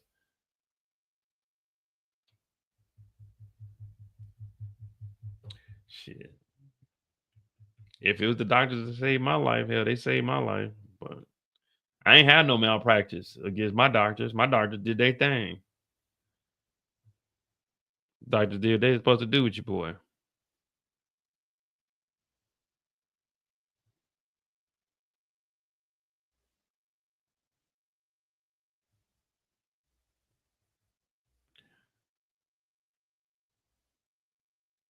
The court art, Sean earlier, surrounded by his lawyers, courtesy of Inner City Press, Elizabeth. So they all around him. This is our boy Brian Steele right here. This is $7 man over here. This is Xavier Donaldson here. We don't even know where Nicole Westmoreland is. This is Tina Garagos.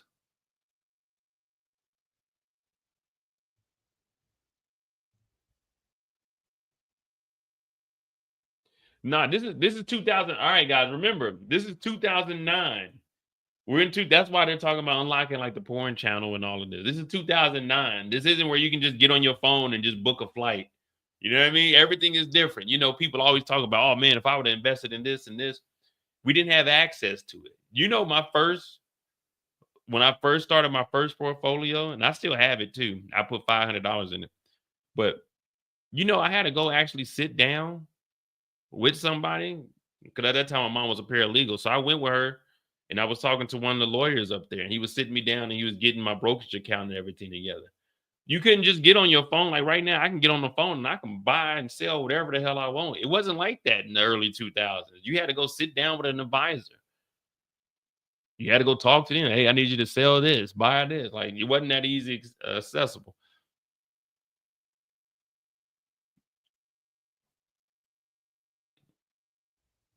So yeah, this is 2009. Call the front desk and get the porn channel unlocked.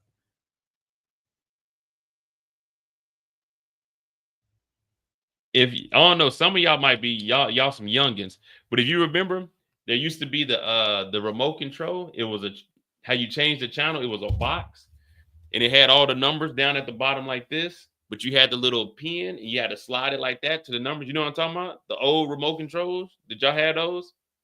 It was a big ass box like this. It was brown, and at the bottom it had all the channels. It had even numbers, and it had odd numbers, and the even numbers were just dots. But it went from like 1 all the way up to like 50. But you slide the thing to whatever channel you want, and that was how you change your channel. But if you got down to these last channels that were blocked out, if you go real fast, like I don't know, I guess it's the cable, but you're tricking the cable. If you do that, you can see what's on those channels, even if it's blocked. You just got to do it fast. But I mean, you're just gonna see like bits and pieces of it because you know it's trying to change between the channels. But yeah, you get to the last ones, you just go real fast, and it's like it'll flicker on the screen, and you can see the different channels. So you could watch some nasty shit. Like, what is this down here? But yeah, it was just a little box like this, and you had a little thing that you just slide across. Y'all probably don't know what I'm talking about. I forget y'all all rich. Y'all have remote controls. We had a little box that had a little numbers on it. Or you get up and turn the knob. But Diddy said, go in there and turn the flicks on, baby. Get that thing cracking.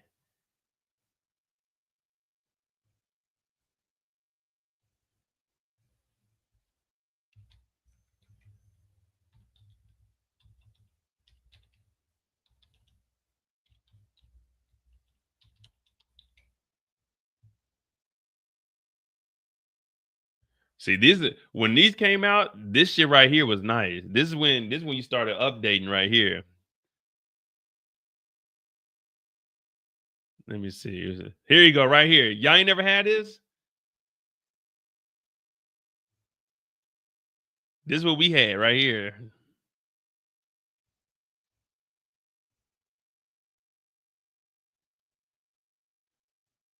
Oh, it was even. Okay, yeah. This is what we had right here. This is our first remote. The first remote we ever had was this big motherfucker right here. Everything else we had to turn the knob, but this is the first remote that we had at the house. We had this, and then that little black box that you seen. That's when Time Warner Cable came out with that. Cause we had this little box right there, and then we upgraded to this black box right here. But yeah, this is our first remote control that we had in the house. And you get down to the end, and if you go fast enough, the screen flickers, and even if the channel is locked, you can see it. See, it goes to 42. I knew it went up to almost like 50, but yeah, this is what we had. This is the first remote control we had.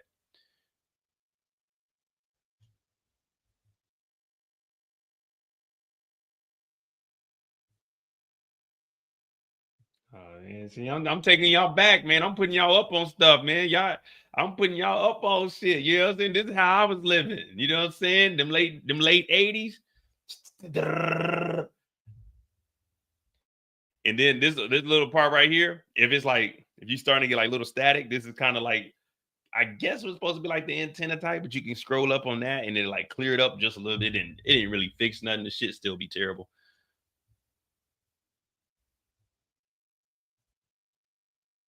Yeah, Nicole said first job was telemarketing for Time Warner. Hey, yeah, I used to be able to Time Warner Cable, man, kicking it. My first job was at AMC, man. That's why I don't eat popcorn like that, because I used to work around popcorn all the time. All right, man. We just waiting. I'm just trying to fill y'all in. Can you read this? Special agent just called. Yeah, so we just filling in the blanks right now, guys.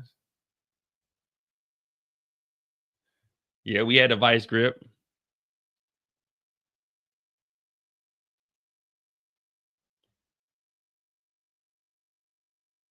It's either the vice grip or the knob. Once you take the knob off, it's just a screw, but it's like a screw like that with the slit. What we do, you take a popsicle stick, you put the popsicle stick in there, and then you wrap tape around the popsicle stick. So you can just turn it like that.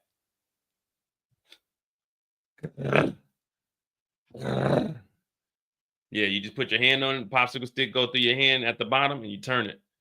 Because my dad didn't like us using it. Hey, God damn it, where the motherfucking tools at? Oh, we got it for the TV. Put my shit in the motherfucking box.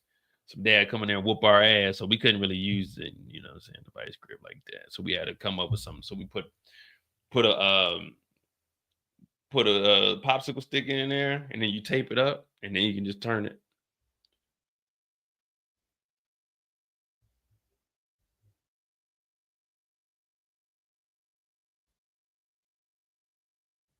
Yeah, we had a floor model too. That's where this remote was on our big screen. It was 28 inches. 28, yeah, no, it was a 30 inch, but it was a big ass TV. It had the big ass back to it, but it was enclosed in wood. And at the bottom, it had two knobs, two handles on it.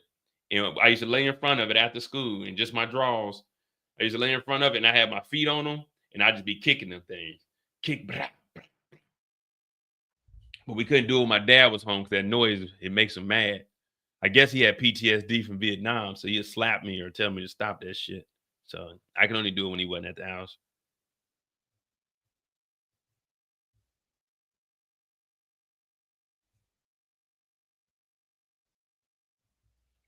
All right. Who's in these communications? Cassie and NY Punish. Oh, NY Punisher, Sheree Haynes. Hey, shout out to Sheree Ray. Y'all remember Sheree Ray, the Punisher? What's it about? The cost. In this video, it's videos. Turn off the screen for the public press. Uh-oh. Do we got a freak off tape that they showing?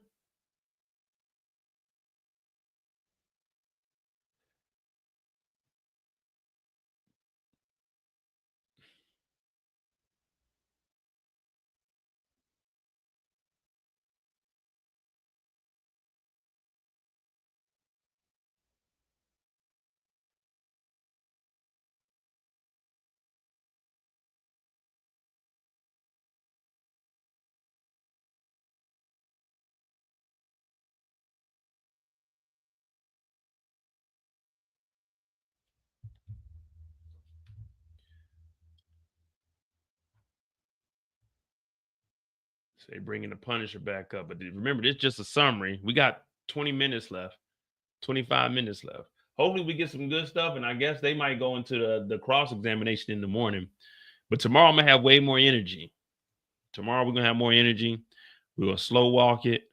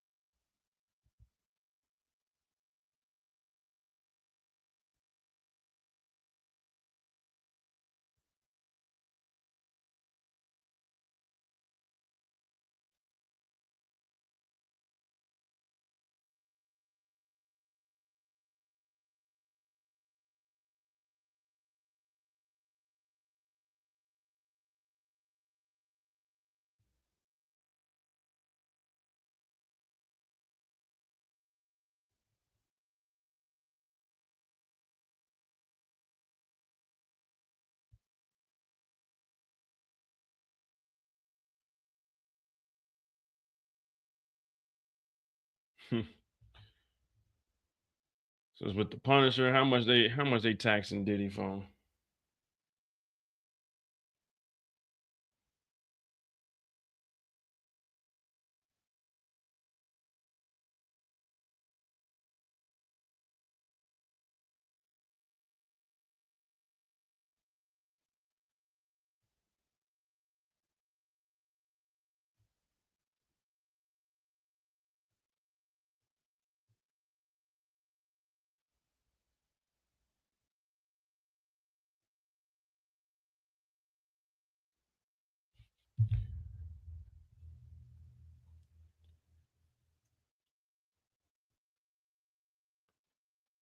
Yeah, they need to give us some more updates, especially towards the end of the day.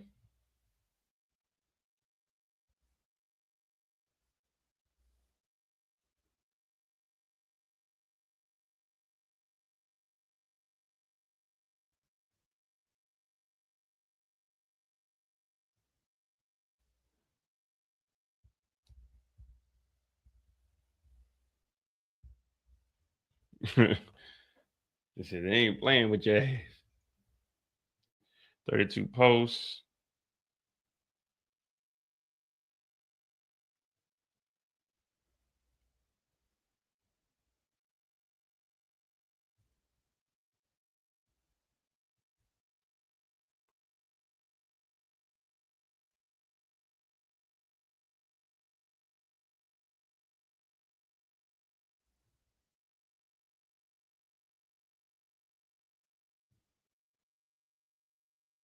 All right, man. Let me see, man. I ain't gonna lie. When the information coming in like this, man, I don't even know what to talk about, man. I'll just be sitting here in silence, man. I apologize to you all that the courthouse isn't cracking like it's supposed to.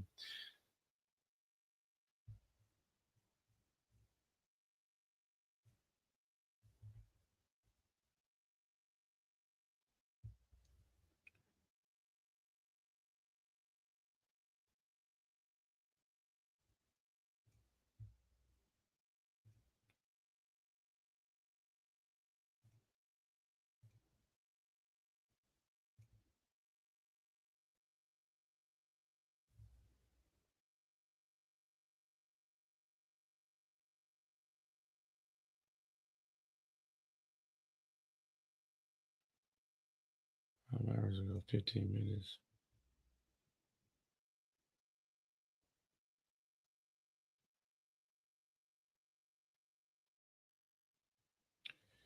So they turned the screen off. They must be watching a freak off, man.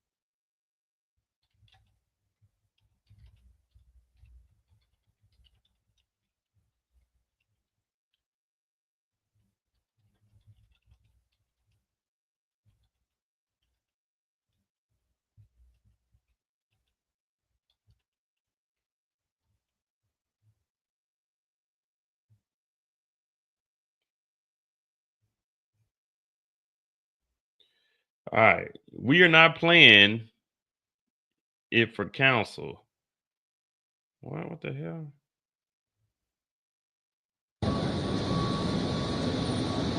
If you told Judge Stein that it was authorized, who authorized it? So, now, this is Miss Lorraine Shanley. She just received a very light sentence plea deal of 27 months for stealing $400,000 from a foundation for police officers killed in the line of duty. Oh man, that ain't got nothing to do with this case, man.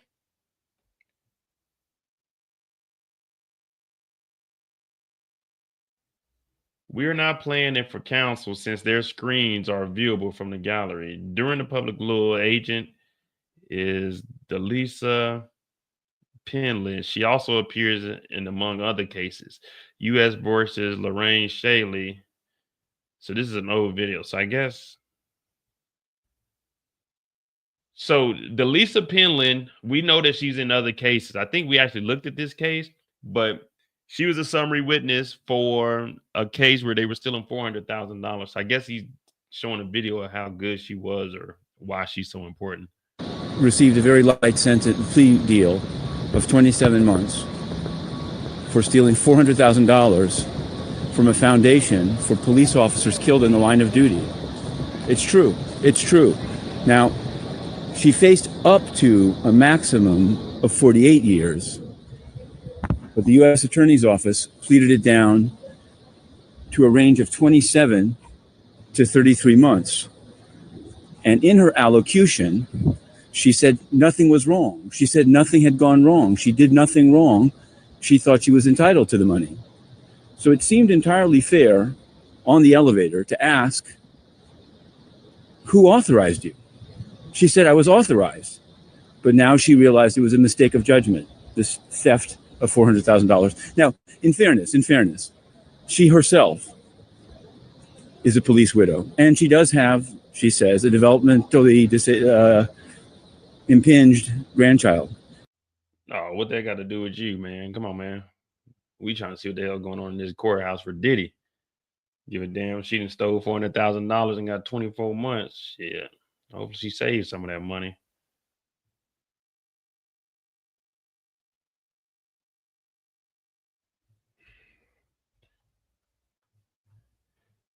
No, 50's Father's Day was just 50's Father's Day. She's a little sex worker and he's about to try to get full custody, which if I was the judge, I'd grant it. She's out here wilding out.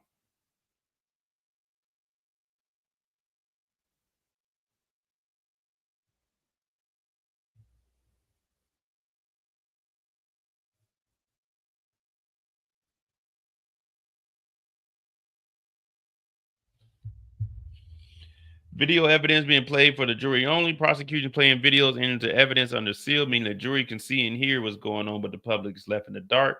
A hotel night in the Trump International cost $800. Records show Combs and Cassie ran up a $795 bill at the Trump International Hotel in New York, October 14, 2022. The records introduced to evidence at the court. The total charge for a night in the room was $612, including $34 for a movie, which is no, this is different. This is 22. That was 2009. Let's say I got the dates mixed up. But they included a movie for $34, $35, $67 breakfast, and another $100 for refreshments. A sex worker was asked to come to the room of Frank Black, a code name for Combs, record showed.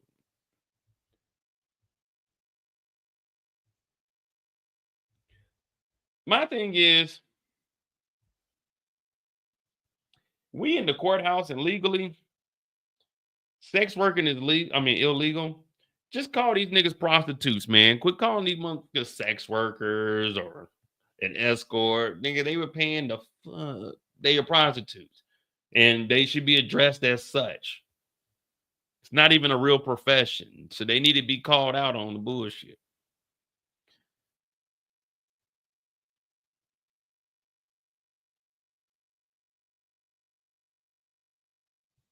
All right, here we go. Miss Johnson, we're not seeing it. Play from 10:30 to the 11-minute mark. Okay, Special Agent Penland, I want you to direct your attention to line 23. I will read Mr. Combs. You read as Cassie. All right. The state is playing Combs. So what we're about to hear is Diddy in the text message. You horny? Would you want to have a freak off?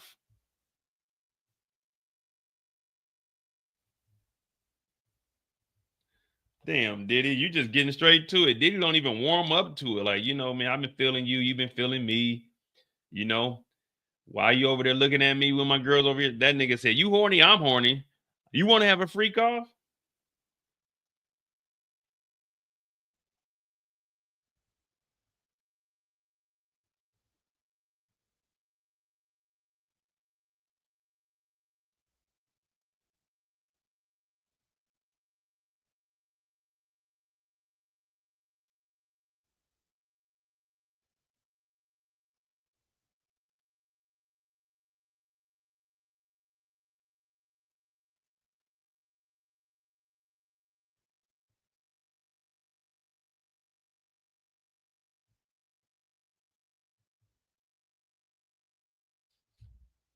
What's going on, Margot?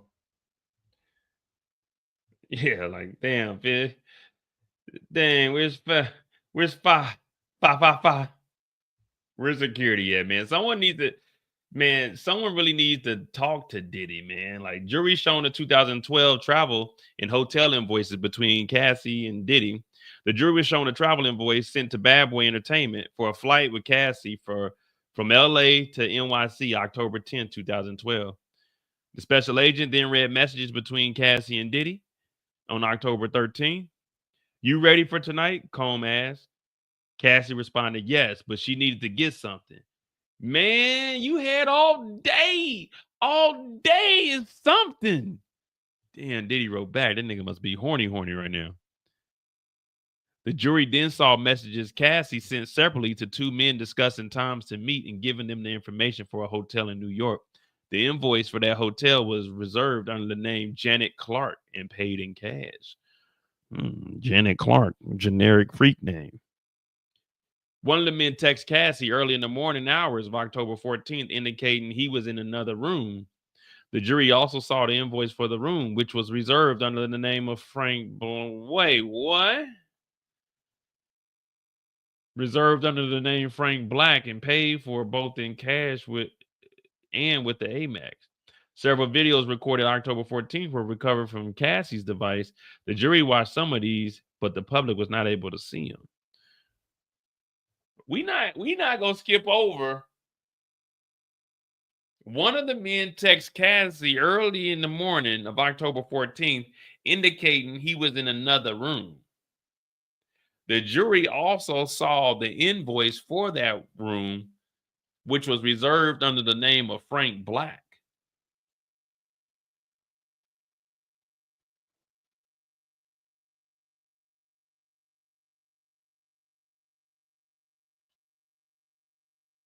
Okay, so we got two names, Janet Clark, Frank Black.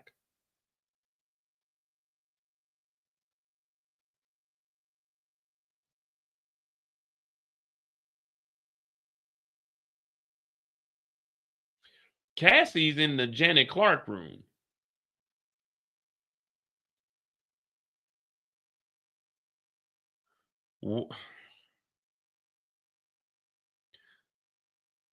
Let me make sure I'm wording this correctly. Janet Clark is the room that Cassie was in, paid in cash in New York. One of the men texts Cassie early in the morning of October 14th, indicating he was in another room. The jury also saw the invoice for that room, which was reserved under the name of Frank Black, paid in cash and with the Amex.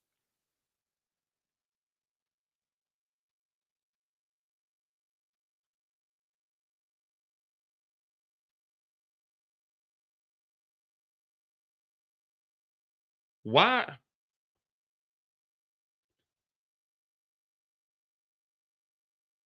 Why is he in the room with Frank Black when the freak offs were supposed to be with Janet Clark?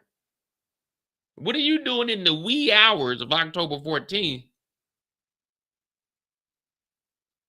with Frank Black before the freak off in Janet Clark's room? And she's trying to tell you, hey, you need to come to my room. But he's like, oh, no, I'm over here.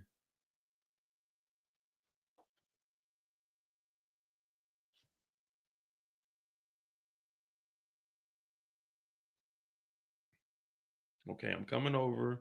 Cassie, where you at? Oh, I'm in my room. Where you at? Oh, I'm chilling in Frank Black's room.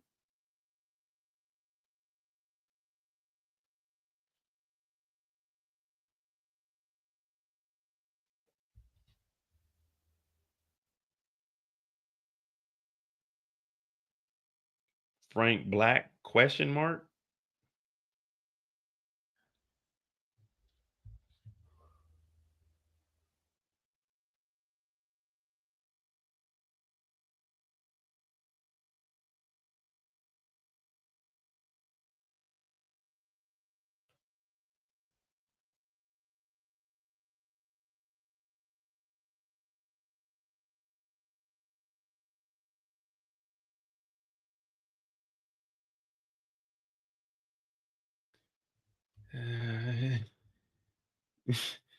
Nigga, I'm not going to Diddy's room by myself in the early morning hours. Where,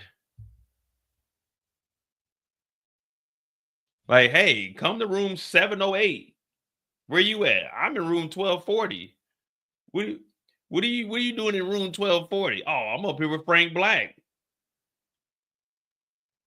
The freak off is in room 708. What's going on up there? You know what? I don't even want to know. I don't even like.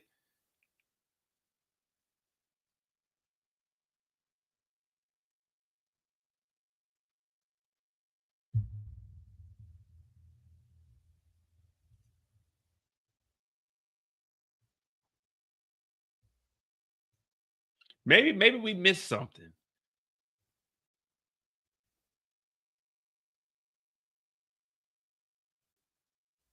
Maybe we missed something.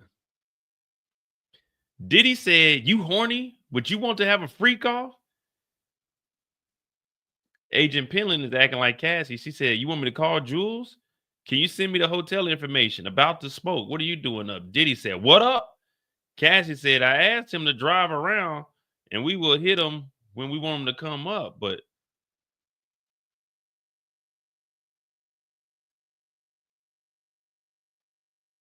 yeah, like this person, Sam, is with me. I'm like, wait a minute. What's going on? Wait. Why is this nigga in Frank Black's room? And she, what? But we heard with Jane Doe. He was telling old boy to send videos. And remember, Diddy was watching it on the TV back there. Remember? She had it mirrored to the TV and Diddy was on the bed watching it. Because remember, she was in the corner on the FaceTime, like, send me videos. And Diddy was sitting in front of the TV with his legs wide open. Like what the fuck is going on here?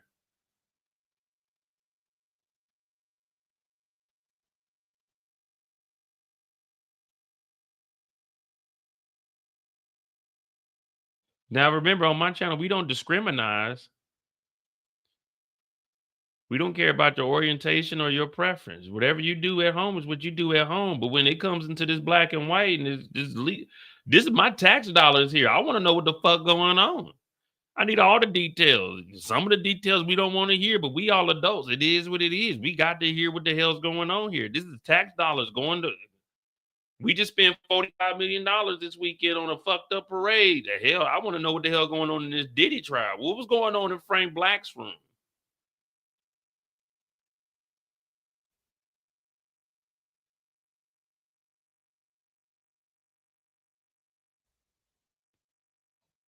Diddy was over there warming them up. Come on in here, Playboy. It's time to get oiled up. You know how I like it, straight glistening, nigga.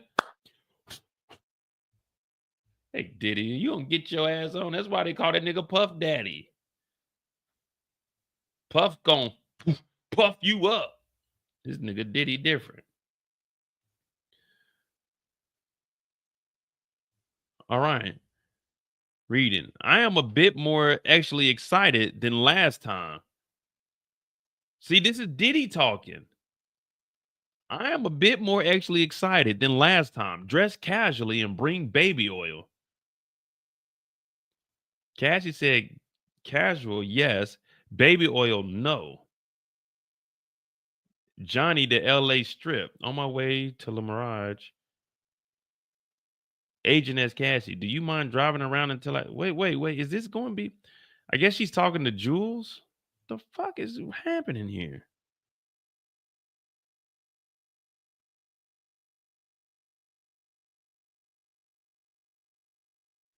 That's what they making it seem like. Diddy was... Well, they saying that Jules is driving around, but when he gets over here, he's in Frank Black's room and Diddy ain't in the room with Cassie.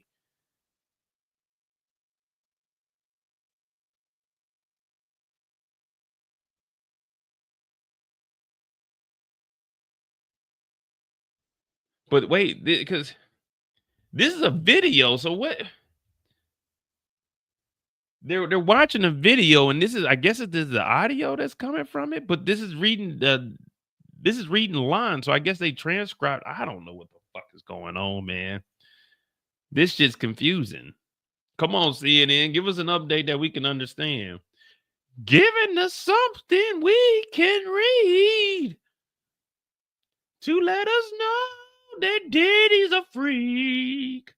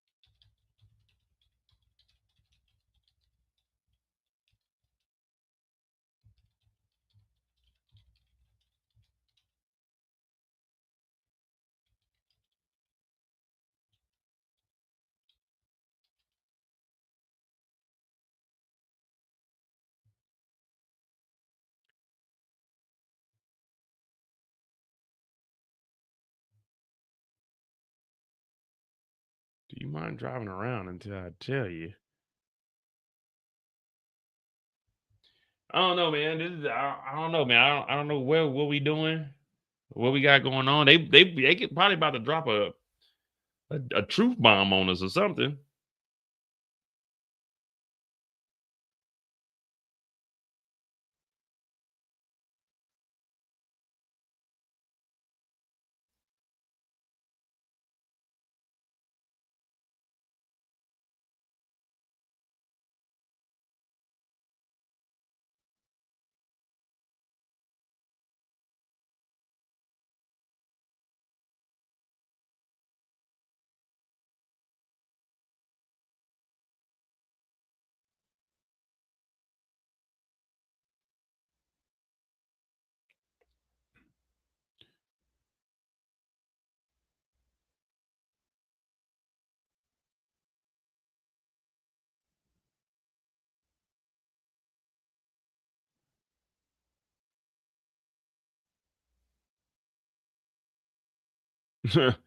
Man, we have no idea what the hell's going on, man. We stuck like Chuck, man. We in courtroom wondering.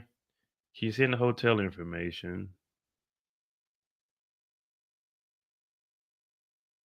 Drive around till we get you. This is a wild. So this is in the video. Play. This is just in 30 seconds. And Diddy said, "You horny? Would you want to have a free call?" So they just got the camera. They just got the camera rolling. They just sitting around like, man, be prepared just in case we keep this shit. You know what I mean?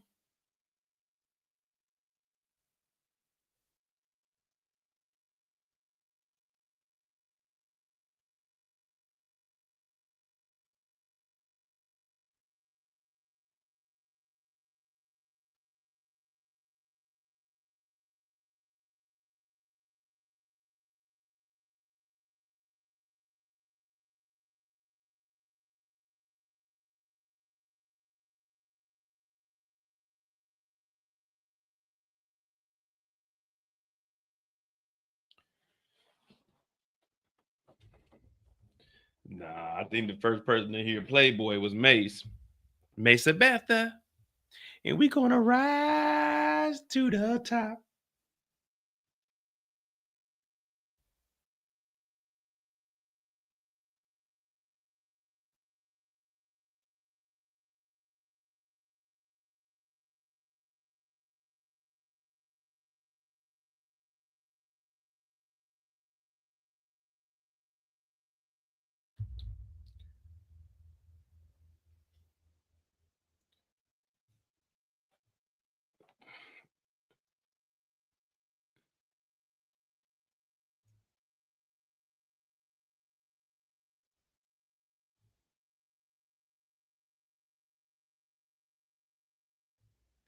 Yeah, man. I don't know, man. Maybe it's because at the end of the day, maybe we'll get all the information from CNN or something.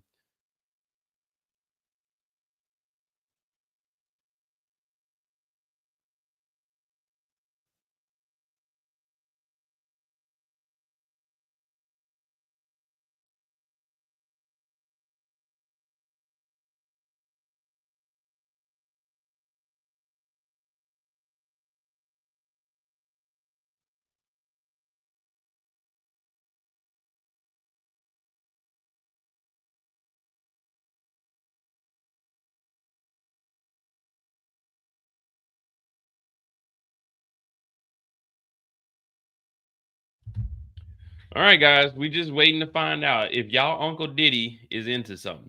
Hey, if Diddy was y'all uncle, let's say Diddy's y'all uncle. Diddy beats this case. Are you still going to Uncle P's house? If Diddy beats this case and this is your uncle, let's say he beats this. Thanksgiving's coming up. Y'all going to Uncle P's house? Uncle D-I, the D-D-Y? Y'all going to Uncle Diddy's house? Or what y'all doing? Because now, I mean, he beat the case. No, ain't no distant uncle, man. Blood is thicker than water, man. Blood is thicker than water. Y'all going to Thanksgiving or no?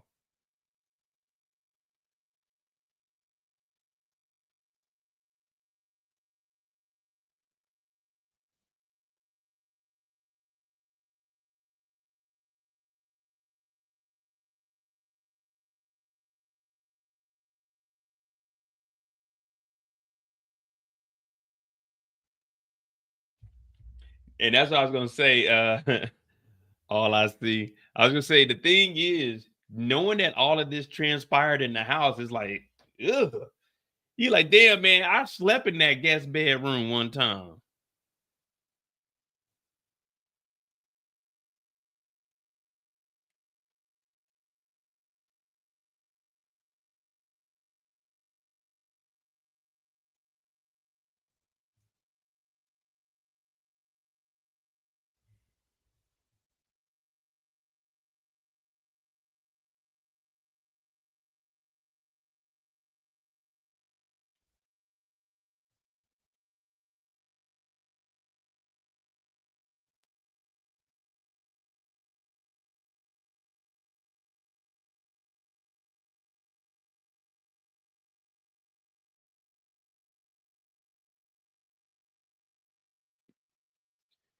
You going over there, you don't know what's in the food. There might be meth at the house. Man, there's all kinds of shit that goes on over at Diddy's house. CNN ain't gave us no updates on what the hell's been going on. Man, my eyes acting a damn fool, man. I don't know if it's dry or what, man, but shit, I always get to watering up before we lean at the damn screen. Give me a second.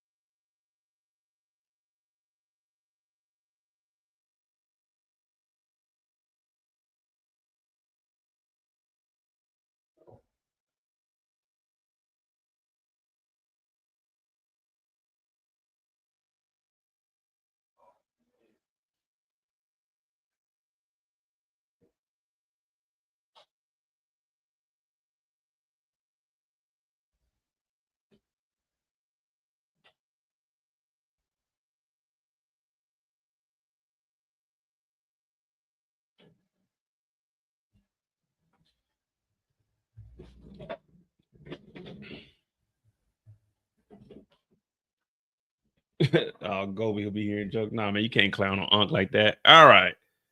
Jury sees text between Diddy and Cassie arranging a freak off. The jury saw text message between Diddy and Cassie setting up a freak off with 4 niggas January 13th to celebrate Christmas. Diddy text Cassie, want to celebrate Christmas and have a freak off tomorrow or Friday? It's just so casual. Hey, what you doing for Christmas? Oh, nothing, Diddy. You want to have a freak off? You been a good girl, so we're gonna get 1 nigga, 2 nigga, 3 little niggas, 4 little, 5 little, 6 little niggas. He just casually texting her. Hey, celebrate Christmas. Like, have a holly jolly Christmas. 'Tis the season to be jolly. This Christmas will be a very special Christmas. Like, come on, man. There's nothing about Christmas that rings out freak off in my mind. There's nothing I hear with Christmas that I'm like, you know what? A freak off would suffice. Cassie texts the man who runs an escort service to arrange the escort and personally texts with others to set up a staggered arrival times from January 11th and 12th. One of the escort texts Cassie, hello, star. This is Santiago. I hope we can do another voyeur encounter again. Basically, let me bang and let Diddy watch. And I really want to do this again with you guys. Man, it's like, I ain't gonna say it, but it's like these niggas that are in this lifestyle, these niggas is like,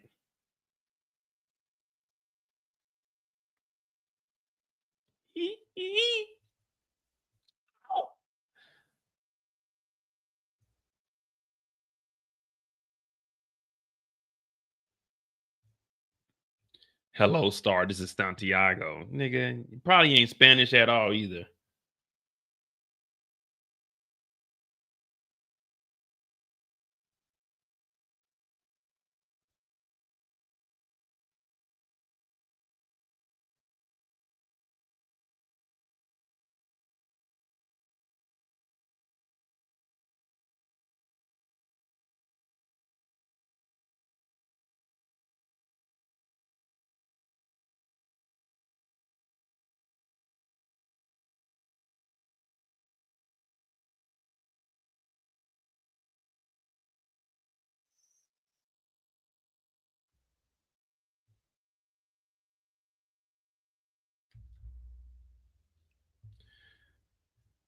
Oh, let me see.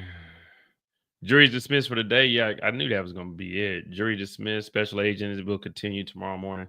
So that, I mean, that's it, man. I mean, this special witness that's giving us the summary is cool because we're getting updates on stuff that we didn't know nothing about, but it's just like going over everything we heard and just a little bit of detail here and there. So I guess tomorrow we'll fill it in, but we're going to wait and see. I'm gonna probably stay on here for like another 10 minutes because we're going to see what they have to say about this other juror. I think it's juror number 2, I want to say.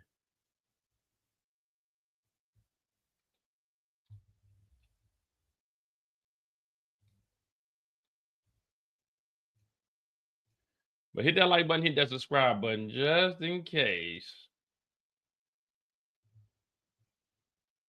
The jury will now go off and deliberate on guilty. That nigga is guilty.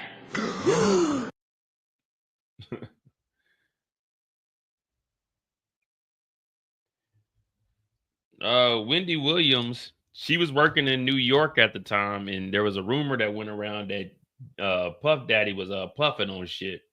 And she got on the radio and said that, and then Diddy called up there, and Diddy said, if you don't have her out of there, I won't come up there. None of my artists will come to New York. And by the end of the weekend, they fired her ass and she went over to Jersey. That's what they say.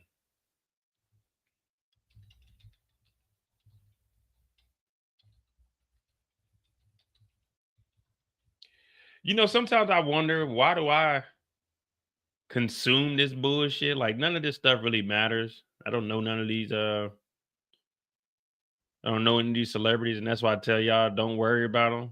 But it's like, You retain so much bull. Like, you hear all of this, you retain all of this.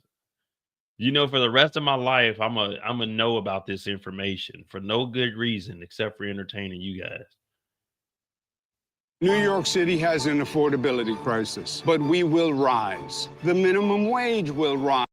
So Charlamagne the God claims that Diddy got Wendy Williams fired from Hot 97 over claims that he was gay. Hey, it's Asia Sky for Hip Hop DX, and check this out.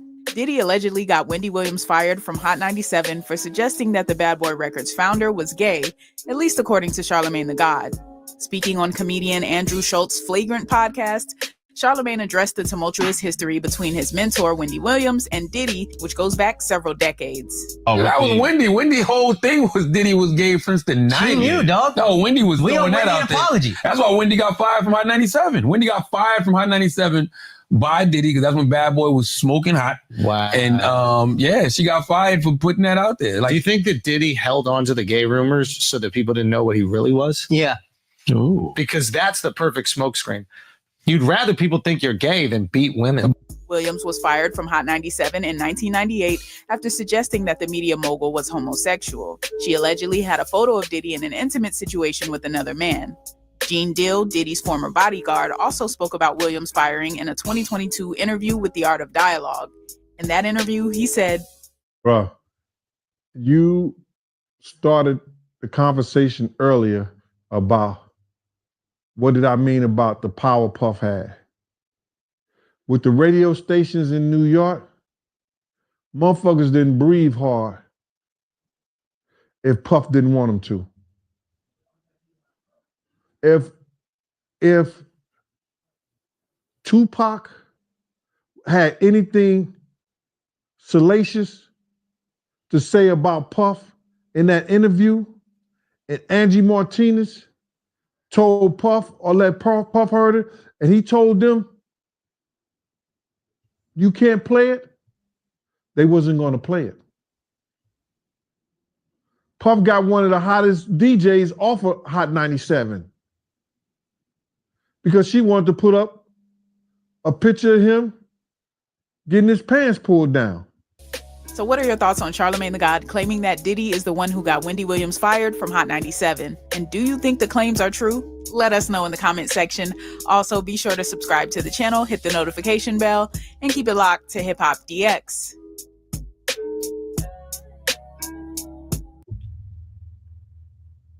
I don't know. I don't think nothing like Wendy Williams just fucked up, man. I guess. I don't know.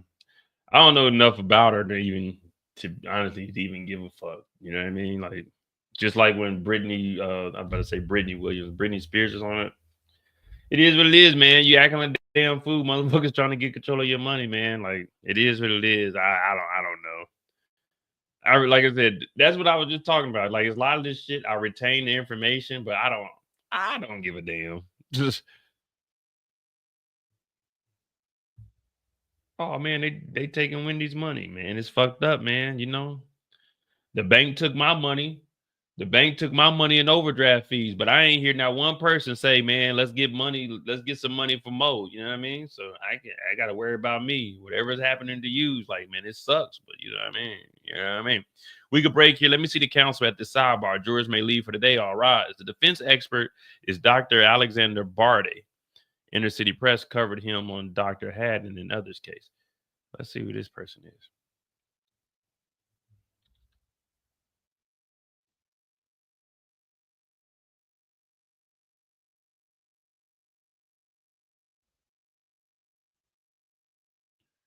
Sasha Brady. Oh, you spelled the name wrong. Fifth Avenue Forensics. Alexander Sasha Brady, medical doctor. I'm a doctor too.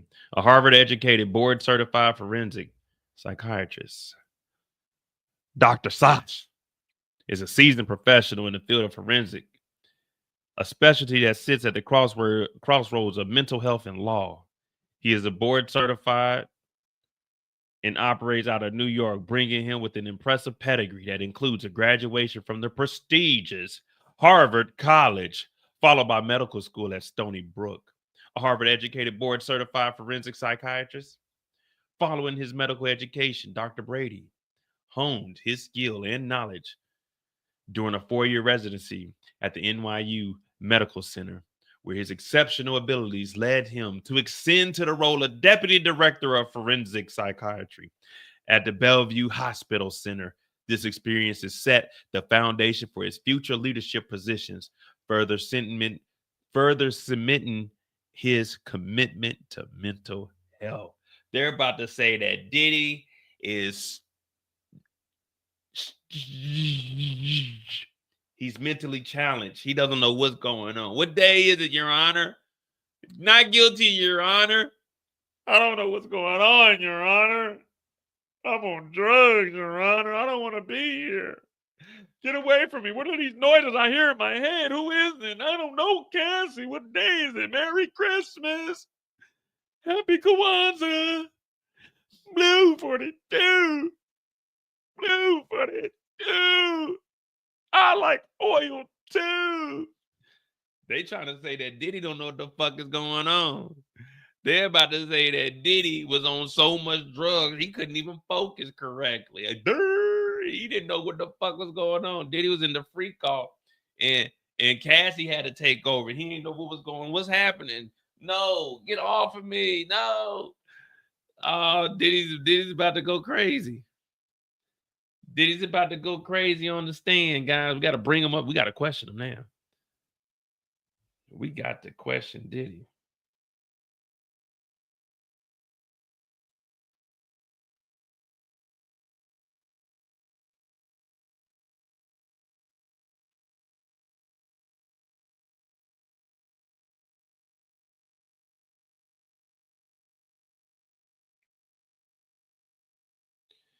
Diddy said, Blue 42. Blue 42. Hut. Hike.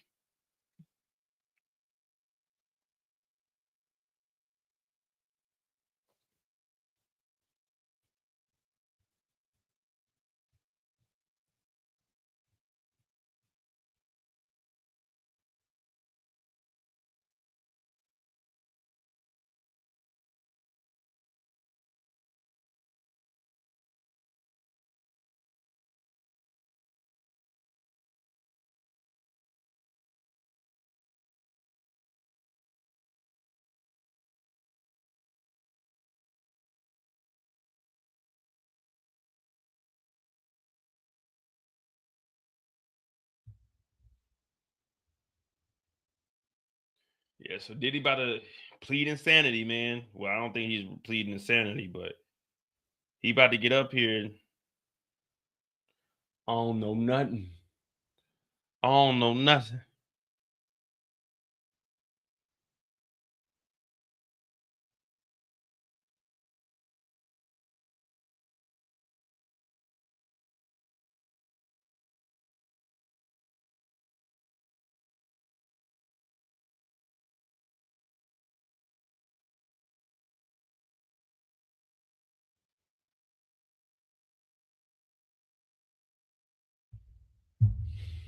Nah, man. Diddy about to beat the case, man. That's what they telling. That's what people be hitting me up, man. They say Diddy about to beat the case, Mo.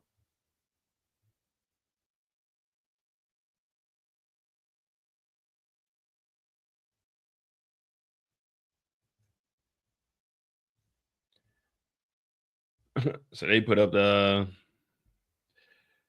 these are the federal charges against Diddy. 1 count of racketeering conspiracy alleges Diddy led the COMBS enterprise using his business empire, social, corporate, and personal staff resources to facilitate and conceal a pattern of criminal activity, including kidnapping, Capricorn Clark, arson, Kid Cudi, bribery of a witness at the hotel, witness tampering, obstruction, calling multiple people, also giving the money to the security guard, witness tampering, obstruction of justice, forced labor, not paying people the money, forced labor, making them work without overtime, trafficking, flying Cassie to different states and paying niggas to sleep with her, transportation for prostitution, flying niggas to different states and paying them niggas, drug distribution, buying drugs and giving it to people.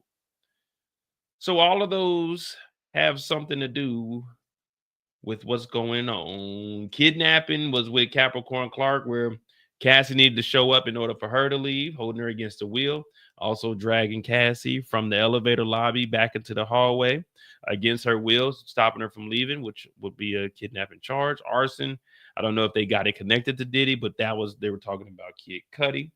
The robbery of a witness.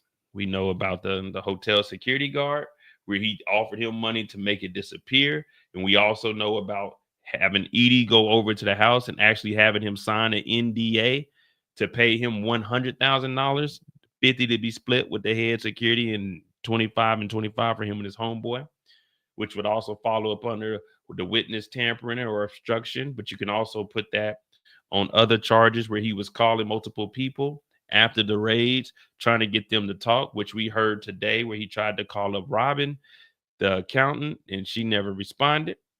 The forced labor, that goes with everyone that wasn't paid. Trafficking, transportation, y'all know both of those.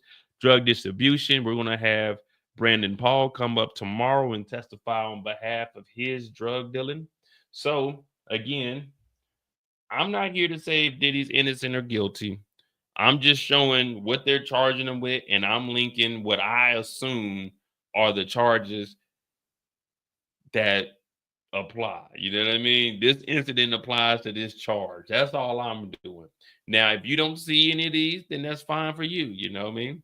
That's fine.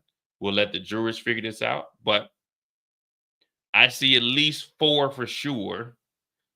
The bribery of a witness. We got a whole NDA, and he had immunity, so it don't matter that he took the money. There's a whole NDA for the $100,000. The ex-trafficking, we got text messages. Diddy, 4 p.m., fly him out. Fly him out. Which, once you fly him out, that means you flew Cassie out. That's where the ex-trafficking comes from. Then you got commercial ex-trafficking because you're paying that guy to mess with Cassie. And then you got the transportation to engage in prostitution, which is flying an escort out and paying them for a freak off, which turns them from an escort, an entertainer, into a whole prostitute. Then the drug distribution. All you got to do is hand somebody a joint. All you got to do is hand somebody a Molly, because Diddy wanted 15 Mollies, and Diddy didn't take all 15 of those Mollies.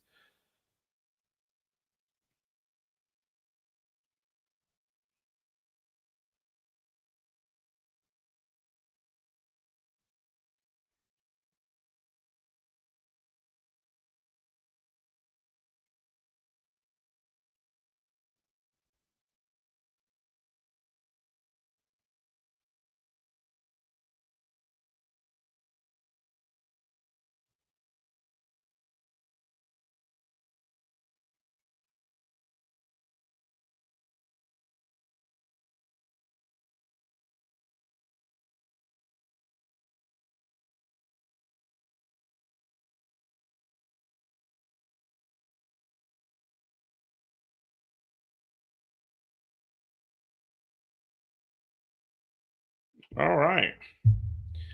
Diddy said, I need 15 of them things. We got Sasha about to take the stand and give us all the good information we need. And this, 5 hours will put us at 139 hours. All right, 139 hours. Tomorrow we'll be at roughly 145-ish. So by the end of the week, we'll be at 150 on covering the Diddy trial. I think that's pretty damn good. I think that's pretty daggone good. 150 hours of just covering this. Man, we basically got us a law degree. Yeah, we basically got us an honorary law degree. We can do whatever we want now. Yeah, if y'all want to, y'all can represent yourself in court. Just say you were board certified by Mo. Just go in there and tell them Mo, and they'll know exactly what you're talking about. Oh, Mo? Oh, shit. Y'all good to go. Y'all good to go. All right, but that's it. That's it. We got 5 hours in the day, 139 hours total for the Diddy trials, give or take maybe an hour, just because I'm rounding up and rounding down. But yeah, we got about 140 hours here, there.